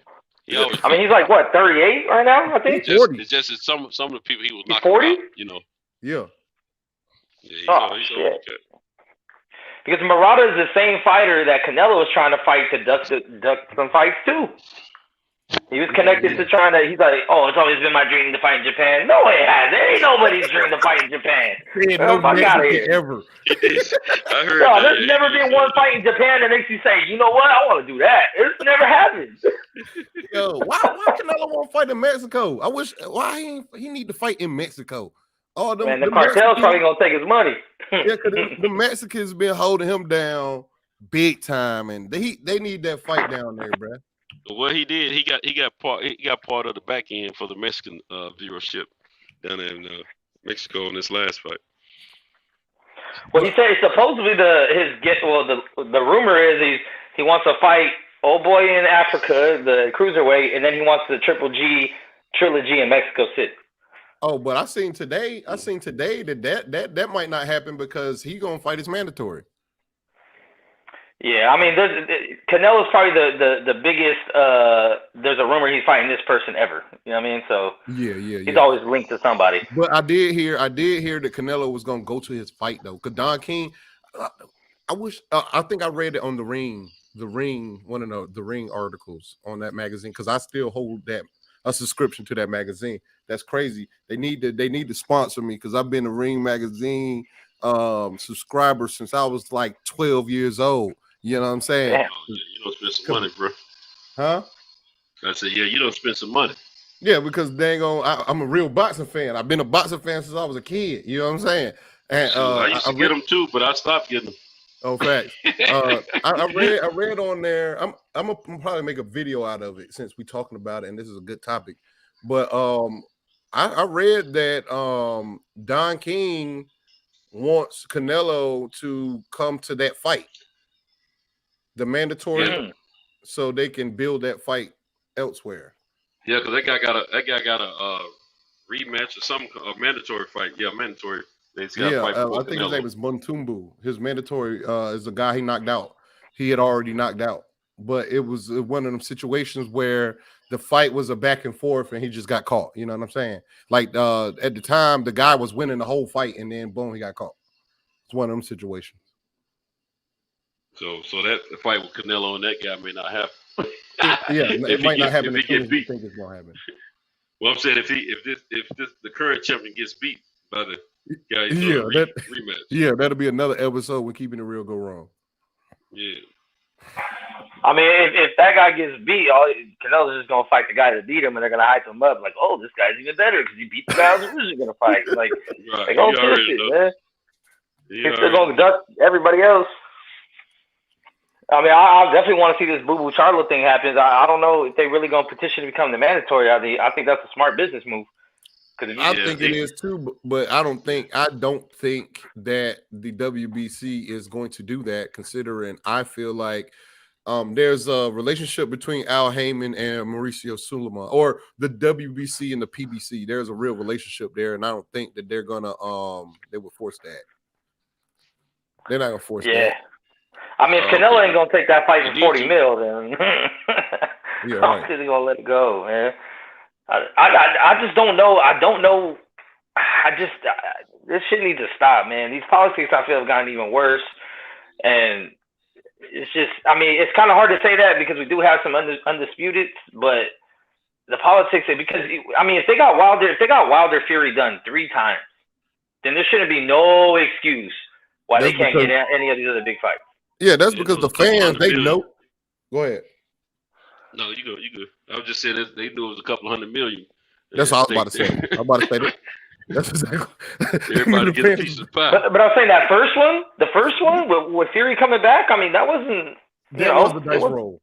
That definitely was a dice roll. Yeah. Now after that first fight, for sure, like the storyline was made, the second and third. But that first one with Fury coming back after hell long, we still wanted to see Joshua and Wilder. We're like, why Fury and la. Like that fight didn't have as much of a buzz. That first one was just straight up Showtime, wasn't it? Yeah. And the last 2 were Fox and ESPN. Son, yeah, so you got that deal. Now that y'all brought that up, just think about it though. That means like PBC is willing to gamble if they believe in you. They don't believe in a lot. They don't believe in a lot of their fights. Well, they see the Spence in Crawford fight when they first announced it. they didn't see it as a, they probably saw it like a somewhere between $30 and $50 million fight. They didn't see it as a $100 million fight. They wanted to build it up to get to get in the 100+ range. And I think that's where they are now. It's just that the biggest holdup now. Bob Arum is out the way. The biggest holdup now is the health of Spence, in my opinion. Because now they can't say that Bob Arum is holding up anything. And both fighters talk like they still want to fight each other. So, Santo, do you think that's a $100 million fight? 100 million? Yeah.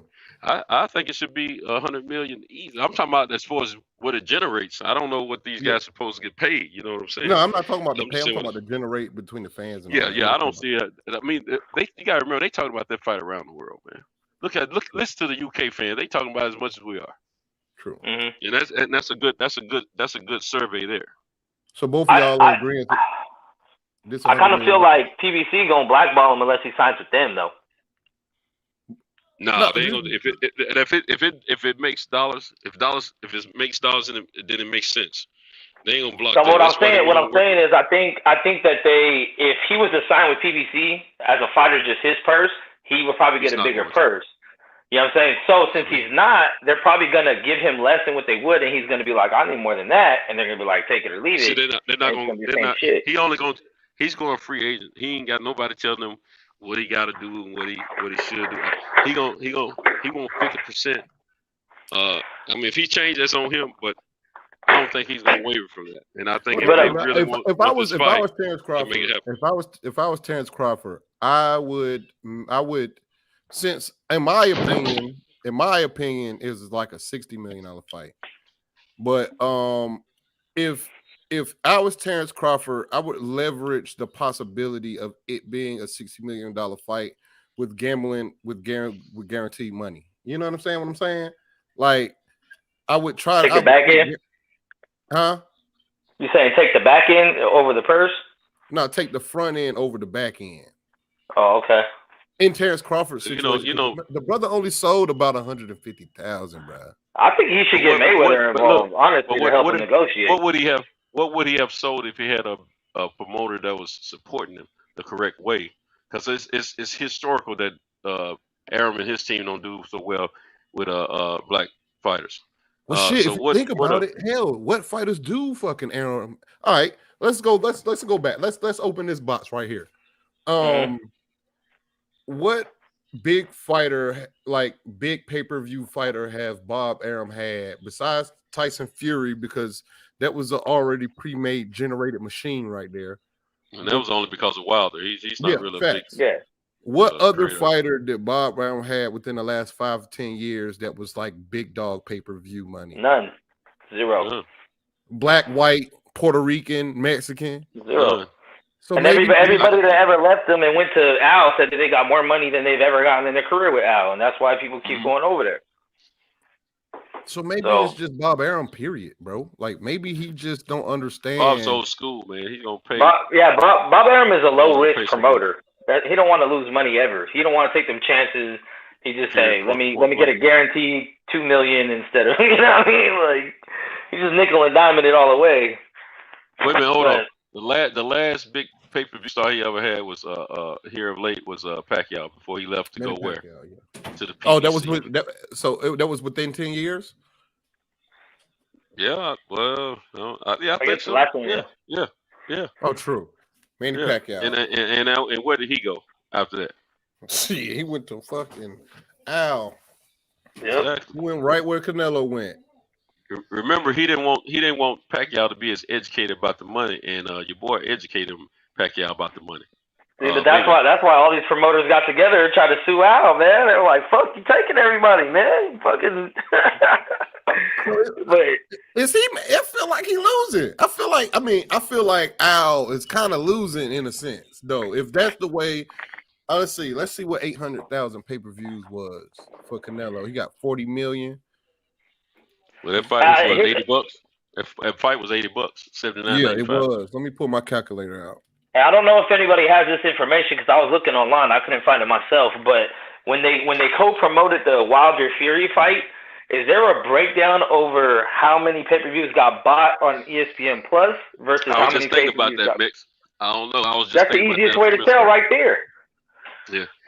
Oh yeah, never mind. Well, even with those default numbers, they didn't lose. They didn't lose because the gate was what 15 million or something like that. Yeah. Plus merch. They would have made like 20 million at that with those default numbers like that. Yeah, I had done the math on 800,000. Yeah. So that was a good little gamble. That was a good little gamble. Yeah, that was a good gamble. Damn. Sheesh. See, but like I said, PBC overall is just a better company at promoting fights because if you look at that Canelo Caleb Plant fight, like I said before and I say it again, Caleb Plant had no fucking chance of winning that fight. But the promotion was so good, it had people even thinking, man, maybe he can. You know what? I don't even know who this guy is, but based on what they're showing me and telling me, it seems like he might got a chance. Like they did a very good job giving you that this might be the guy. You know, it's kind of the same thing they did with Mayweather, right? Because before Mayweather's fight, this is the guy, and after it's like, oh, that guy can do it. But before every fight, to Caleb Plant's defense, because I'm with you, because before the fight, I was like, there's no way. You know what I mean? But when the fight was going on, I was like, all right, this is why they gamble like that. Because he did pretty well in that fight. He did better than I thought he was gonna do. It went exactly how I thought. I was 1 round off from my stoppage prediction because I knew it was going to be pitter patter, try to stay away, but eventually Canelo was going to break you down, catch. No, he was boxing. He won't pity patter. But he put something on Canelo's mind too, though. You know, he made Canelo figure him out. Made him figure him out. Yeah, but he didn't sit down on none of his punches. Not as much as he should have. You're right. You're right about that. Because you remember in the beginning of the fight, he was fighting little. You know what I'm saying? So Canelo couldn't hit him. I felt like when he got tired, he squared up and got cracked. Yep. And he started going against the ropes too much, and definitely he got comfortable, in my opinion.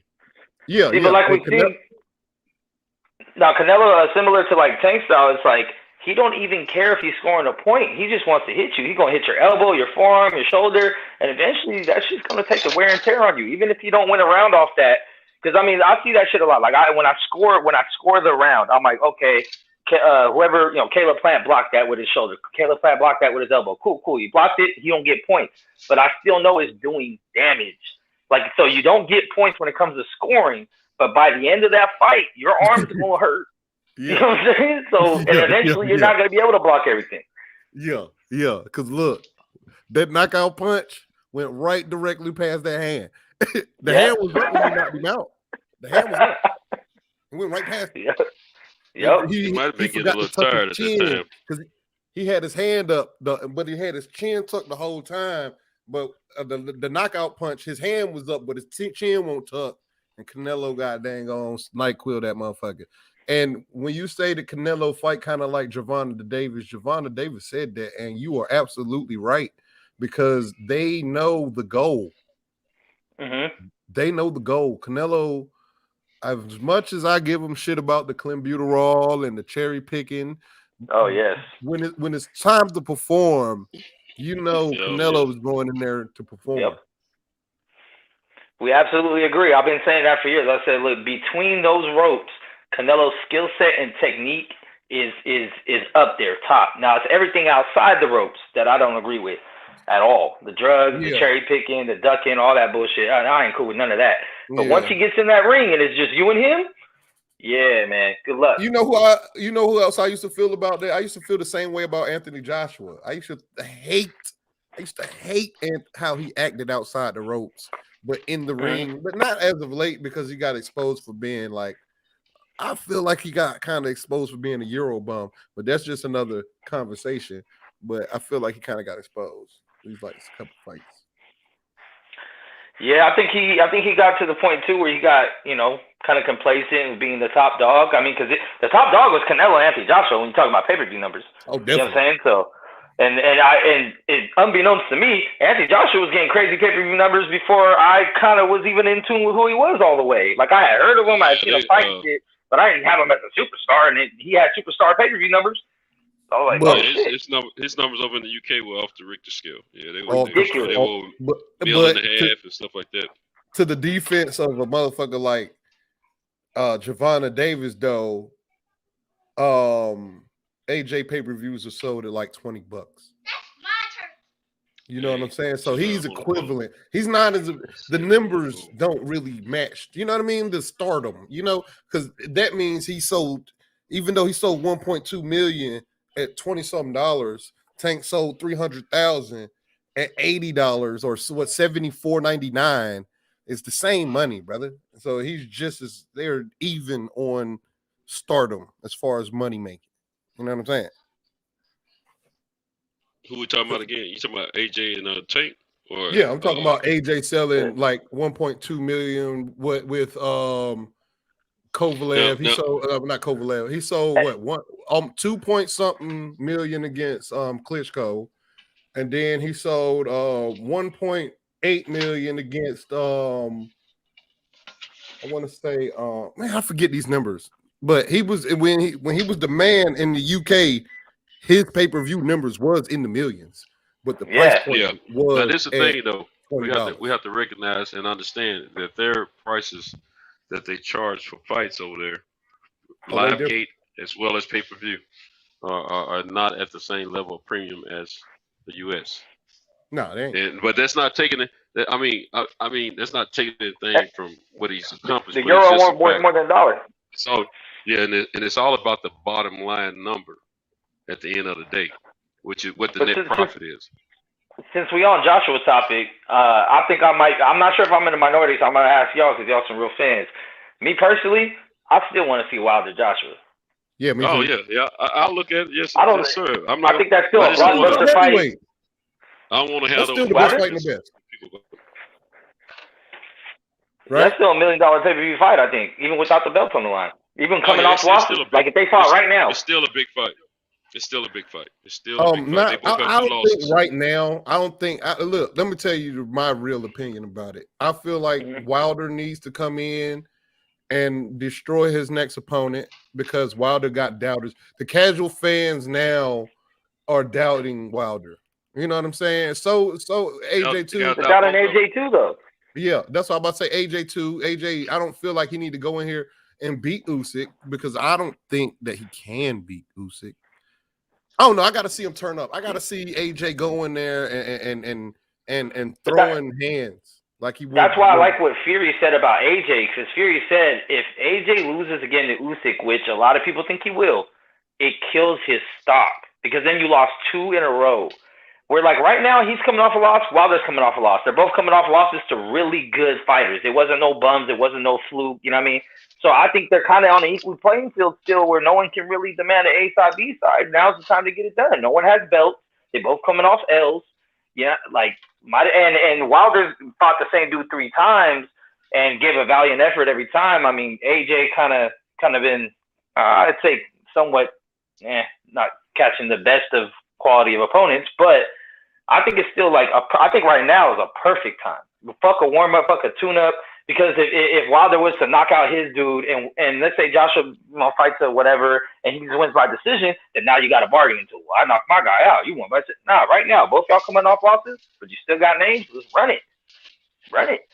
I don't want to see him fight Ortiz or Ruiz or any of these other dudes. Like, fuck it. Run it. And then let Fury and Usyk fight for the undisputed. And then maybe winner gets winner unless it's fucking Fury Wilder 4, but... See, the only thing about that, I agree with you, Mix, but the only thing about that, Dillian White, if he just happens to not have a loss, he'll be wanting to get in on the sweepstakes for whoever wins the undisputed at the welterweight. Yeah, but I just feel like I kind of agree with y'all, but I feel like Wilder's loss and AJ loss can't be weighed the same. You know what I'm saying? Like, in my opinion, Wilder lost to the best heavyweight in the division. I don't think AJ lost to the best heavyweight in the division. He lost the second. The second best. Man, I hope AJ ain't a fucking. I hope he not a hype job, bro. I hope. Yeah, see, what I would do is make AJ Wilder right now. Give Dillian White the winner of Usyk Fury. That way, it might not be an immediate rematch with Wilder and Fury. and then have the winner of AJ Wilder fight Andy Ruiz, and then the winners fight winners, like kind of like a mini tournament, I guess. You know. Definitely, I have Fury retire because I don't want to see this motherfucker fight Usyk for the fucking undisputed champion. I don't want to see that undisputed fight. You know. I have him retire. I have Wilder go beat the shit out of Dillian White for the fucking WBC. This is my fantasy fights right now. Boom. And then I have fucking AJ fight Wilder for the WBC title. And Usyk fight how old is Usyk? Hold on, I gotta see how old Usyk is first. I'm gonna say this: if Usyk can beat Fury for that undisputed, he's gotta be number one pound for pound. First undisputed champ of two different weights, and it's the big boys. Because one thing I say about heavyweights, and I always stand on this for the rest of my life, the reason they're the king of the division, there ain't no motherfucking catch weights. You can be 30 pounds, 40 pounds heavier, and you still fighting that man. Over here on these other ones, it's 6 pounds, 7 pound difference, 10 pound difference, and motherfuckers complaining, oh, you're 11 pounds over though. Like, they don't say that shit at heavyweight. You 50 pounds bigger, and they still fight each other. If this motherfucker Usyk beat fucking if he beats Tyson Fury, he's the greatest heavyweight of this era, in my opinion. Oh, he's definitely best of this era, and he's got an argument for being one of the best of all time. I mean, he would have to go. He would have to see. I think all of them need to fight each other. I mean, Wilder, Fury, Usyk, Joshua, the top four, and then you probably got Ruiz and Dillian White kind of on that next second level.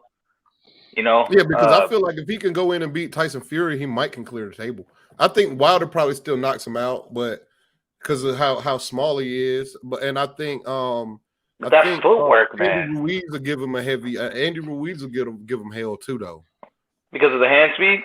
Because of the hand speed and the but size. I think his footwork. I mean, if Joshua could find a way to get around, like just sticking and moving, I mean, Usyk will have a field day with Ruiz. I think Ruiz don't got no feet, man. And he ain't gonna learn to have feet, and Canelo's can't because they ain't got no feet over there.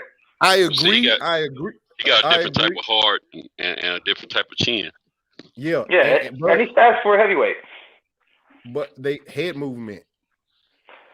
And looking at the camp that Andy Ruiz is in right now, he's probably eating a lot of taco meat and drinking a lot of tea. And working on head movement. And how to get in. Yeah. One thing about Reynoso, his fighters know how to get in. Yeah. And no, I feel like no heavyweight with the Andy Ruiz in clenbuterol conditioning and learning good head movement on the inside, he's gonna be a very, very dangerous heavyweight because of his hand speed and his knockout power. And his willingness to go to the body, something that heavyweights don't do. See, but then I look at that last fight he had against Chris Arreola, and I'm like, bruh, if that motherfucker can knock you down, what do you think is gonna? Oh yeah, that's why that head movement is important. Yeah. If AJ throw that uppercut past his ear, he out of here. I mean, who else is still in the mix? Is Ortiz still in the mix to you? Is Joseph Parker still in the mix? Is Michael Hunter still in the mix? Like, who else is There's quite a few. You know, you got the upcoming heavyweights too, Frank Sanchez and Jared Anderson. Cunningham. Anderson. Anderson. My bad, Anderson. Yeah. Yep. I like Anderson. I do too. I like Anderson. That boy is but good. To me, go ahead.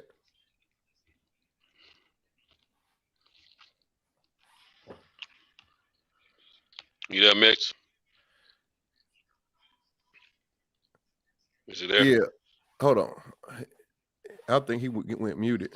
But what you think though? Oh, go ahead. There he is. Go ahead, Mix.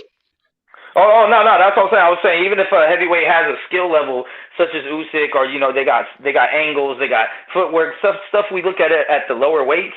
It's like at the end of the day, if a dude punches you on your skull, bro, you done. Like, so it's kind of like because almost, I wouldn't say all heavyweights, but on average, most heavyweights have power. Where like when you get to the lower levels, it's like you get 1 or 2, 3 fighters a division that are knockout artists. So heavyweights is for me a lot harder to grade until they actually fight each other. I agree because Wilder went into a career with said one weapon and was able to knock out 97% of the people he fought. Actually, he went in. He was boxing. You know, he won a bronze medal in the Olympics. Then when he got to the pros, when he started having consistent knockouts, he learned how to knock people out consistently. But no. Santos, I agree with you. That's why I said it, because I don't believe that Wilder only had one weapon. I feel like Wilder's ring IQ don't get no credit at all when he could fight Tyson Fury completely brain shot. He said what? He said he was going after the first round? Second. The second round after that fight, and still dropped him. Might have been third round. Yeah, that's when he got caught the same shot in the ear. Yeah, and still dropped him at late. So that shows his ring IQ right there. You know what I'm saying? Like, people don't understand the Wilder boxing. That's what I'm saying. I mean, Wilder also had the size. Like, he's 6'7". People forget he's 6'7". So most of the people he fights, he got a longer reach than. Most of them he's already walking down because they're scared of getting punched by him. But the one time he fought someone, A, that was taller and longer than him, and B, that walked him down, he couldn't fight off the back foot. Yeah. And that's something we notice with a lot of power punchers throughout their career. Once they get in that first fight where they are now retreating and they're not able to walk down their opponent, they look a lot different. Because a lot of these power punchers sit on their punches. They got to stand there, plant their foot, or come forward. So when they're coming back, they're lacking the power because it's harder to get power going backwards. And then they don't know what it's like to just be backing up for rounds at a time. They've never sparred like that. They've never had to deal with someone that says, I'm not scared of you, fucking punch me in my face. I'm still coming. And that's my fear of the Benavidez Canelo thing. I love Benavidez. I do, but Canelo's gonna back his ass up. So I got to see what he looks like when he gets backed up and fighting off his back foot. That is real. Yeah, I agree. That's one fight we didn't bring up this morning. What? Benavidez and Canelo. Yeah, we about to fight. We about to talk about it now. Because we all boxing fans. We got boxing fans in here. You know what I'm saying? Mm-hmm. But to me, the fight that magnified the inability to back up, which is not even a boxing match, was when Clarissa Shields went into her last MMA match. You know what I'm saying? Like, once she had to think about backing up as far as blocking a takedown, she was easy to take down because she was sitting on her punches. I wonder if a guy that has a career like Wilder, could he fix that? You know what I'm saying? He could, but I'm gonna tell you, Wilder's biggest. I think it's too late. His biggest problem is, this is what in my opinion, this is his biggest downfall to beating elite fighters, boxers. He goes into the ring with too much emotion. His adrenaline gets pumped, and he gets to want to knock the guy out so much and so bad that he forget what his game plan is, and he spends that last fight. He spun himself by the second round. Yeah, because he threw what? He threw a lot of punches that first round. He looked fucking good that first round too, man. Fuck. I think you know what, Santos. You know what I know. I think it's the weight, man. He shouldn't have gained that much fucking weight, man. That might have had a little bit to do, but if you use your head instead of being, at least Tio jumped on Kambosos. If he hadn't jumped on Kambosos the way he did and just fought with IQ instead of anger and adrenaline, we'd probably be saying something different about that fight. Possibly. You know, I don't think I get that people say the emotion when Teofimo went out there. I think Teofimo knew he wasn't in good enough shape to fucking go 12 rounds. I'd be right. So he tried to knock it out early. So exactly the same way. Yep. I don't think it had nothing to do with emotion. I think he knew he wasn't in good enough shape for a 12-round fight. Hey, I love what Kambosos said in his interview after about that Muhammad Ali quote, though. You know what I love what Kambosos said? He told Teofimo, don't come back down to 135, man. Go to 140. And he told him it was delusional to his face. Definitely. Yeah, if you pounded on the motherfucker for 12 rounds like that, you can say that too. Yeah. See, he knew. I thought Tio almost had it with that knockdown though, man, because he hurt Kambosos was a little wobbly. It was hurt, but that kid had trained and his head was right. He wasn't fighting off emotions. He was fighting off of drive. Yeah. And don't forget what his base sport was, his foundational sport, rugby. Yeah, if you watch Kambosos fighter, if you watch Kambosos fight though, he throwing hands, and that's the thing with Teofimo that I never, because Lomachenko won't throwing hands. You know what I'm saying? Even though when he knocked Teofimo down, he didn't go after him because he already had felt Teofimo's power. He knew Teofimo was powerful, but once I think he got towards the end of the fight, towards around about the 10th round, he stopped being completely weary of his power because he just all of a sudden started throwing with Tio, and I think that's what backed Tio up too. Tio lucky that boy ain't go to the body. Yeah, he was catching him with some good body shots coming in, Tio. But yeah, I mean, I like Kambosos' game plan. I like that he didn't stay in the exchanges too long. He pretty much tried to get off 2-3 punches for every punch that Tio got off. So it's a smart game plan from his team. Yeah. What do y'all want to see Teofimo Lopez do next? I want to see him go to 140. You said 140. I want to see him eat some pro. Prograis, Barrios, Ramirez. Who you go up there and fight? I think Mario Barrios would be probably good for him. I think it's a good fight. They both coming off a loss, yeah. Yeah. Who y'all got at Mario Barrios versus Teofimo Lopez? How this fight look? God damn, man. I might have Mario too, man. All right, let's go around the panel and see what you think, Mario. How you feel like Mario gonna do it? Let's go. I like this. I like this conversation. I think for one, I'm gonna say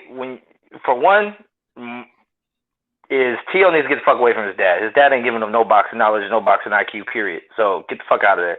So therefore, since I would say if he switches trainers, I might feel differently. But being that that's the way it is now, the way that Kambosos was able to find that overhand right consistently, they must have done some type of tape and seen that was there. So now that that's been fully exposed, if Barrios could concentrate on that, I mean, he's got a good long reach himself. I don't see Tio really doing anything to correct it. I think to him, he's thinking, I won that fight. I got cheated. There's nothing wrong with anything I do. Like, I'm good where I'm at. You know what I mean? Like, that unfortunately, kind of the same shit Wilder thought. Like, I don't need to make improvements. I just, don't need to let this one thing happen. I'll be fine. You know what I mean? So, and I think Barrios is, I don't know. They're probably about the same size, right? I mean, they look similar. They almost look like identical size. Like, I ain't never seen them standing beside each other, but in the ring, they look identical. Mario, but I think Tio has a better inside game, though. I will say that. I think Tio works better on the inside. Tio's not as tall as Mario, though. Oh, Tio's shorter. Tio should be shorter than Mario because I know Tio is not much taller than Tank, and Mario was. It was obvious he was taller than Tank. So how does the Barrios Lopez fight go, Santos? It's a good question. I think Mario will come in not wanting to lose again, not wanting to definitely lose against a smaller guy for a second time, and he will go in with the knowledge and awareness that this guy was handled pretty good by a guy who's not as well known, a qualified bona fide fighter, but he's not as well known, and so who doesn't necessarily possess the same level of punching power that he himself has. So I think he goes in and not make the same mistakes that he feel like he made against Tank, even though it was inevitable what was going to happen in that fight. I think he'll go in with a whole different confidence level, and it'll be a good fight for a little while. And he'll probably catch him with overhand right, and might be curtains. Oh man. Okay. Yeah, I got it because I got Teofimo win. I got Teofimo winning this fight. I got Teofimo because I'm looking at if there's the okay, let's say he go in the fight. We don't lost and he's enough not games, mentally destroyed from this past fight. This happened this past weekend. And I'm looking at the Teofimo Lopez versus Richard Comey fight, and I'm looking at the Teofimo Lopez versus the Lomachenko fight. And I feel like Teofimo Lopez in shape is actually a freaking beast. You know what I'm saying? Like, I feel like Teofimo Lopez is smart on the inside. He got a decent jab. I feel like Teofimo Lopez, the only thing is his defense. Like, he stands straight up. He stands straight up, and he don't never get off the line. So I see where Barrios could do damage, but Barrios got the power to sit Teofimo Lopez down? Because he's not going to outbox Teofimo Lopez. You know what I'm saying? Yeah, but he's got heavy hands. Don't forget, he has heavy hands. Don't forget his most of his wins were by knockout. Oh yeah, this gonna go down to who lands flush. And the thing is, we have to remember how T.O. looked against Takanani, how the Japanese Nakatani. I have to remember how he looked against that guy. And he said himself, he's not fighting any more tall fighters. Damn, he doesn't want to. Let me see something real quick. Let me see how tall these motherfuckers are. Because you might be right, bro. You might be right. I'm looking at their height right now. Barrios is 5'10", Teofimo is 5'8", but they're saying Kambosos is 5'9", and he looked way smaller in there. Yeah. What's Nakatani's first name? There you go. Well, Masayoshi Nakatani. I don't know. I look up so much now. Okay, does anybody know? Does anybody know what promoter Kambosos is with? Hold on. I looked it up last night. Australia. So I'm just asking that Ludabella. Okay, so I'm asking that to see. It should be pretty easy to get Haney and Kambosos in there together, right? I mean, as long as that's what boxing wants, man. You gotta get that undisputed, man. Yeah, if Kambosos beats Haney, then we gotta start talking about him as being, you know what I mean? Like if that happens, man. Listen, Kambosos get all the smoke. He get all the flowers for me. He the man. Yeah.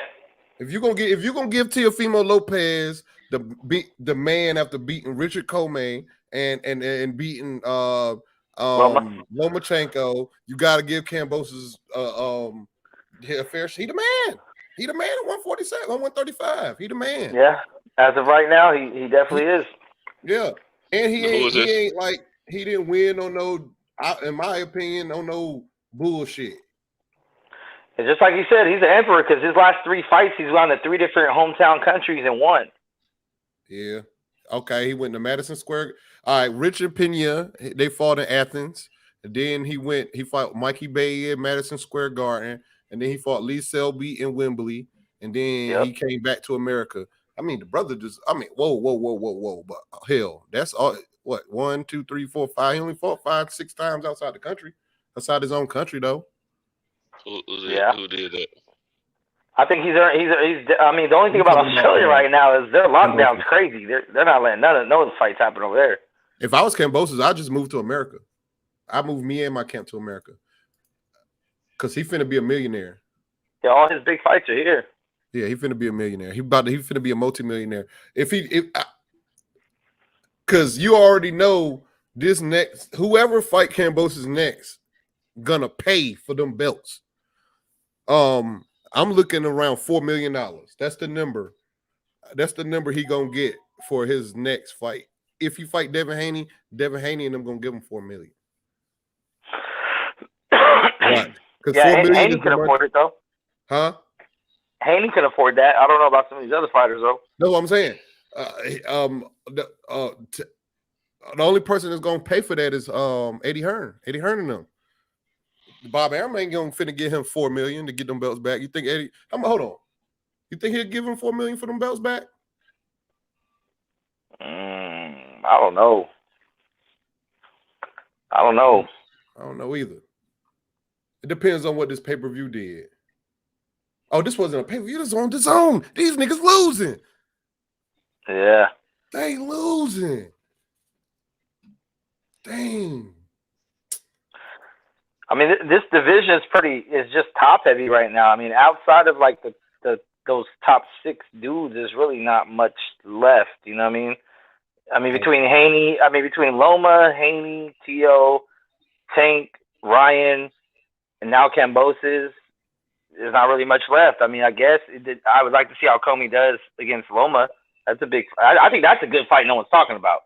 What? Loma and Comey. Oh, they finna fight? Yeah, that's Loma's next fight. Yeah, I've heard rumors about it. I want to. The only thing is, bro. I think Loma's got too much movement for Comey and too much hand speed. Man, I can't even get it out, man. I don't got in this recliner, man. I've been dozing. I've been snoring, man. No. Oh, you made it back home? Yeah, I got it. I got here a few minutes ago. That's all right.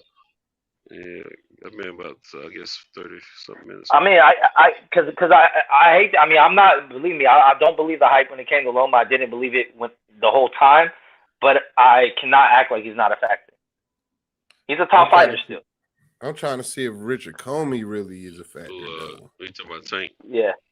It might be a little bit too late. He only 34. He lost. Last time he was in the ring was February 13th, 2021. He fought this year? Yeah. It was his first fight back after Tio. He looked good too, but Yeah, he looked good. Lomachenko got a real stoppage against Nakatani. He beat the mess out of that kid, man. Beat the mess out of him. Worst whooping I've ever seen him take. I knew once Nakatani got in the ring with a high level top tier boxer, he was gonna get destroyed. That brother don't got no defense. None. No movement either. No movement. He just staying there good. Yeah. All good. Because Nakatani's another. Hello? He said Nakatani another what? He might hit his mute button again. Straight up? Yeah. You muted. You was muted. Okay. Sorry. Yeah, I was saying that Nakatani's another fighter that if he can't just walk you down straight on, then he's not going to be as effective. Yeah, true. All right. Because even with the Teofimo fight, he was walking Teofimo straight down. Teofimo's countering, but Teofimo wasn't giving him angles or stepping off the line or really doing much with him. Yeah, you're right. Yeah. Man, I just don't want to see I want Teofimo because I was a Teofimo fan up until he started acting like a diva. You know what I'm saying? I'm really one of them people that's like high on manhood, and I don't like how he was carrying himself after he won that belt, because I thought after he won that belt, he was going to be stand up. But this welterweight division for Teofimo Lopez look kind of not welterweight, 140-pound division. The WBC route look absolutely free if you think about it. You only use top heavy. You got Zepeda, you got Ramirez, Prograis, and then Martin from Spain. Who's this? Hold on. Sandor Martin. Yeah, Sandor Martin just lost. How the fuck he still up here? No, he just beat Sandor. Then he beat Mickey. Who's that beat Michael Garcia? Oh yeah, Michael Garcia. Yeah, true. Never mind. I was about to say he just lost to somebody, but he lost a couple fights before. Yeah, he just embarrassed Michael Garcia. Oh, man. Speaking of that, now that you brought Mikey up, man, where does he go from here? He go home. Retire? Yeah, Mikey you know, Garcia. they just pushed him up. One of them Sanctioning ball just pushed him up to number 2 in the rankings. Yeah, I seen that. He went up. That's crazy. Yeah, he's a money. They're gonna squeeze the juice out of him. They're gonna get the money because Mikey Garcia still got fans. You know what I'm saying? A little bit. They're gonna squeeze the last bit of dollar out of him, and then he's gonna be obscure. I think that Errol Spence fight kind of destroyed him on the inside, bro.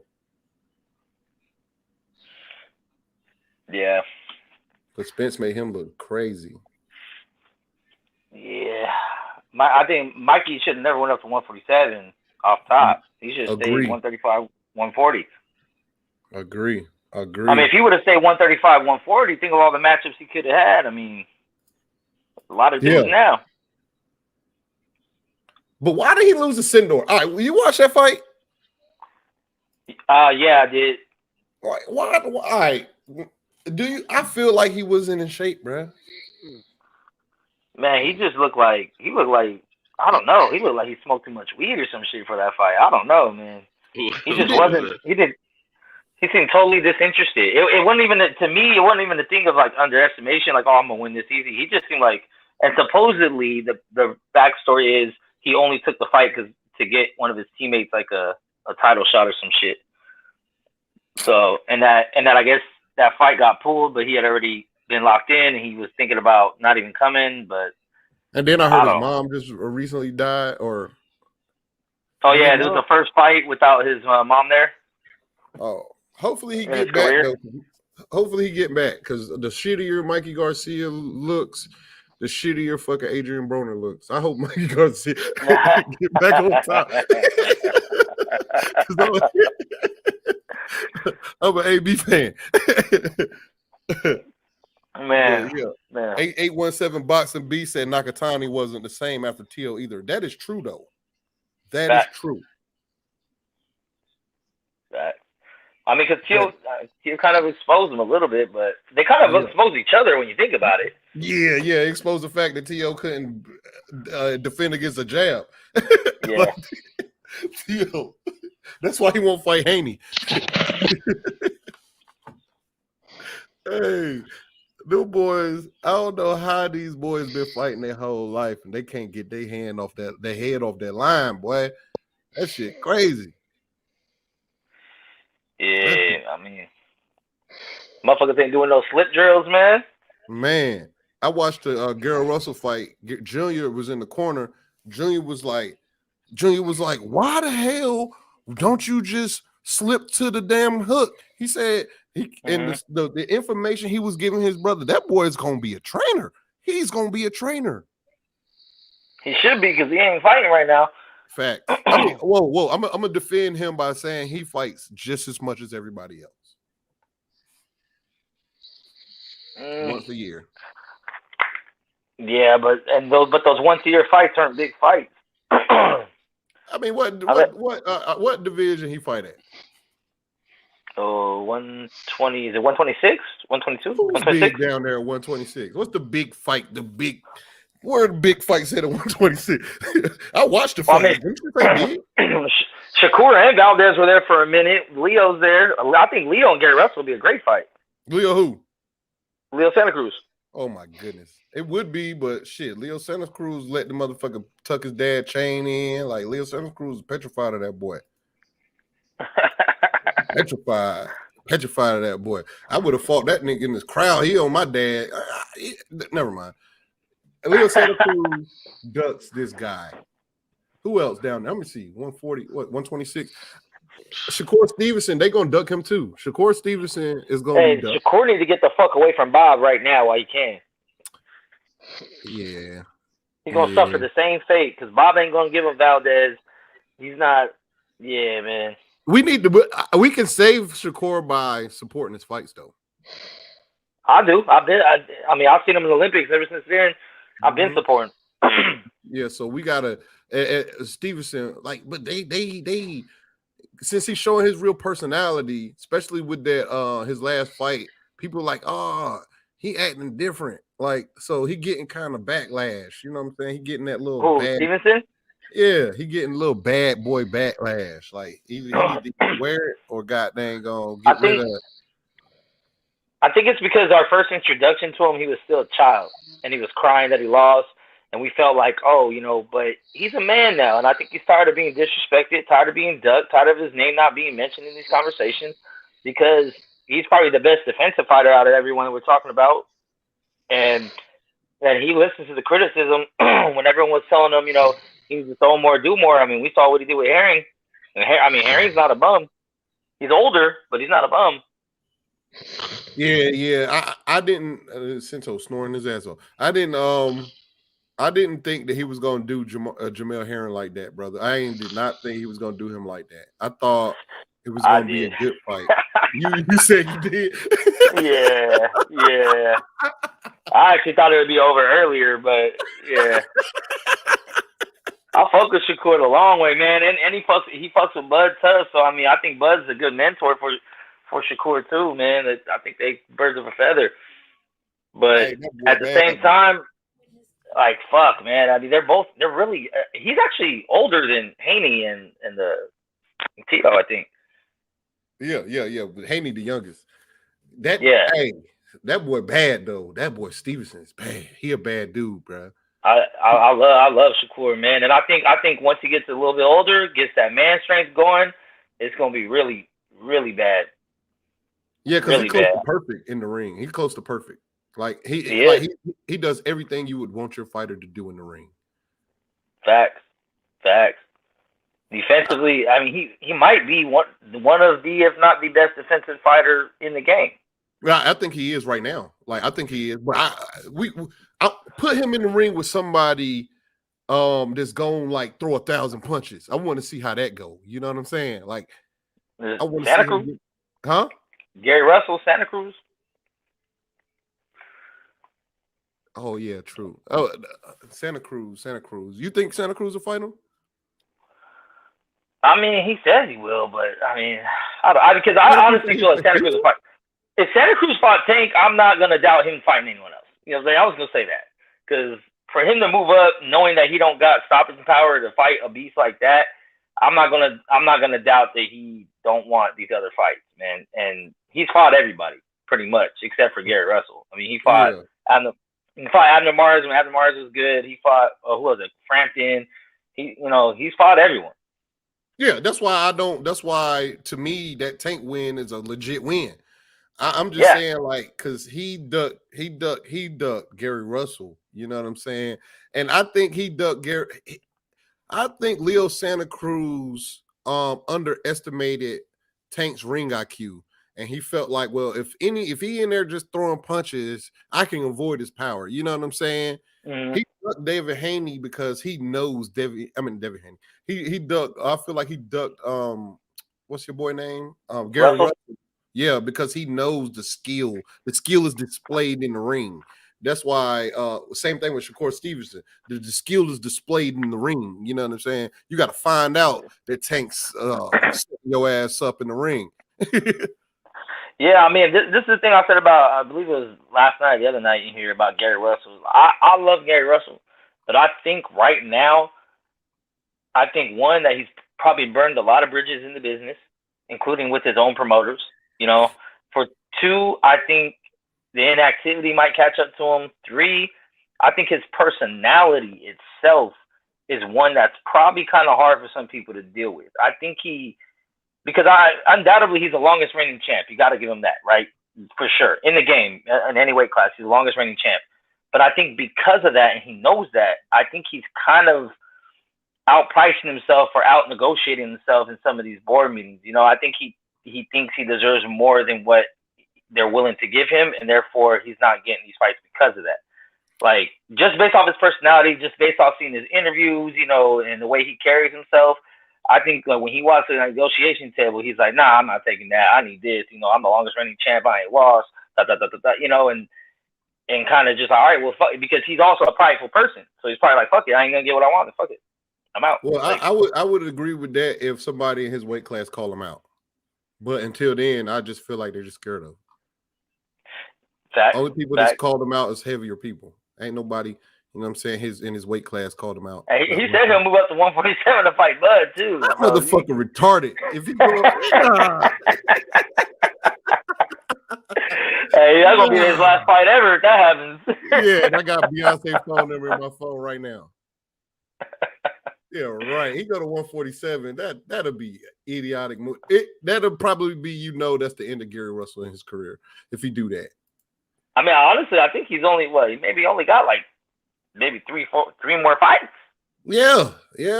He need to pass the torch. He need to go up and wait and fight Shakur Stevenson and pass the torch. Yeah. Or no. Russell and Fulton. Oh. Russell and Fulton. I kind of want to see Fulton get those other belts though. Just go ahead and fight. I don't know how to pronounce his name. It could be for undisputed. Yeah.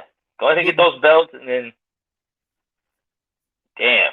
Yeah, I like Fulton, man. I didn't get to watch that fight, so I'm gonna save my judgment. I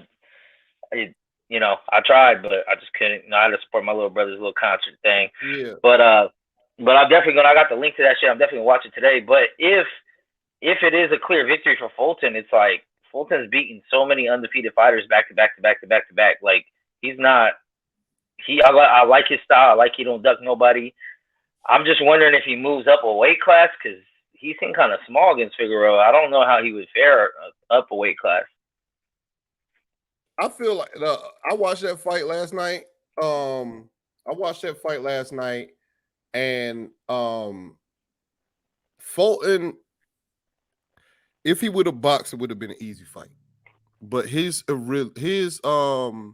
willingness to fight on the inside is what I felt like make the fight difficult for him, more difficult than it should have been, because the spots where he was boxing at, Figueroa is not blocking nothing. You know what I'm saying? It was a nip and tuck fight.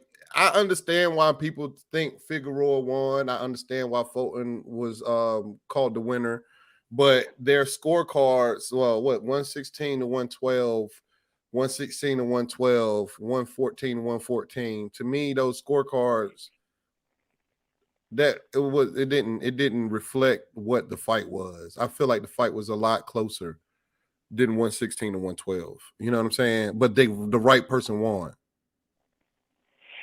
Well, I mean, a lot closer. 116, 112 would have just been 115, 113, or a draw. I mean, that's what I'm saying. That's why I say I'm not mad at no way. But to me, 116, 112 means that there was 4 rounds in that fight that he was dominating in. You know what I mean? Like he was dominating this round. Like when I see a fight like that, a scorecard like that, it says that somebody was dominating, which that wasn't true at all. You know what I'm saying? Yeah, I mean, I usually don't take a 2-round difference. I consider that a close fight. Usually when it gets 8-4, then I'll be like, all right, 8-4 is usually where it starts, where I'm like, okay, that was a clear 116 victory. and 112 is 4 rounds. There's a 4-round difference. Oh, you said 116, 112. Okay. Yeah. No, I didn't get to see that. I really wanted to watch that shit too, man. Watch it when you get time, because it was a great fight. It's like you will see it in the fight of the year. I'm gonna watch it and score it. Yeah. And I had Fulton up by 2. I think he won by 2, and that was at the very end of the fight, because I think at the very end of the fight he got Figueroa to slow down. You know what I'm saying? He got Figueroa to slow down, and he followed the instructions. The corner was like, "Man, boxes do," and when he was like, "Man, boxes do," he started boxing them, and I felt like he pulled off the last 2 rounds to win the fight. That's how close the fight was to me, in my opinion. Yeah, fuck, man. I'm definitely gonna have to, because Gary Russell need to get a fight ASAP, man. He's sitting down too long and not taking a big. I mean, honestly, I wouldn't even mind seeing a Loma rematch. Yeah, I know Loma's at 135 now, but I wouldn't mind seeing that. That's his only L. So, and that was a close fight. Yeah, but shit, damn. He said he'd go up to 147 to fight Crawford. I don't see why he won't go to 135 to fight Lopez. I mean, Loma. You know. Yeah. And even if it's just for that fight, he don't got a campaign at 135. Just get that get back. Yeah. I wouldn't mind seeing him fight Rigondeaux either. No, even though Rigondeaux old as shit. I don't know. I'm guessing like 35. No, that nigga 32. He's still in his prime. Oh, he's good. He good. Yeah. Let me see who he can. Let me see what this motherfucker. What? I think Rigondeaux would be a slick fight too, but Rigondeaux's getting kind of old now too. Man, Rigondeaux and Gary Russell should have been having, bro. Yeah, facts. These niggas in chat hating. Kyle, man, play the song like they can't leave. These niggas act like they can't leave. But yeah, man. Gary Russell versus who? Shit, Loma, Rigondeaux. I don't know who else is at that division right now. The little guys I've just been starting to get into because I usually really don't care about midgets fighting. So, but I'm not gonna lie, Monster kind of got me into it because I've been hearing about this dude, and I'm like, who is this guy? I watched some of his fights. I'm like, okay, I see you. Nice. I like Monster. I like Monster anyway, but I don't know nobody else down there.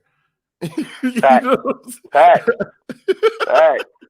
I mean, I got cussed out the other day because the nigga was like, Monster defeated blah blah blah. Like, bro, I've never heard these niggas. I don't get the channel. Hey. I don't get the Japan fighting channel, bro. Hey man, let me make this clear, right? Like Monster and all these young, these little guys, for sure they would whip my ass. I'm not even gonna go there. They will whip my ass. I'm not saying they wouldn't, but what I'm saying is, little ass dudes like that pump no fear in my heart, and they do not make me want to watch them fight. There's nothing I see that's like, you know what I mean? Like especially about other options, you know what I mean? Like that's how I look at. I mean, that's pretty much the truth in all fighting. There's a reason why the smaller weight classes don't sell like that. Because people don't like watching little ass dudes fight. You're like 5'3", 100, like a grown ass man that's 120 pounds. Like, yeah, 120 pounds in middle school. But yeah, that's why I don't like putting them on a pound for pound list either, bro. Like, because I don't see Monster anyway beating the Earl Spence on a even playing field. I don't got him beating a Terrence Crawford on an even playing field. I don't got him beating the Canelo on the even playing field. You know what I'm saying? Like, this dude don't got no defense. A motherfucker that don't got no defense is not finna beat no Terrence Crawford, no Canelo. If you ain't got no defense, Canelo is taking your head off. If you can block your head, he's snatching your body. You know what I'm saying? Like, that's why I don't be. The pound for pound list is kind of weird to me. Like, when I be telling motherfuckers is a nigga's opinion, everybody's like, nah, it's legit. Like, I don't get it. Because it's purely hypothetical, I mean, it's based on what you're seeing from that fighter, and then like if they were all the same size. But some of the reasons why people fight the way they do is because of their size difference or advantage or stamina issue. Different things. Because it's like, if you're like, okay, if you're all the same size, and it's like your dimensions, what would be the dimensions? Would their arms would still be longer than other people's arms, which means they might be more on the jab and shit versus dudes like someone like Tank Sprain, who's small and stocky. Even if he was 5'10", I mean, he'd be small and stocky. So, I get it. Picasso says, come on, Max, smaller guys are exciting because they will give you your money's worth. Well, why don't y'all buy their fights then? Yeah. I mean, to me, it's like female fights. Like, female fights, they be getting off. That's because they don't knock each other out. They can just sit there and punch each other in the face. Bro, I tried to say this shit on, bro, because I put Clarissa Shields in in my top pound for pound, and the nigga was like, you can't put women in the top 5 pound for pound because a woman can't beat a man. I was like, well, a Monster anyway can't beat a motherfucking 160 pound man either. You know what I'm saying? Like, what the fuck? What are we doing? This shit is imaginary. Yeah. You can't imagine you can't imagine Clarissa Shields' freaking skills and technique in the ring against let's say Logan Paul's skill and technique in the ring, and to come up with who would win in a fight if they was on the same playing field. I mean, I never put men and women together, man. I can't do that. I'm one of those. If you can't put men and women together, you can't put big dudes and little dudes together because it's two different sports. You can't put Javonna Davis in the same list as you put Tyson Fury. It's different sports. Can't do it. So if you can imagine a little ass dude at fucking 5'7", 155 pounds beating up on let's say Luis Ortiz. Could you imagine Earl Spence, skilled fighter, fighting Luis Ortiz? You know what I'm saying? Like, you can't do it. Yeah. That's true. I think on average that's true, but I think we've all seen some little dudes beat the shit out of some big dudes before. So, but we also seen some women beat the shit out of dudes before. I mean, untrained probably. Trained versus untrained. I mean, I get it, bro. I don't see too many women in the wild just beating up. It would be disrespectful to men. You know what I mean? But it's there's a reason they have. There's a reason they're separate, man. We gotta keep that separate. I mean, Clarissa Shields. I agree. But I do think Clarissa Shields needs to be applauded more for her accomplishments in the sport. Period. Like, she's doing shit that men can't even do. Like, the reason why I got her in my pound for pound is not that I think that she could beat fucking anybody on that list. My thing is what she's done in the ring. You know what I'm saying? Yeah. Because if you can put Terrence Crawford on the list, if you can put, because of his accomplishments, then I feel like you could put Clarissa Shields on the list because of her accomplishments. Fact. See, and I think pound for pound should be more of that. Your accomplishments, your level of competition, like that kind of like thing. Because if you're just saying, well, imagine if they were all the same size and the same weight class, and it's like you said, we make them believe. But if you're saying, okay, who have they fought? Have they fought top dudes? Who are the dudes they fought? It's just level of competition. I think would be an easier way of doing something like that.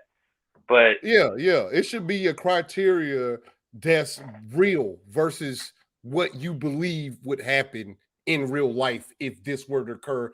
How you can imagine two dudes the same size and put them in the ring in real life and come up with a real list. You know what I'm saying? Like, it doesn't make no sense. Literally doesn't make sense. You know what I'm saying? Yeah. But then you have people like Canelo and Pacquiao who just move up 5-6 weight classes and they are the guy in it. That goes up and down. Because I feel like they're if you're putting people in a pound for pound list based off of accomplishments, Clarissa Shields has to be there. But if you putting people on the pound for pound list based off of something that's imaginary, like what if there was the same size? No, she can't be on there. You know what I mean? Neither can Monster though. Yeah. I think there should be a lot more clear criteria, such as I do believe that stoppages should count for more than a decision win. I mean, because leaves no doubt. It leaves no doubt.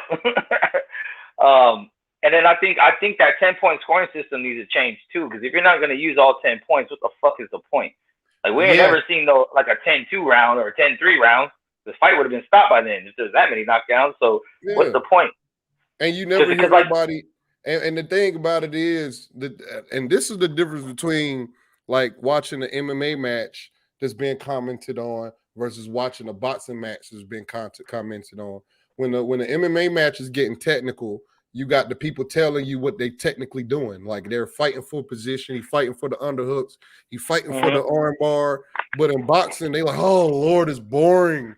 This is boring. Oh, he's throwing pity pat punches. Like, nah, you got to explain to the guys that he's measuring distance. You know what I'm saying? Like, it's just the boxing commentary is the reason why boxing is trash, bro. It's the reason why the fans don't know shit, because they listening to some people emotion, and there's a invested interest when you got guys to work for the company commenting on boxers who also work for the company. Yeah, that's factual, man. That is factual, and that's why I kind of like. I mean, as much as Max Kellerman gets on my fucking nerves, I do like that after that most recent fight, he had mentioned like, hey, okay, certain people here work for certain companies, and maybe that's why they're making the picks they're making. I think it was after the Terrence Crawford fight when he was pretty much everyone there works for the same company, so don't let it kind of sway you or whatever. But I mean, I would like to see more tournaments in some of these weight divisions. I think there's money to be made for all promoters. They just get them all in there. But like you said, a lot of people ain't willing to risk their cash cow in those type of situations.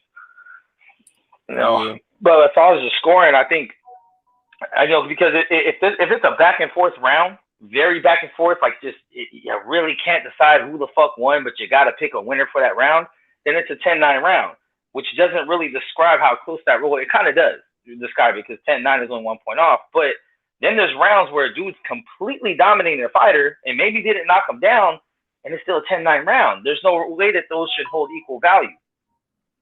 Yeah, you're right. You should be able to get 10-8, 10-7, 10-6 rounds if you just dominated, dude can't touch you.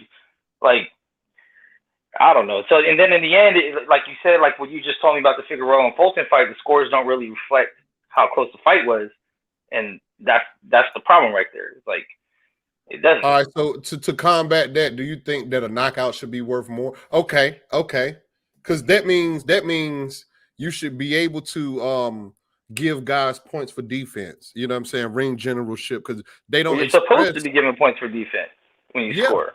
Yeah, I do when I score rounds. So that's why when even though one guy's throwing a lot of punches, if he's missing a lot, I give points to the dude that made him miss. And or block the punch. So, I mean, because it's supposed to be it's supposed to be what? It's supposed to be equal parts of the scoring, and then the only thing that kind of changes is as far as the ring generalship and the effective aggression. So it's like just going forward don't get you points in boxing. You got to be effective. It got to be effective aggression. It got to be.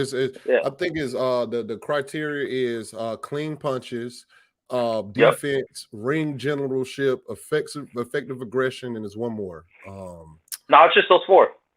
Okay. But and that lets.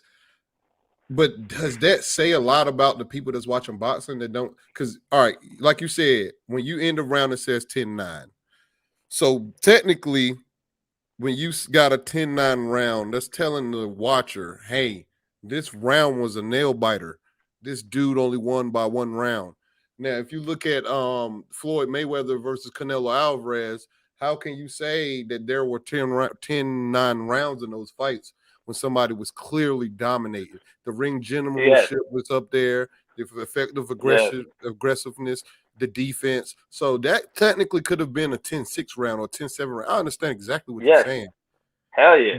And then my thing is too, like if say in a situation where in a situation such as maybe like that Teofimo first round, where someone won majority of the round, but then you get a knockdown, then that should kind of even it out. You know what I mean? Like, okay, like, it kind of, because I think there should be more rounds that are tied also.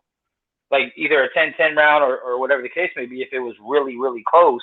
Because sometimes there's some rounds that are so close that you'll be like, okay, since I have to pick a winner, then I'm going to pick this dude. And then you start even second guessing yourself, like, damn, maybe he didn't get, you know what I mean? So it should just be a 10-10. Make it even. All right, that was an even round. Both dudes did a great job.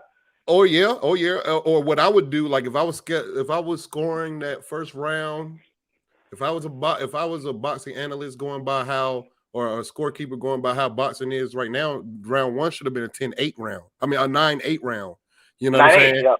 Because Teofimo was actually dominating, and then so you got to give him you got to give him some points for dominating, but you also got to take away the point for getting knocked down, which I think a knockdown should be a 2-point deduction. You know what I'm saying? Yes. As far as judging the score, like I feel like a knockdown should be 2 points. Low blow, you know what I'm saying? I think that's pretty fair. Stuff like cheap shots. Like I think they should focus more on shots behind the head too. Like they don't. It's like they don't even really punish the guys for like. Anthony Joshua does this a lot. Hold the head down and shoot the uppercut. Like they don't. It's like they don't punish guys for that. Like the scoring criteria is different because they don't. It's not catered towards the defensive fighter. It seems like it's catered towards the fighter that's doing the most work. But once upon a time, you could. I mean, they say Willie Pep won a round without throwing a punch. So obviously, there's a point in time where they did put emphasis on defense. But I mean, I think a lot of those things too. It's kind of hard to get it when like because they're in the clinch and things happen in split seconds. I mean, we see a lot of shit in slow down replay between rounds, but the refs and everyone don't get to see it in slow motion. So they got to make bang bang decisions, and they're looking at everything. So they might be looking at the punch being thrown instead of where the other hand is at, or the the arm or the head. I mean, the headbutting shit happens too a little too often too. But then you realize like, hey, that happens in fights. Two different styles. Someone coming in and because you're taught to keep your chin down at all times. So if you're keeping your chin down, but you're also trying to get in the inside, the crown of your head is always going to be there. Yeah. But I mean, there's just certain. I don't know, man. I think there's a lot of things that should change, but at the end of the day, we know it'll never change. Boxing is the oldest sport. It's probably the most corrupt sport ever, and nothing will ever change that. I mean, the feds investigated baseball for steroids, but they won't investigate boxing for PEDs when people can actually die, and get their fucking face knocked off. They're not wondering where the money's going. I mean, everyone knows the mafia's involvement from back in the day in boxing, so the feds never got involved in that shit and said, hey, we heard the mafia's involved in this shit. We're going to investigate. They don't really give a fuck. So at the end of the day, nothing's going to change. The politics is going to be the politics. But I think within the next 5 years, we might see a PBC takeover, though. Yeah. And I also got to say, us fans, we got to have a bigger voice, too. I feel like instead of arguing over stuff like purse bids, we should be talking about the parts of boxing that needed to be talked about. A lot of fans don't understand, in my opinion, what they're watching. They don't understand because Teofimo got dominated in that fight. And when you see people all over Twitter with freaking tied cards and stuff like that, I just feel like somebody was like, Teofimo, the knockout saved the fight, and stuff like that. I'm just like, man, how can two people watch the same exact fight where somebody is literally dominating and see different stuff? You know what I'm saying? If the fight is nip and tuck, you might see something different. But if there's a domination, there shouldn't have been a fucking I always bring back the Canelo Floyd fight. There should never have been that card. That card shouldn't have never existed. It should have never been a draw. Absolutely not. Yeah, but Canelo himself said that, and that kind of clears it all up there. With last night, I had an 8-4 Cambosis, but I did have 3 swing rounds, so that kind of could make it a draw. Yeah, but that means you would have to swing all 3 of those rounds to Teofimo. Facts. But depending on who's looking at the fight, that's why when you're saying that some people say Teofimo, I'm like, well, if you're a Teofimo fan and you're going into it, then you're probably going to give those swing rounds to him. Or if you're someone that feels like swing rounds go to the champ, then that could also be an issue too. I try to judge it fairly. I obviously I go into fights thinking I'm rooting for someone. But I try not to let that sway my opinion. I watch all fights on mute. I've been doing that shit for probably the past 5-6 years. Mm-hmm. I watch every big fight on mute. I don't listen to no commentators no more trying to tell me what I'm looking at. I throw music on. Yeah, man. Because especially after that Pacquiao-Bradley fight that everyone got mad about. Because I kind of thought that Pacquiao won that one too. And then I watched it on mute and I was like, wait a second. Because Jim Lampley's sitting here talking, the left hook, and he didn't land it. So I'm like, okay, yeah, I got to get off that commentary shit because once again, the politics, the commentators are there for their fighter that's fighting on their network. So of course they're going to big up certain things and downplay the other person. But last night I watched that whole thing on mute. So I have no idea what the commentating was or what the narrative was on that fight. And I just turn it back on when they do their interviews after the fight's over. Yeah.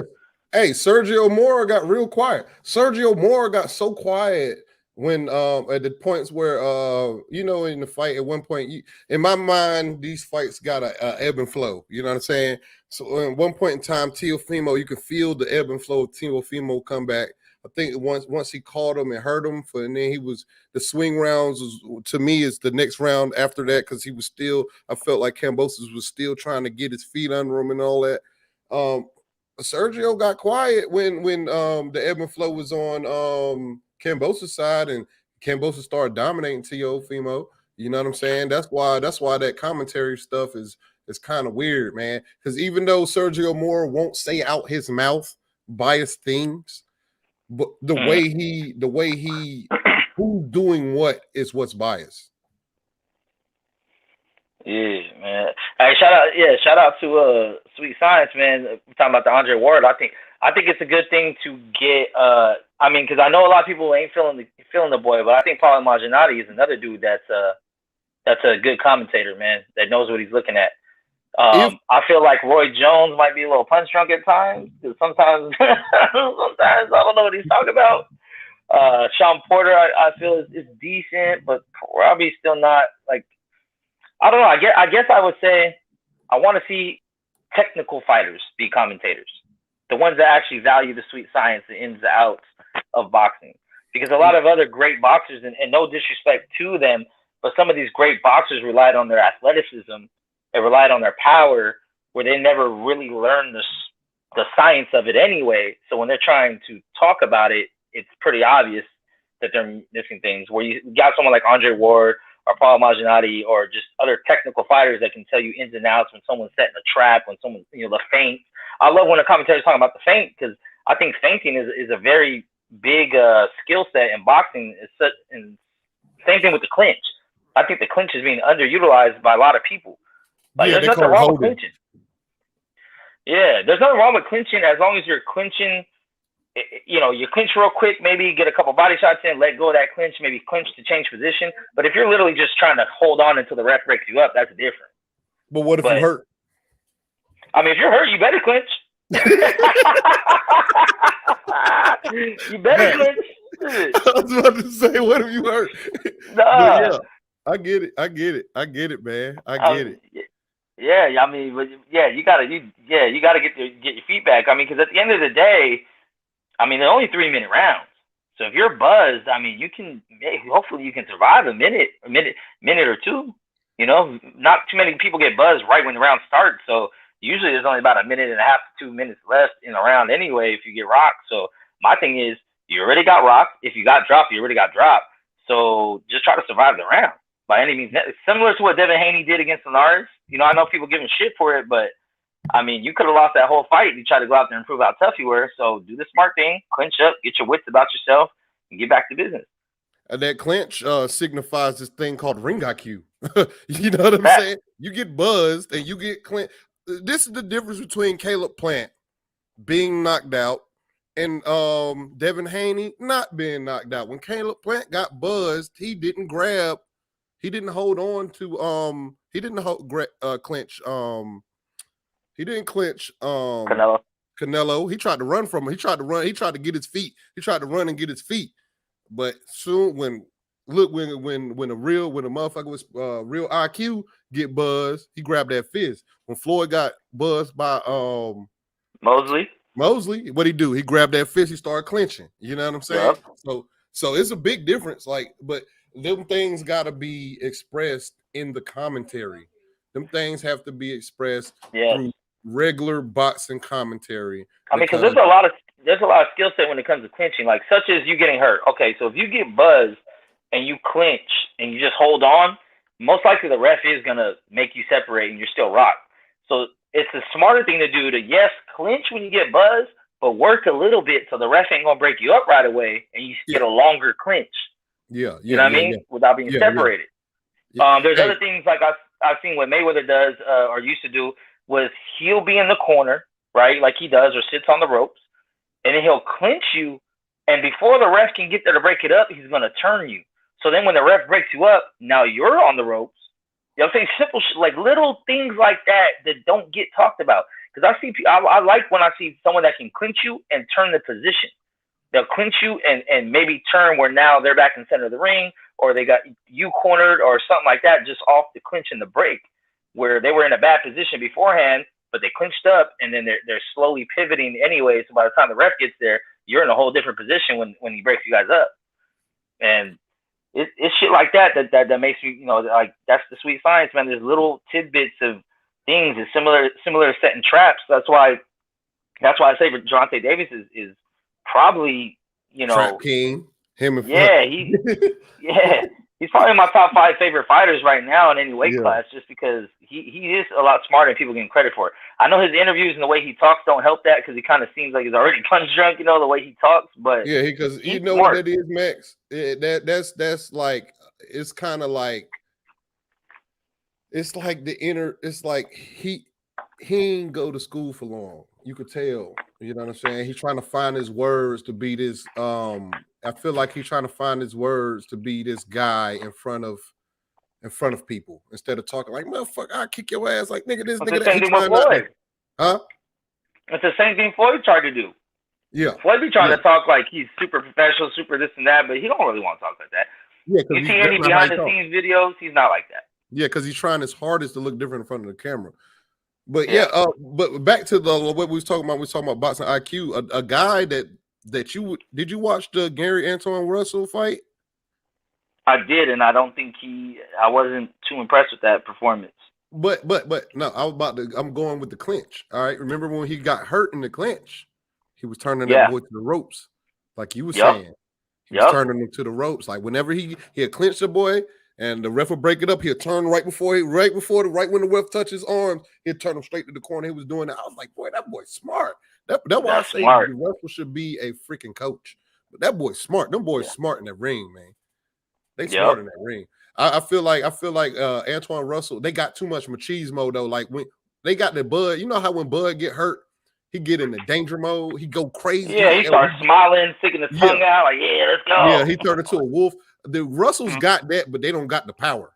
You know what I mean? Yeah. There's Crawford when he turn up, he's throwing fucking bombs, and they coming from, and they perfect bombs. These ain't no looping shots. You know what I'm saying? Oh yeah, this Antoine Johnson said Russell smooth with the pivots. Yeah, they are smooth pivoting. Oh, he said that was he said that was Gary Antonio Russell last night. So Antoine is what? Antoine is the bigger one? I think so. Was he welterweight or the one that beat Boots in the amateurs? Yeah. Okay, yeah, true. All right, Boots. Let's talk about Boots. Who do you think should step up and fight Boots? Fuck. Man, I'm on the fence about that, right? I am a proponent of, if you're out there fighting, you fight the best. But I kind of do feel like this is the end of the welterweight era. Like, I think there's almost a clear separation as far as like Virgil and Boots, and then the Thurmans, the Spence, the Buds, Porter and Garcia, but Porter's gone now and Garcia moved up. But I want to see those dudes get their shit off first before we start introducing someone else, because I don't want the same shit to happen like what happened right now with Cambosos fucking up everything with Tio possibly fighting other people. Like, I know that's selfish of me as a fan. Now, as far as a fan of the sport, though, I mean, he's the number one contender for some of these dudes, man. And he's a real problem. He's a real problem. So I think they're all gonna avoid him. I think Spence, Thurman, and Bud are all gonna avoid him. So I would say, I mean, and if he fights Virgil Ortiz, and one of them's got to take that L and probably hurt their stock also. So it's a tricky situation, I think, man. It's a tricky situation. But I like to see him in the ring with anybody. As long as this competition stays high now from here on out, he shouldn't be fighting no one else that's like on the come up and shit. Or move up to 154 and just get down up there. Yeah, hell, I'm looking at shit. In my opinion, Jaron Ennis, let me get to another. This is boxing based. Let me go to another one. Let's go to, because I want to say he could fight. Is it too early for him and Ortiz to fight?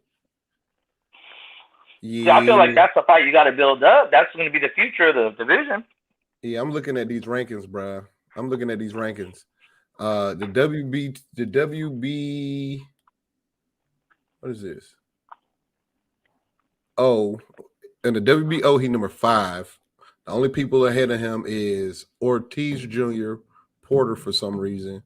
Mikey Garcia is number 3 in the WBO Yeah, if I was Ennis, I'd go after him.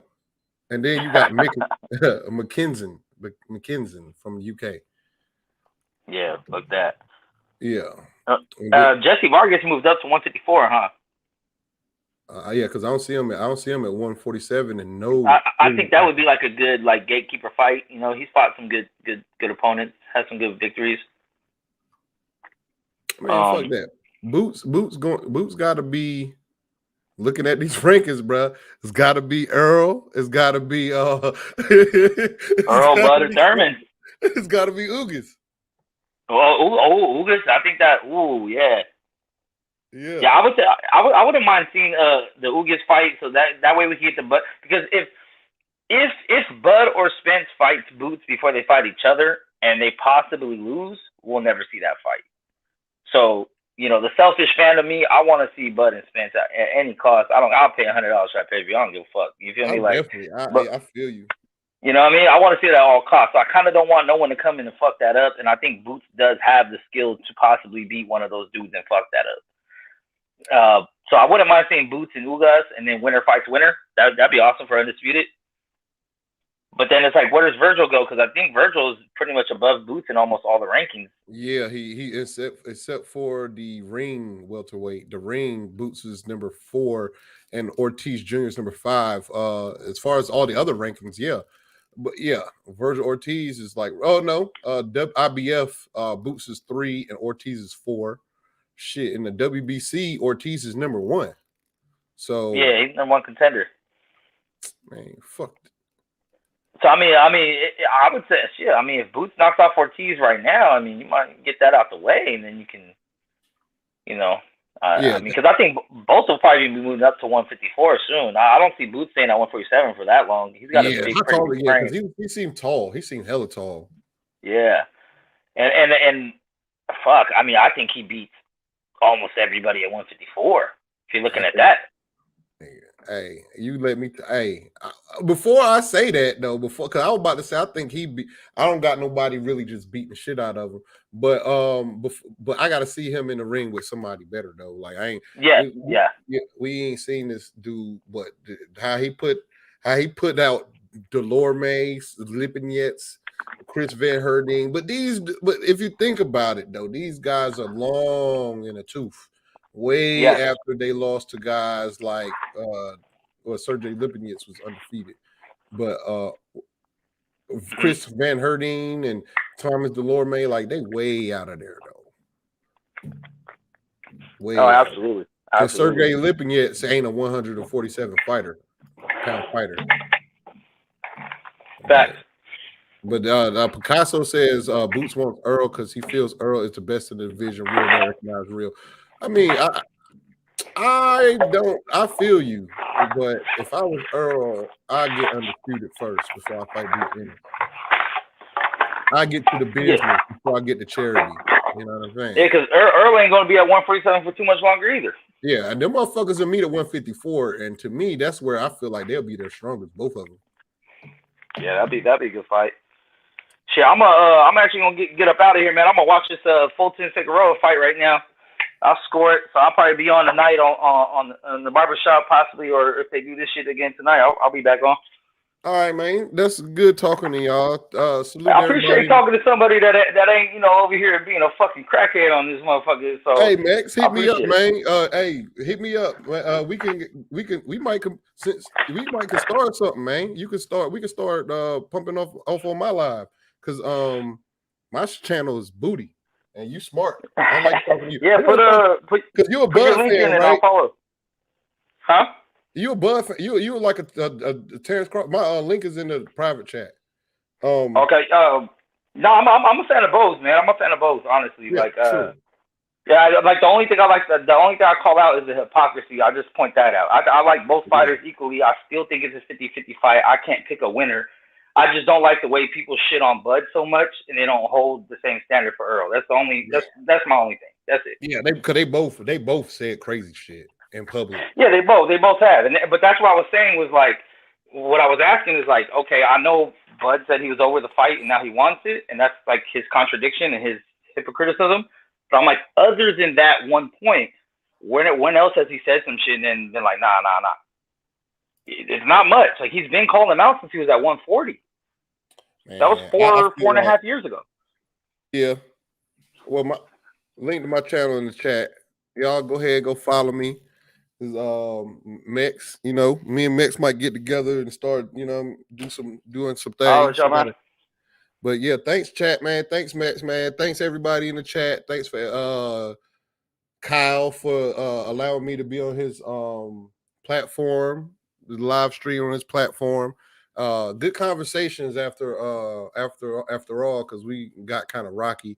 Salute to Picasso for listening to me. Salute to Antoine Johnson. Salute to D Will. Salute to Brent Jones, Oak Park Boxing, 817 Boxing B.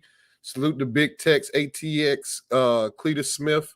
Salute to everybody that listened to me, man. Everybody that was helping me out on some of my facts. You know what I mean? But I'll be back next time, baby. I'm out of here.